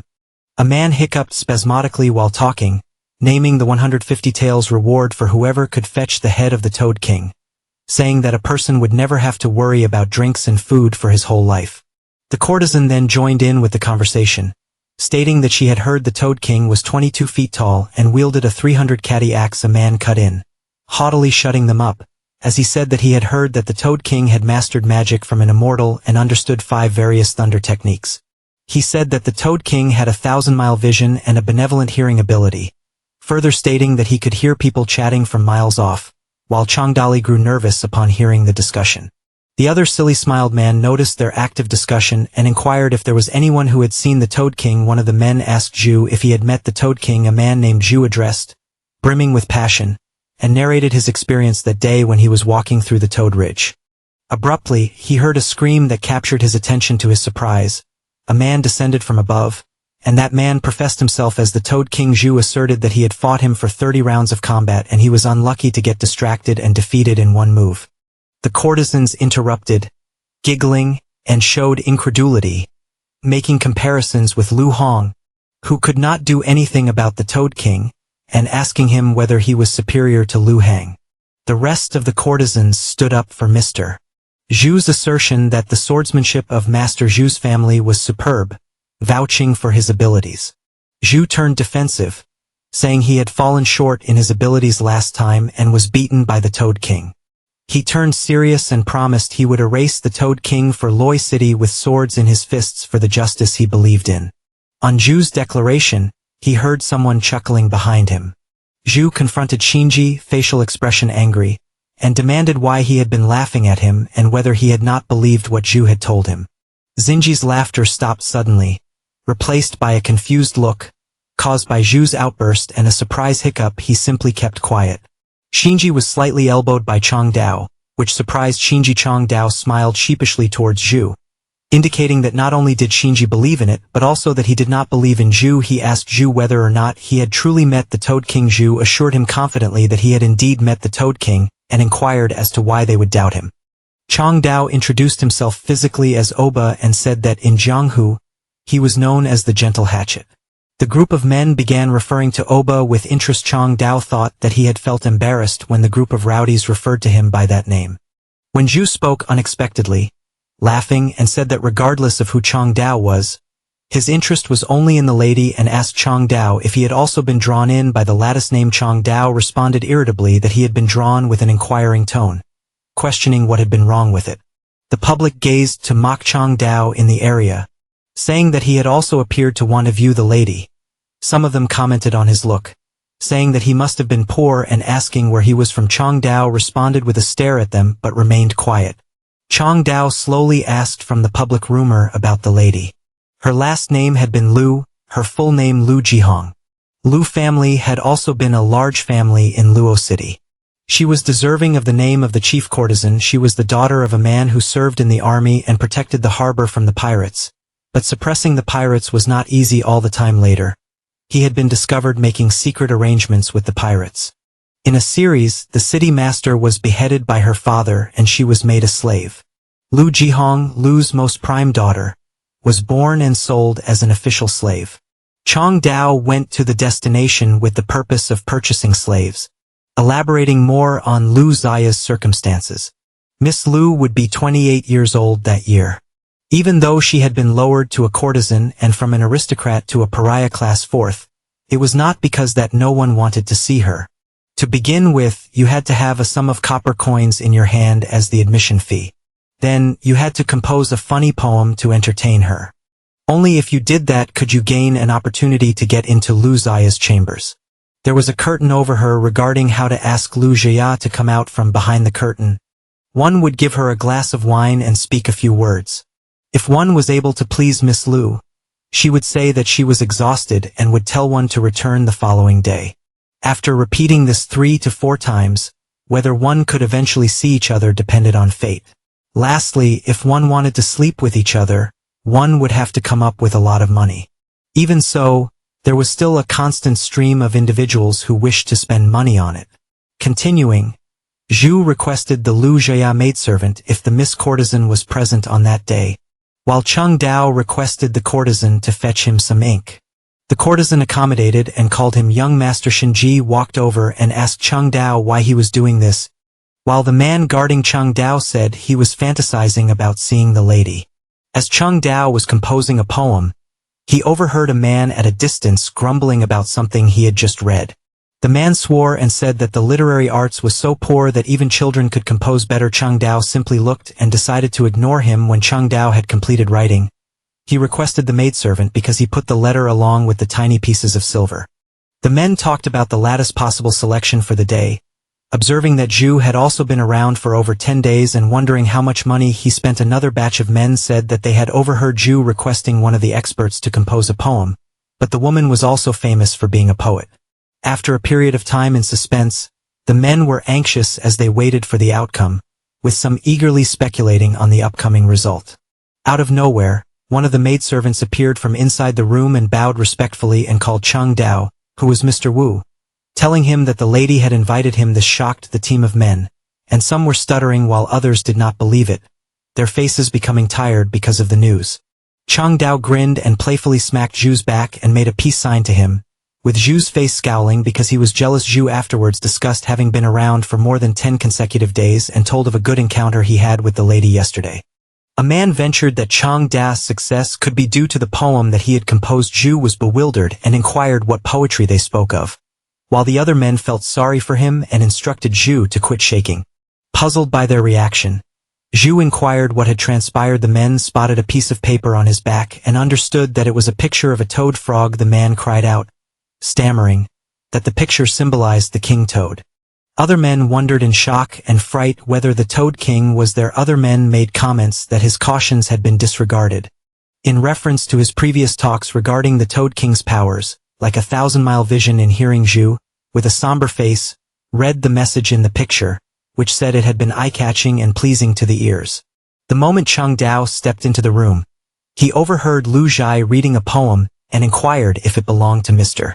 Wu. Cheng Dao politely asked her to refer to him by name, since he was a laid-back person, to which Lu Zhai referred to him by his name, and Cheng Dao smiled warmly and friendly. While waiting and maintaining his quietness inside the room, Cheng Dao to himself estimated that he should have taken a closer inspection of Lu. Reflecting upon how pretty a 16-year-old girl was before she matured, Lu Zhai reminded Cheng Dao softly that it was already late, but he was daydreaming. He believed it was not too early to have fun at bedtime and believed Lu Zhai's poetic words could have been indicating that she wanted to escape from there. Cheng Dao believed it was a waste of money to be kicked out in this way. Lu Zhai asked Cheng Dao what he would do, and Cheng Dao crawled towards her curtain bed slowly. Since Cheng Dao was close that he could open the curtain, Lu Zhai begged Cheng Dao to comport himself since she saw that the shadow of Cheng Dao was extremely close to the curtain. Cheng Dao did not take notice of Lu Zhai's entreaty but went ahead to open the curtain anyway. Lu Zhai shrieked in terror when Cheng Dao clutched the curtain and stared at her. He had doubts that the rumor was exaggerated. He referred to Lu Zhai as a little lowly and seemed quite nice, but he had to ask about her family first. Cheng Dao reassured her not to fear, and he would not harm her, and begged her not to scream, but Lu Zhai felt uneasy in his presence and begged him to leave her alone and not touch her. Amidst screams, a man who had been hiding inside the room made himself ready to strike Cheng Dao. As Cheng Dao attempted to cool down the situation by mentioning that there was no need to scream and that he was a gentleman, a man suddenly struck from behind Cheng Dao. There came a loud impact from Lu Zhai's bed, and the man struck Cheng Dao on the bed with a knife pressed to his neck and sat on him so he couldn't get up. The man inquired of Lu Zhai whether he should kill Cheng Dao. Lu Zhai begged him not to kill him. Cheng Dao merely smiled and sarcastically said there was already a man in her room. With a stern face drawn across his countenance, the man named Meng Jian threatened Cheng Dali by asking him why he was talking when he would be dead soon. Lu Zhai, who just stared at quiet Jian, suddenly screamed, "Die!" and tried to stab Cheng Dali's head. But then Cheng Dali also screamed, alleging that he was able to save Lu's family. Lu Zhai instructed Jian to hold back at the last moment when the knife was about to touch the neck of Cheng Dali, but Jian felt he had reason to be concerned, as Cheng Dali knew that he had taken refuge there and couldn't allow rumors to spread around. Lu Zhai asked Jian to listen to Cheng Dali first and then make a decision. A few minutes later, tea had been served on the table, and Lu Zhai was suspicious and asked about who Cheng Dali was and how he was going to rescue her family. Cheng Dali replied peacefully with another question, inquiring about the whereabouts of Jian and questioning whether he could trust him. Jian annoyingly opened his mouth to speak, but before he could do so, Lu Zhai interrupted him, mentioning that Jian was the adopted son by her father and treated her like a sister. She put more stress on the trust she had in him and the safeguarding he had accorded to her, adding that she had been managing these days and that he was the most trusted person to her. But Cheng Dali, his face scowling and his mind suspicious, learned that by day there was a reward for another individual other than himself, and reached the conclusion that Jian was Meng Jian, adopted by Lu's father to learn martial arts and become an army serviceman. Having experienced the tragic event which happened to the Lu family, Jian also lost his rank to become a slave. It turned out that having escaped from prison, he went straight out to look for Lu Zhai. He suspected Xian's motives and feared he was attempting to transform his very own sister into a girl he could love, as he was already 25 years old and still fantasized about a little girl. Cheng Dali reviled Jian as a shameless man. Lu Zhai, who craved explanations, wanted to know who Cheng Dali was. Cheng Dali answered with a seemingly outlandish statement that he was Toad King from King New Mountain's village. Jian responded, calling him a mountain bandit she despised. Lu Zhai inquired, asking specifically if he was Cheng Dali. Jian sternly warned him not to speak nonsense, for the Toad King could knock Lu Hang out with a single blow. Inquired Cheng Dali as to how Lu Hong had proved as useless as he was, and threatened to execute him if he kept lying. In a surprising turn of events, Cheng Dali grinned with a playfulness and retracted what he had said. Realizing that he could not deceive them, he confessed that he was just a commoner from Toad Ridge, divulging his last name as Wu and his names as Oba and Vader. When he said Vader, it awakened a sense in Jian, who felt a connection to his father. Cheng Dali sneered and affirmed, jokingly reacting to Xian's thoughts since he was his good son. During the course of events, Cheng Dali commended General Lu for being a good leader. Even though they had not met him before, they had long admired him. They had heard that General Lu had been wrongly accused and met such a fate. Upon hearing about the matter, their leader became extremely furious. Lu Zhai was relieved that Cheng Dali, being a mountain bandit or not, knew her father had been framed. She felt justice was in Cheng Dali's heart. Cheng Dali disclosed their leader, who was simply called the Big Boss, had cautioned them not to allow any ill to befall General Lu's descendants. As a result, Cheng Dali had been specially dispatched to the city to find out about the situation. He offered to save the lives of the Lu family. Lu Zhai wondered what Cheng Dali would do and inquired about his intentions. Cheng Dali replied that now that he had collected all the information needed, he would go back to the stronghold to collect the money. He intended to spend the money to redeem other individuals and then go ahead and rescue Miss Lu. Lu was taken aback for a moment before she could utter a word, as she did not expect the Toad King to be so kind. Her voice was brimming with hope and a mixture of determination. She wept as she said that if Cheng Dali could rescue her family's lives. She was at a loss for words as she stuttered down and fell silent. Cheng Dali was confused in mind. Shocked by what Lu Zhai said, he did not know if she was ready to devote her body. Lu Zhai went on talking and remarked that she would become Cheng Dali's slave and would work for him throughout the next life. Cheng Dali's thoughts ran wild, endeavoring to comprehend what Lu Zhai had just uttered. Being born and living again in the next life was her worst nightmare. The courtesan group chattered about the rumors circulating that the Toad King was close by. Other courtesans disbelieved, and not all of the courtesans were sure. Some doubted the assertion and some wondered if it was an old man. The group of men debated as the rumors kept spreading about how long Cheng Dali had been within. There were some men who doubted if he had managed in his first trial. While Zhu merely gazed at Shinji, who appeared to be having a good time, a maidservant then went near Shinji and disturbed his moment. She told Shinji that the lady requested his presence for a meeting. Shinji's face was astonished when he was told that the lady had called him, and his face lit up by the news. He added that he hadn't anticipated Cheng Dali to be so caring and how it was uncommon for one to share their fruits of toil. In the meantime, the group of men observed Shinji go into the room with envy. Zhu kept thinking of making a joke about the lady having a three-person fetish. Afterwards, when Shinji came into the room, he was greeted by the sword of Zhai Yun and became afraid. He inquired from Cheng Dali about what was happening. Cheng Dali, who had folded arms, replied by welcoming Meng Zhai Yun as a servant of General Lu, and that Zhai Yun didn't have faith in him. So, he asked Shinji to bring Meng Zhai Yun to the stronghold and return with money to save people. Shinji inquired about Cheng Dali's intentions as well, and Cheng Dali said he had some other affairs to attend to in the city. He informed Shinji that he had a means to get to him. Cheng Dali opened the window of Lu Zhai and informed Lu Zhai that at the time of rescue, she was to have her word and become a slave. He then quickly jumped through the window. In the middle of the night, at the Su family residence, Chung Dali observed the grandeur of the Su family and thought to himself that it appeared too big. He pondered why a family with abundant land and few people would create so much trouble. With so many rooms in the mansion, he wondered how he would find the boudoir of Su Ying. Two ladies suddenly passed by and discussed something that ceased Chung Dali from thinking. The lady started to speak, belittling someone and commenting that someone thought of herself as the young miss of the family. The other lady joined in, revealing that the family's old man was on his deathbed and now his wife had the final authority in the family. Another woman complained about her dislike and said that if Su Ying was bold enough to pretend to be a young lady in front of her again, she would display her cruelty. Chung Dali happened to be hiding behind a big rock when he heard the two ladies' conversation. He inferred that the two women had just left Su Ying's room.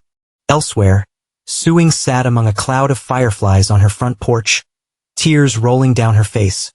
When she suddenly saw a man sitting at the top of the wall scared, she grew upset and asked herself why the man was there. Chung Dali slid off at the top of the wall and fell out aloud to the ground. Su Ying was shocked and was still keeping quiet, watching him on the ground. Chung Dali said hello with a relaxed yo while Su Ying's response was horror. She did not understand why Chung Dali was still alive because of this.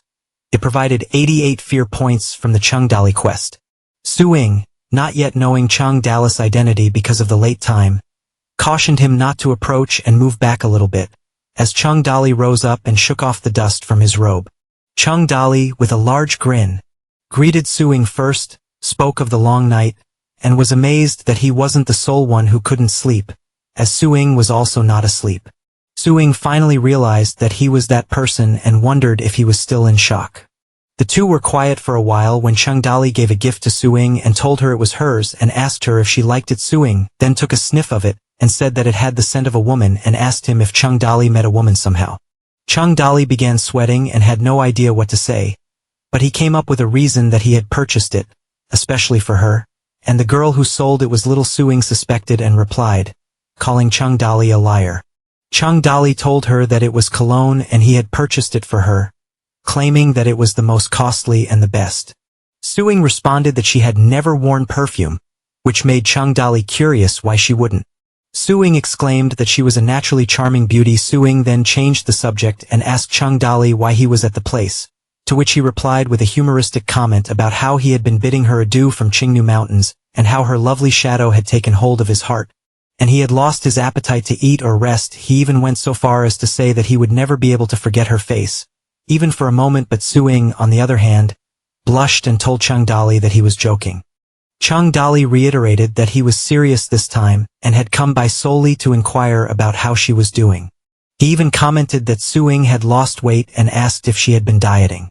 Su Ying stared at him and blushed after taking a glance. She did not answer and was quiet. Su Ying was robbed on her wedding dress. Later, the Han family was ruined. Numerous people blamed Su Ying for the ruin of the Han family, accusing that she was responsible for the disaster of the Han family. Su Ying was considered an ill omen. The Su family wished to expel her from the house. Even their servants regarded her as disastrous. Chung Dali inquired of Su Ying how her father would worry if he too didn't care. Su Ying said that her father was bedridden with a serious disease and did not know what was going on. Chung Dali noted how useless customs tended to kill people. Earlier, when the Ying family was abusing her, a woman called her a scourge and a shame to the Su family and told her that she should kill herself. Another woman made a remark on the marriage of Su Ying to Counselor Huang, saying that even her servants would not want her. Su Ying, having said nothing, showed her sorrow silently. Chung Dali in the following set reached out his hand to Su Ying's hair, softly touching it, reassuring her that she should not fear, while lamenting about the people who were around her and assuring her that he was there for her. He bowed to defend her, but Su Ying was made nervous by the words of Chung Dali and inquired as to how he could assist, and Chung Dali responded that she was his wife and he could not let people bully her while he protected her. Chung Dali approached the wall slowly and instructed her to remain where she was and that he would fix all of her problems, asking her to wait for his message while he was about to depart. Su Ying halted Chung Dali as he was just about to leave, making him turn around and ask her what it was that she desired. It was then that she asked him to bring something back with him. Beaming with a smile, she gave him the cage of a pigeon. Chung Dali refused politely, stuttering a bit as he informed that he had already had dinner, and told him that he didn't like roasted pigeons much. Su-ying was angry as she explained that she wanted him to have it for communicative purposes. Chung Dali uttered something Su-ying could not hear when he suddenly leaped to the opposite side of the wall and took the pigeon with him while Su-ying saw him before he vanished from sight. The next day, Shinji came to the agreed point and hurried to Chung Dali, telling him that their people were coming. Chung Dali inquired about who else was present. Xiaoyu interrupted, addressing Chung Dali as a big boss, while on the contrary, Su-ying asked if Chung Dali is Chung Dali. Chung Dali smiled and confirmed himself and asked if there was something wrong. Su-ying clenched his teeth and accused Chung Dali of betraying him, so he suddenly attacked Chung Dali without any concern about the impending attack. But Xiaoyu stopped him by deflecting Su-ying's fist attack with his palm, sending Su-ying back. Su-ying tore into Xiaoyu, stormingly cursing him as a little mountain bandit and asking how he could have had the audacity to attack him. Before Su-ying could release his swords to launch an attack on Xiaoyu, Chung Dali ordered him to desist, stating that it was sufficient. Chung Dali resentfully instructed Su-ying that if he needed to fight, he could do it at any time, but he made it clear that it was a matter of saving people instead of fighting, and Su-ying walked away without a word. Chung Dali changed the subject to their plans, asking Shinji whether or not he had brought the money. Shinji answered, saying they had 1,000 pieces drafted by a carriage. Chung Dali asked if the sum was enough or whether they could use more. Shinji explained that it was enough because a lot of money was only needed in cases of adult slaves. He further explained that women and children needed only a few bucks. The reason he made this decision was to facilitate the redemption of Lu Zhai and have a smooth exchange. Chung Dali made up his mind to redeem the Lu family in the afternoon and ordered them to come back at night. He inquired about preparations along the road. Shinji said that he had negotiated with the city guard who would do them a favor and eliminate the people. Chung Dali allotted duties, informing that he, Shinji, and Qin Man would proceed to fetch other individuals, while Xiaoyu and Xiaoyun would save Lu Zhai. Xiaoyun gazed at Chung Dali, seriously considering Chung Dali's command, wondering why other people listened to him even though he looked drunk as they exited the room. Chung Dali informed that they would converge beyond the city after a few hours. The sun went down in the location outside Yuzhou City where 6 carriages full of people had been rescued from turning into slaves. The sage people talked about how Toad Village had rescued them, and some of them questioned whether they would turn into mountain bandits. One individual was against the suggestion, stating that their master had not wanted bandits, and others said that it would be an embarrassment to their forebears. There were some who refused to be mountain bandits and would rather die. Chung Dali was getting angry hearing and suddenly told them to be quiet. He informed them that they could just die if they did not wish to be bandits. He declared that there were plenty of ways to die and that whoever didn't know how to handle a knife better jump from a cliff or hang himself on a tree. In a frustrated tone, he declared strongly that it wasn't the time to be loyal to the country or better than others. If they wanted to die, they should assist themselves. Later, Shinji told Chung Dali that Xiaoyu and the others had been absent for such a long time, and if it kept going on, they would no longer be able to leave the gate. Ziyun quickly approached them one day. Chung Dali asked Ziyun what was going on. Glancing at Xiaoyu and Lu Zhai, Ziyun told everyone that the Huang family was planning a family banquet. Lu Zhai had also been invited, but prior to their arrival, Lu Zhai was unexpectedly taken. He also stated that Xiaoyu had asked him to go and report the news, and he proceeded on his own. Shinji informed Chung Dali that Xiaoyu was in the city and inquired if he had a strategy for what they were going to do. He said that if they returned to the city, it would not be easy for them to emerge again. Shinji offered that he knew a hidden road that would take them outside the city. He learned about it when his master mentioned it. Qin Man then explained that he had actually anticipated this circumstance for years. He had even brought Chung Dali's axe. When Chung Dali unwrapped his axe, he smiled and chose to lead Qin Man and Ziyun. Chung Dali stood up and pointed his axe to the city, instructing to accompany him to the city, saying it was time for robbing. During the night at the Huang house, Xiaoyu was taking refuge on the wall when others came to the location. Xiaoyu saw Chung Dali and wanted to know why he had come. Chung Dali asked Xiaoyu what was going on inside. Xiaoyu told him that Lu Zhai was there, and it was Counselor Huang's birthday party. With lots of influential people who had come in as guests, there were about 7,080 households, and there were over a dozen individuals who came from the special guard yard.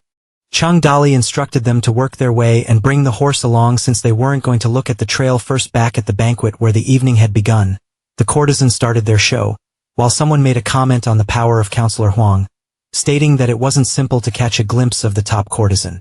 Someone else appreciated Mr. Huang for being able to offer the opportunity on that day as Lu Zhai was displaying grace in her dance. Counselor Huang pointed to Lu Zhai's dancing as having an unusual taste and invited the guests to drink and appreciate. An elderly man commented that Huiyuan Lu's finest article could not possibly be like others' cheap ones, and 2 jade feet could not be put on a price tag. Counselor Huang reacted by proposing the woman to Mr. Huang if that was something he wished for, with the suggestion that he could allow the woman to sleep in the same bed as him that night. Mr. Huang rejected the proposal, citing that he did not dare as he was a gentleman and would not take somebody else's chance at intimacy, but Mr. Huang said he wanted to invite Lu Zhai to his home for a banquet within a few days. In another section of the Huang mansion, Lu Zhai entered her room and removed her shoe, complaining that she was drowsy. Lu Zhai was instructed by a maidservant to rest there, and to send someone to bring her back as soon as the party was finished. Lu Zhai gazed at the servant peacefully without responding.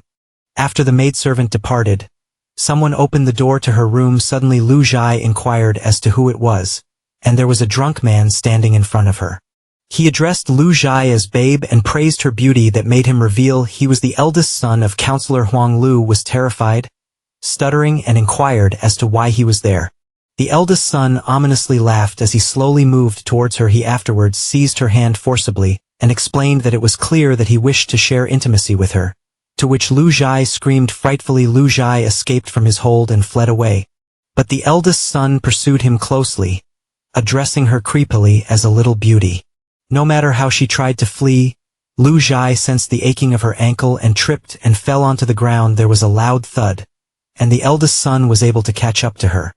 He smiled a sinister grin as he held back Lu Zhai and began to sinisterly whisper into her ear, informing her that he had men everywhere, so she could not possibly escape. Meanwhile, Cheng Dali and the rest outside the house began tossing torches at the Huang house, sending everyone into a panic. The officers cried out an alarm, calling their master. The villagers panicked and ran for their lives. An old man recognized the area and informed the villagers that they were to run because that was the Toad King. They quickly went into the house and smashed the gate of the city. Cheng Dali and the rest killed their way through the gates. Some villagers caught in between hid down with fear, trying to cover themselves. Qin Man and Shouyu circled with their spears, trying to create distance and provide space. The system continued to beep as Cheng Dali's fear points rose quickly. The officers were frightened, and some of the officers shouted with terror, while others cried out for Shiro's assistance. As the fear points continued to rise, the officers were knocked off and cried out Shiro's name. At this time, Shiro suddenly appeared and told everyone that there was no need for panic. Counselor Huang and one of the police officers were shocked when Shiro appeared. Shiro instructed Counselor Huang not to be scared and promised that he would not allow the mountain bandits to make more trouble. Before he could attack Qin Man quickly retaliated with a quicker swing of his own and hit Shiro hard. Qin Man instructed him to move out of his way and knocked him flying. Shiro's ghost departed as he was thrown. The officers panicked and cried out that Shiro was dead. Qin Man and Shouyu swung their spears to make a path, and the populace felt terrified and fled from them. Inside Lu Zhai's room, where she was frightened and cried, she was stripped naked by the eldest son of Counselor Huang. When the eldest son gruffly inquired as to what all the commotion outside was, he declared that he did not wish to be disturbed and instructed them to work properly. Meanwhile, Lu Zhai, finding herself at a loss for words, was able to stammer out the fact that someone would come to deliver her. The eldest son hit Lu Zhai's face and pulled her hair, saying that nobody could rescue her because all his men were outside. Lu Zhai hurt, but continued to insist that somebody was coming to kill him. But the eldest son could not trust her that none was coming to rescue her. But Lu Zhai was obstinate, believing someone would certainly come to rescue her, at which the eldest son aggressively pinched her face, holding firm her hair with one hand and intensely looking into her eyes and threateningly saying he would have a good time after, then see who would come to rescue her. Cheng Dali's horse suddenly shattered the window and scared both Lu Zhai and the eldest son. Cheng Dali quickly rode his horse towards the eldest son and demonstrated his superiority. The eldest son attempted to beg for mercy, but it was already too late as his blood splattered and reached Lu Zhai's face. Lu Zhai gazed at her horror as the eldest son of Huang was murdered. She glanced at Cheng Dali and referred to him as her big bro. Cheng Dali comforted Lu Zhai that she did not have to worry and instructed her to come out and wait for him. Lu Zhai's tears dried upon learning that she was safe. She entrusted her faith blindly without opening her mouth. 1 minute went by, and Counselor Huang cowered with fear, taking shelter within a big stockpot. It was tense as he could hear someone coming towards him. Then Cheng Dali found his refuge and attacked him. Cheng Dali, with a chilled and resolute voice, shouted Counselor Huang's name while brandishing his axe. Counselor Huang, shaking in fear, begged for his life, promising anything in return for sparing his life. Nonetheless, Cheng Dali's ire and anger did not allow him to let go, particularly as Counselor Huang had even attempted to marry Cheng Dali's prospective wife without any hesitation. Cheng Dali swung his axe violently at the stockpot, inflicting a catastrophic blow and smashing it into pieces.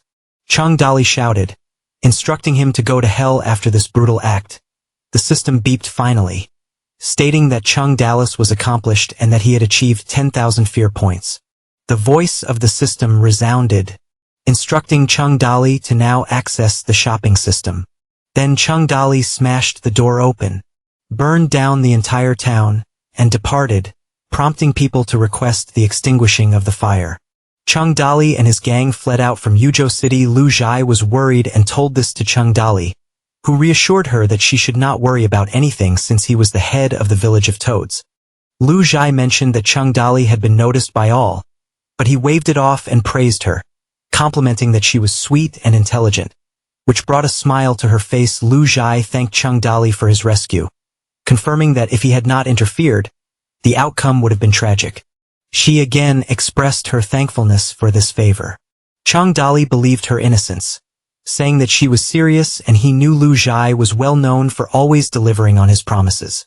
Ziyun interrupted, saying that if she was scared, they would have dismounted the horse and rested first before departing. Lu Zhai answered, assuring Ziyun not to worry about her and insisted that they obey Cheng Dali's instructions to proceed to the Toad village immediately. Ziyun was worried that Cheng Dali was an outsider and that they should not trouble him with their issue as it would tarnish their reputation. Lu Zhai rebutted by arguing that Cheng Dali was not an outsider. But if Ziyun cared about her reputation, she told him he did not have to trail her. She continued that Cheng Dali also appeared to hate her because she was weak.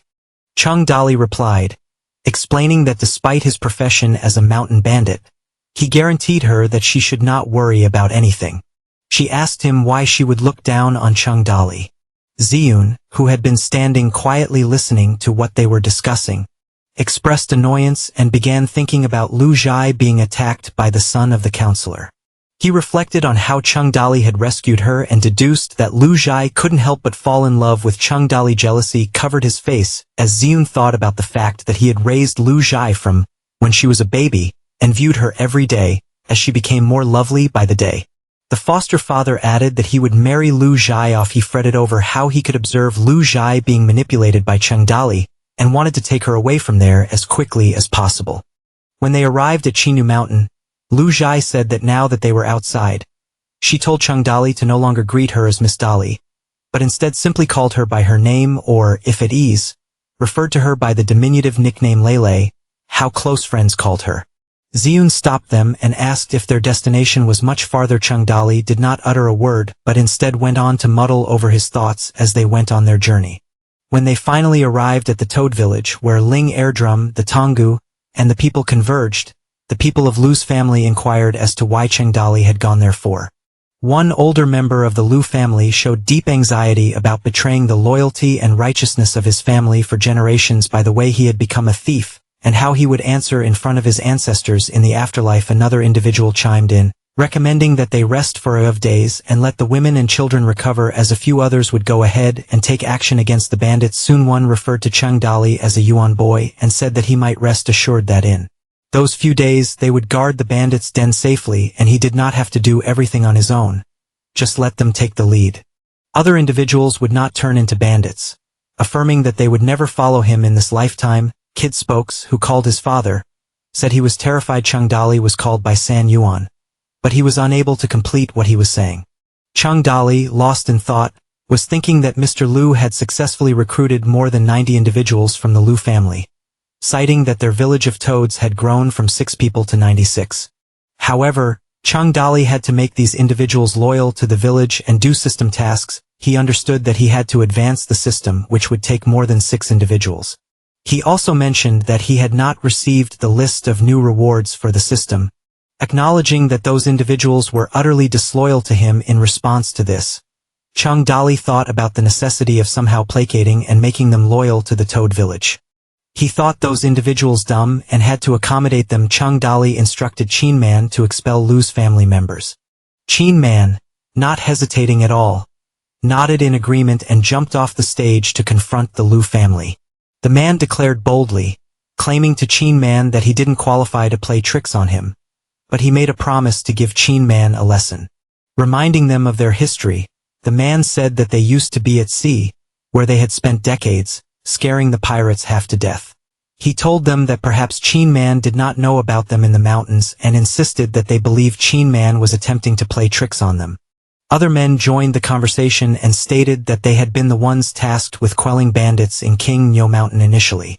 They reiterated that there were no bandits in the vicinity now. With a surge of instant energy, Qin Man began the fight by running at the 2 men and punching them hard in their stomachs. Qin Man provoked them and shouted to bring it on. Qin Man easily overpowered them with his fist and provoked them by saying, "Have a taste of my fist." Lu's family members appeared frightened as 11 Yun remarked on Qin Man's strength in comparison to the last one with a spear. Xiaoyu Qin Man continued to stand firm as he overpowered Lu's family members on the ground. The older man of the Lu family, who was introduced as Lu Muyun, simply stared in shock without saying anything. Chung Dalai spoke up and indicated that he was still standing there and asked if they believed the Toad King legend was false. Lu 11 walked over to Chung Dalai and proposed that they vacate. Chung Dalai, not hesitating, consented. On the same day, in the afternoon, the Lu family was expelled from the Toad village. Chung Dalai muttered that he was not as kind as to turn them over to the Toad village. Indignant, Zhu Xinji regretted that the individuals they had saved were shameless and ungrateful for requesting them to take control of their village. Chung Dalai mumbled afterwards that as they live for their honor, they should also die for their honor. He then instructed Qin Man to take away all the traps surrounding them because he did not want to injure them, and he also instructed Lin Xiaoyu to go track them so other bandits would not injure them. Chung Dalai then told them that the Lu family is marked with slave marks on their bodies, so they cannot go into the city and that they have no other place to go back to. He then instructed Huang Sanyuan to inform the people that their village started recruiting individuals and that anyone who wished to join should have some standards and be ready to obey the rules. Sometime later, the slaves were resting in the forest beyond the mountain. When the child told his mother that he was hungry, she told him that he was supposed to sleep because he won't be hungry when he sleeps. A man groaned and was questioned by his friends as to why he was weeping like a child. He replied that his legs were paining him. He then questioned why they had to endure it. Everyone then smelled something appetizing that was from the fortress. A man thought that if they were on the Toad village side, they would have been served a proper meal. Another man told them that they were at the bandits' nest and that if they stayed for a while and consumed some of their rice, which they obtained through the looting of innocents, they would never be able to forget the shame. Another voice commented that for their child, they could not stand it. Lu Mayan then believed that his people were perplexed and that there were people who liked honor and others who liked banditry, stating that no wonder that they are nothing but servants of the Lu family. A man grumbled that he had eaten well yesterday, and another man said that those referred to as chili were eaten by nobles alone in the city. Lu Mayan then thought that his people were chaotic, and even if they ascended up the mountain, they would be utilized by the bandits. He then assumed that they had nowhere left for them to go back to and questioned how they were going to escape their predicament. Wan Sanwan came and told them that the next morning they would begin the recruitment of people and those interested should go to the village for examination. Lu Mayan questioned whether it was also one of the Toad village schemes. Meng Ziyun then told Lu Mayan that he had a strategy but did not know if it would be successful. Lu Mayan urged him to tell them. He went on to describe his strategy.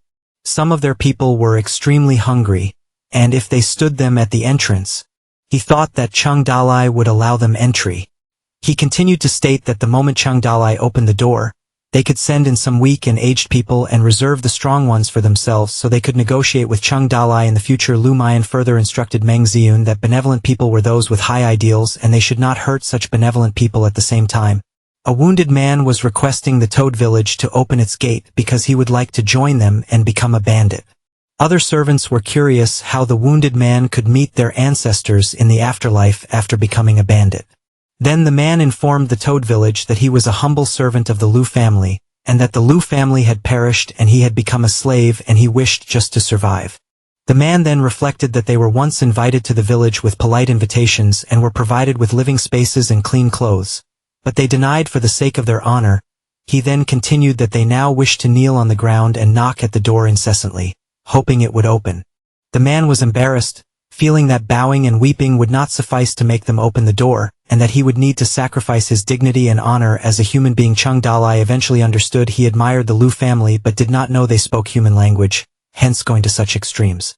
He then thought that begging for food was worse than begging for life. Dawn broke, and the door to the village was opened, which surprised the group of people. They requested to be admitted because they wanted to be part of the Toad Village. Chung Dalai ordered everyone to form a queue, since the Toad Village recruitment test had started. Huang Sanyuan then told them that in case they could join the Toad Village, they need to do an interview and satisfy their requirements. A guidebook that he wanted to enter the Toad Village. Huang Sanyuan inquired about the name of the man, to which the man replied that his name was Xian Zhu. He went on to ask Sun Zhu what his previous occupation was, and Sun Zhu replied that he was in the business of cooking for his master. Huang Sanyuan saw Sun Zhu's wounds. Sun Zhu replied that his leg was crushed by a big rock and that he had enough energy to drag his body. Huang Sanyuan then informed him that it was hard for him to make a decision. Desperate, Sun Zhu told Huang Sanyuan that he could handle the hard labor and that his leg would not interfere with his work. Huang Sanyuan then asked Chung Dalai for his opinion. Chung Dalai responded by allowing Sun Zhu to join for the time being. With his level positioned in the C-class, Sun Zhu thanked Chung Dalai and inquired about the third class. Chung Dalai promised Sun Zhu that he would hear about it in the future and asked him to go see someone to take care of his wounds first and reminded him that if he did not do well, he would be expelled. Lin Xiaoyu reported to Chung Dalai that Lu Hong brought over a small contingent of people from Luo City. Chung Dalai then asked where Lu Hong was as he wanted to see them. Chung Dalai phoned Lu Hong and requested why he returned when he was on his way to give the king a birthday gift. Lu Hong replied that he returned after completing his work. Chung Dalai asked him if things were not fine in his case. Frustrated, Lu Hong informed him that his work went well in reality. Lu Hong's journey to Yuzhou City was not peaceful, it was horrific. The real sovereign of the land was Yuzhou King Yong Longting, and Su Banquan desperately required Yong Longting's endorsement following his coup against the throne. Unfortunately, there was something Su Banquan did not know. 10 years before, the Rong clan invaded, and Han who defended the desolate city, creating time for the reinforcements from the back, and the one in charge of leading the reinforcement army at that time was the present Yuzhou king, Yong Longting. Han Hu and Yong Longting enlisted in the army together, taking part in small battles for 3 years, and they were close brothers. Yong Longting was unaware that Han Hu died until Lu Hong sent him presents. He came to know about it only after that. Yong Longting accepted the birthday present, but he murdered Lu Hang's messenger. He released him only so that he could report it to Su Banquan. In the meantime, Yong Longting dispatched his men to capture Haiqiacheng and shed Su Banquan's blood in front of Han Hu's tomb as a matter of course. Lu Hong did not report his plight to Chung Dalai since he was enduring a greater calamity. Lu Hang asked Chung Dalai why there were so many individuals in the mountain. Chung Dalai then told Lu Hang that their Toad Village was recruiting and presented them with good treatment, social security, and housing allowance in return. He then inquired if Lu Hong was willing to become a member of theirs. Perplexed, Lu Hong thought that he was Chung Dalai's foe. It wasn't that he wasn't willing to kill him, but he couldn't make him a bandit. Chung Dalai let out a sigh and informed Lu Hong that whoever wished to go through the Toad Village had to pay toll charges. Offended, Lu Hang asked Chung Dalai to show a bit of kindness to them. Chung Dalai informed him that if they wanted to go through, they had to pay. He produced a signed contract from City Master Zhu and requested Lu Hong not to make too much of it. Lu Hong was growing increasingly irked and informed Chung Dalai that they didn't possess any money. Chung Dalai then told him that money was not a problem and he knew that Lu Hong was wealthy, he would accept his money, and their Toad village would offer him an escort service. Lu Hang then rationalized that if the Toad village offered them an escort, other bandits would hesitate to attack them. They were unable to aggrieve the Toad village another time because they were hazardous. He subsequently came to know that he was short of money. Chung Dalai subsequently informed him that if they had no money, then they could leave 2 people as exchange. Lu Hang subsequently thought that small errors lead to greater calamities in the future. He pulled out a jade from his pocket and asked Chung Dalai whether it would be sufficient for their toll charge. He assured him that it would guarantee his men back home safely. Chung Dalai smiled and informed Lu Hang that he would see him cross the mountain safely. Lu Hang bowed and thanked Chung Dalai and said that they would see each other at some point. He then believed that next time they would meet, they would be enemies sometime later. Huang Sanyuan told Chung Dalai that over 50 people had come to the Toad village at the time, but there were only 30 people remaining now. Chung Dalai then commanded Huang Sanyuan to shut down the stall. One of the individuals meanwhile told his friends that, in his view, Chung Dalai was still righteous. Another murmured that the Toad village never wronged them, even rescuing them from bondage and giving them food and shelter. The other answered that it was because they declined Chung Dalai's kindness. Lu Mayan overheard his friends and scolded them. The following day, Lu Jihan invited Chung Dalai to come to him and inquired whether he could descend from the mountain and speak with Lu Mayan and the rest, since they were greatly thankful to him. Chung Dalai replied that he too wanted to speak with Lu Mayan, but he was currently occupied and could not squander another day. Lu Jihan became disheartened and left. Chung Dalai felt that Lu Mayan wished for him to lower his head, so he could be content. He then thought that he was afraid that at that point Lu Mayan would need to come up by himself. In the evening, Lu Jihan came back and told Chung Dalai that the Lu family would like to dedicate her to him, and that they only hoped, in return, he would be kind to the Lu family and take them in. Chung Dalai inquired as to what she meant by dedicating. Dedicated means that as long as Chung Dalai agrees, he could have ownership of Lu Jihan. And it does not imply that Lu Jihan would be the wife or a concubine of Chung Dalai, but merely a tool to be utilized. Chung Dalai would completely own the body and mind of Lu Jihan, and he could command her to perform any type of thing he pleased, whether it was to warm his bed or even to sell her to another person. Chung Dalai then asked himself if the Lu family had no other options, that's why they were obliged to trade Lu Jihan for their safety. He believed that so long as he established a good relationship with them, the Lu family would not trouble themselves too much in order to save the face of the young lady.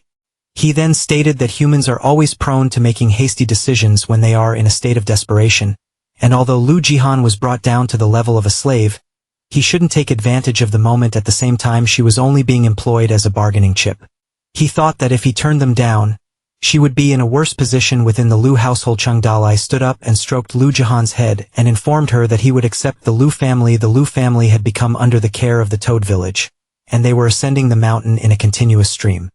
Meng Xian informed Lu Mayan that they were now ascending the mountain, and that it was already late, and he had not rested well for several days. Lu Mayan consented and informed him that they would now begin to move. Lu Mayan and Meng Xian arrived at the Toad village gate after some time, which they then observed by Chung Dalai. Lu Mayan took a stand, removed his headband, and screamed to their ancestors that he would now be arriving to unite with them. He then smashed his head onto the ground, which caused Meng Xian and the others' jaws to fall wide open. Chung Dalai then thought that there exist such individuals in this world who would happily die for their honor. He then queried Lu Mayan's dead body why he had to act like a hero. The scholars should never be obstinate and should be responsible for their people. Rather than die at their own volition, the Lu family were shocked that Lu Mayan had committed suicide. Chung Dalai felt that with Lu Mayan's death, hatred had sprouted in their hearts and would one day prove to be a lethal poison. He then wondered how he could erase their hatred. Chung Dalai frightened the people. He felt that fear points could also be gained in that way. Wang Xiun requested orders from Chung Dalai. Perplexed, Chung Dalai did not know what to do at that moment. He then ordered Huang Sanyuan to bury the body of Lu Mayan, send the Lu family home, and told him to go to bed. Later on, Chung Dalai had just emerged from the shower and saw Lu Zihong in his room.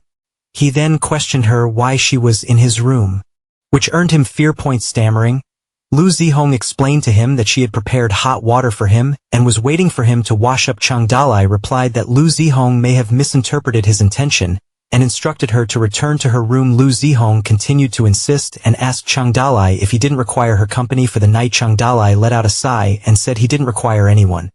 Lu Zihong asked him if he didn't favor her body.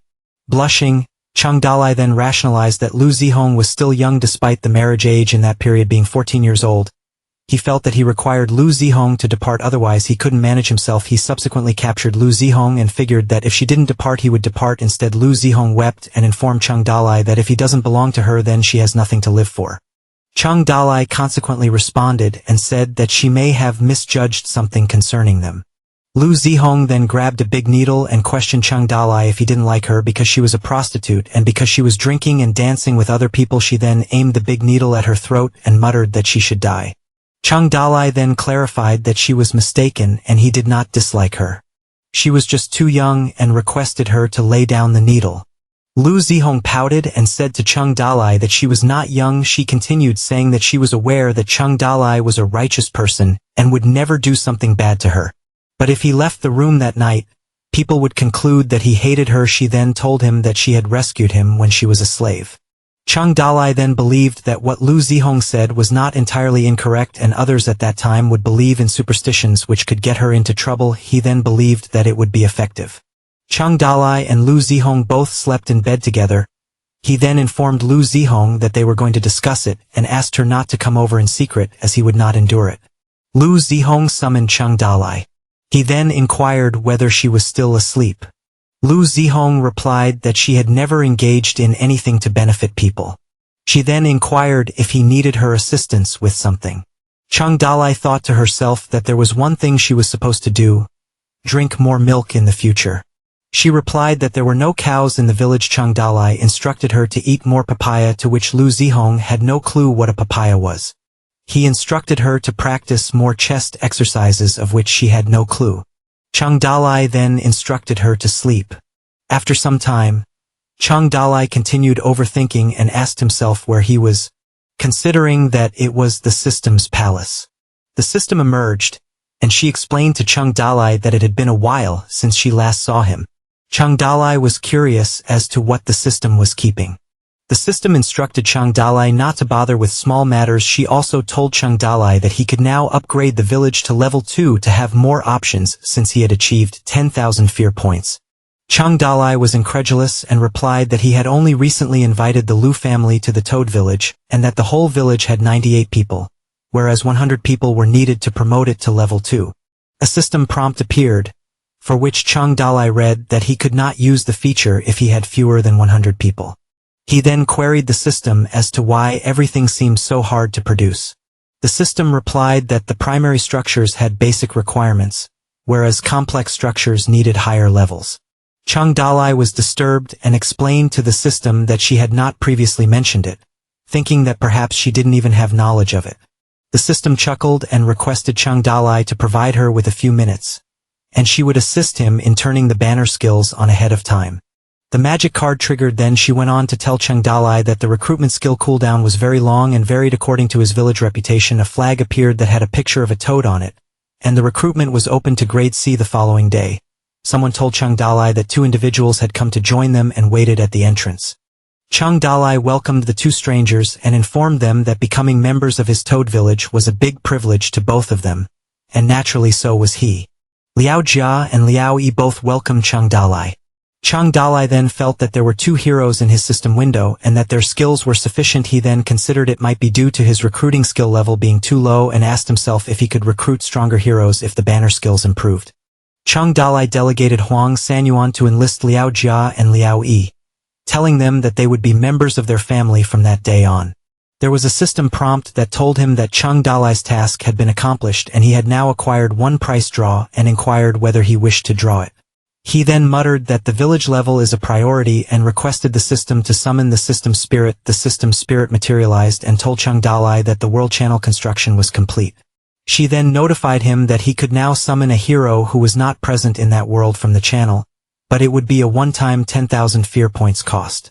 Chang Dalai thought about how long it would take to reach 10,000 fear points.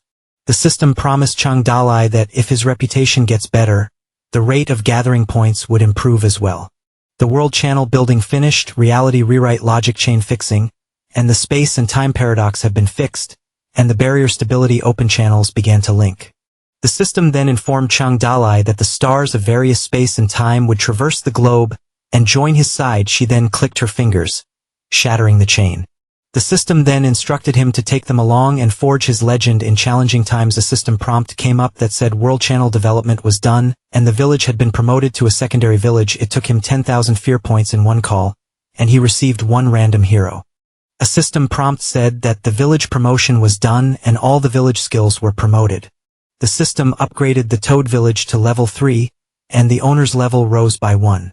On every upgrade of the Toad village, the owner would receive one random skill. The system then inquired of Chang Dalai whether he needed to draw the lottery since she was about to finish. Chang Dalai then opened up his profile and sought his eloquence skill, which made him curious. He also questioned whether his ability to speak enhanced his capability to argue or mislead. He then grumbled that the former was like Prime Minister Zhuge, who began talking during the beginning of the battle and told everyone he had never encountered such a courageous person. Wang Sidu let out a belch at that time. During the battle, Prime Minister Zhuge went on talking non-stop, while Wang Sidu had already surrendered before the battle had begun.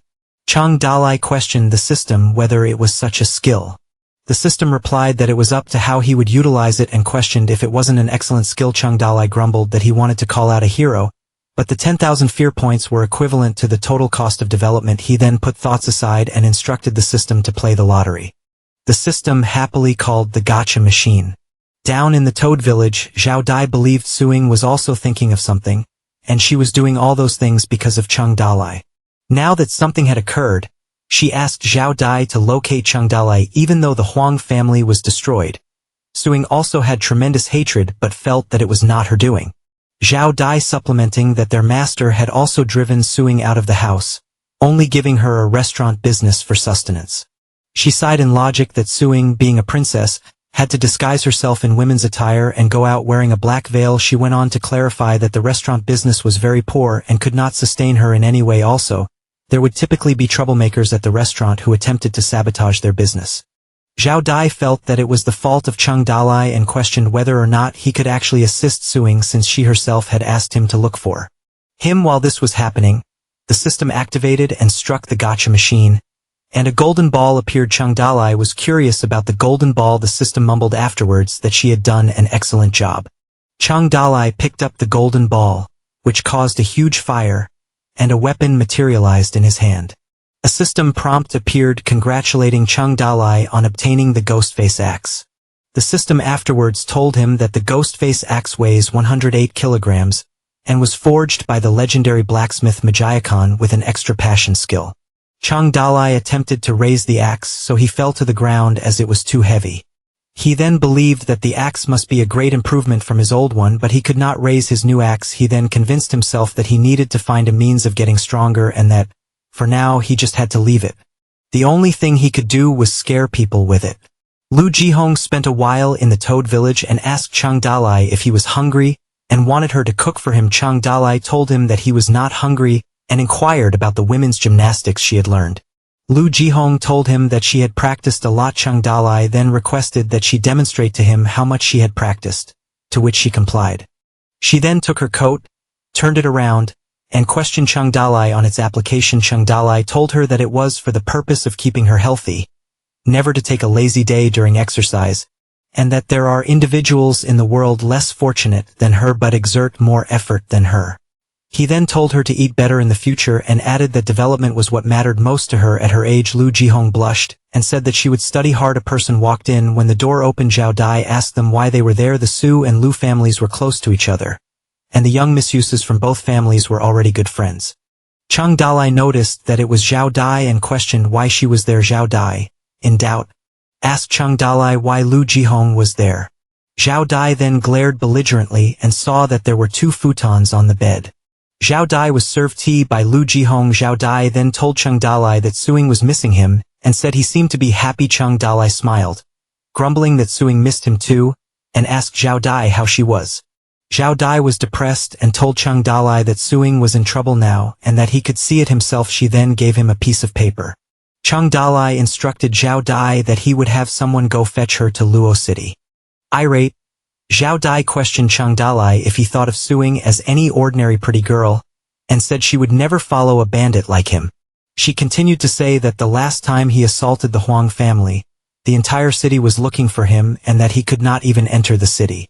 Chang Dalai sighed, and afterwards the system informed him that the third phase of the young Mrs. mission had been opened, saying he should assist Suing in operating a restaurant and be Luo City's #1 richest individual. Chang Dalai then requested that Lu Jihong call Huang Sanyuan, Lu Jian and Lu Yif, which Lu Jihong did. Chang Dalai grinned. So Zhao Dai asked him. He went closer to Zhao Dai and asked him what he was doing. He moved nearer and called out her name. Frightened, Zhao Dai guessed that the reason Lu Jihong was expelled was in order to take advantage of her. So she thought that Chang Dalai had finally shown his true face. Chang Dalai gave silver to Zhao Dai and instructed her to spend it on herself some new clothes, and instructed her not to mention his circumstances to Suing. Zhao Dai heaved a sigh of relief. Huang Sanyuan came with the others and pondered what was happening. Chang Dalai inquired of him how much money their village possessed then. Huang Sanyuan replied that there were 122 taels of silver. Chang Dalai requested him to bring 100 taels and deliver it to Zhao Dai. Zhao Dai felt it was excessive. Then he promised Zhao Dai to take the silver and requested her to go with Huang Sanyuan to the warehouse to obtain it, saying that there was silk and satin within that she could select and provide to Suing. Zhao Dai consented. Chang Dalai then called Lu Jia and Lui and inquired about whether there was a bounty on their heads. Lu Jia replied that they never got the opportunity to commit any crimes. Lui added to this and told Chang Dalai that the next time they got an opportunity, they would get 1 or 2 earth-shaking cases. Worried, Chang Dalai asked the system whether the 2 brothers were sane.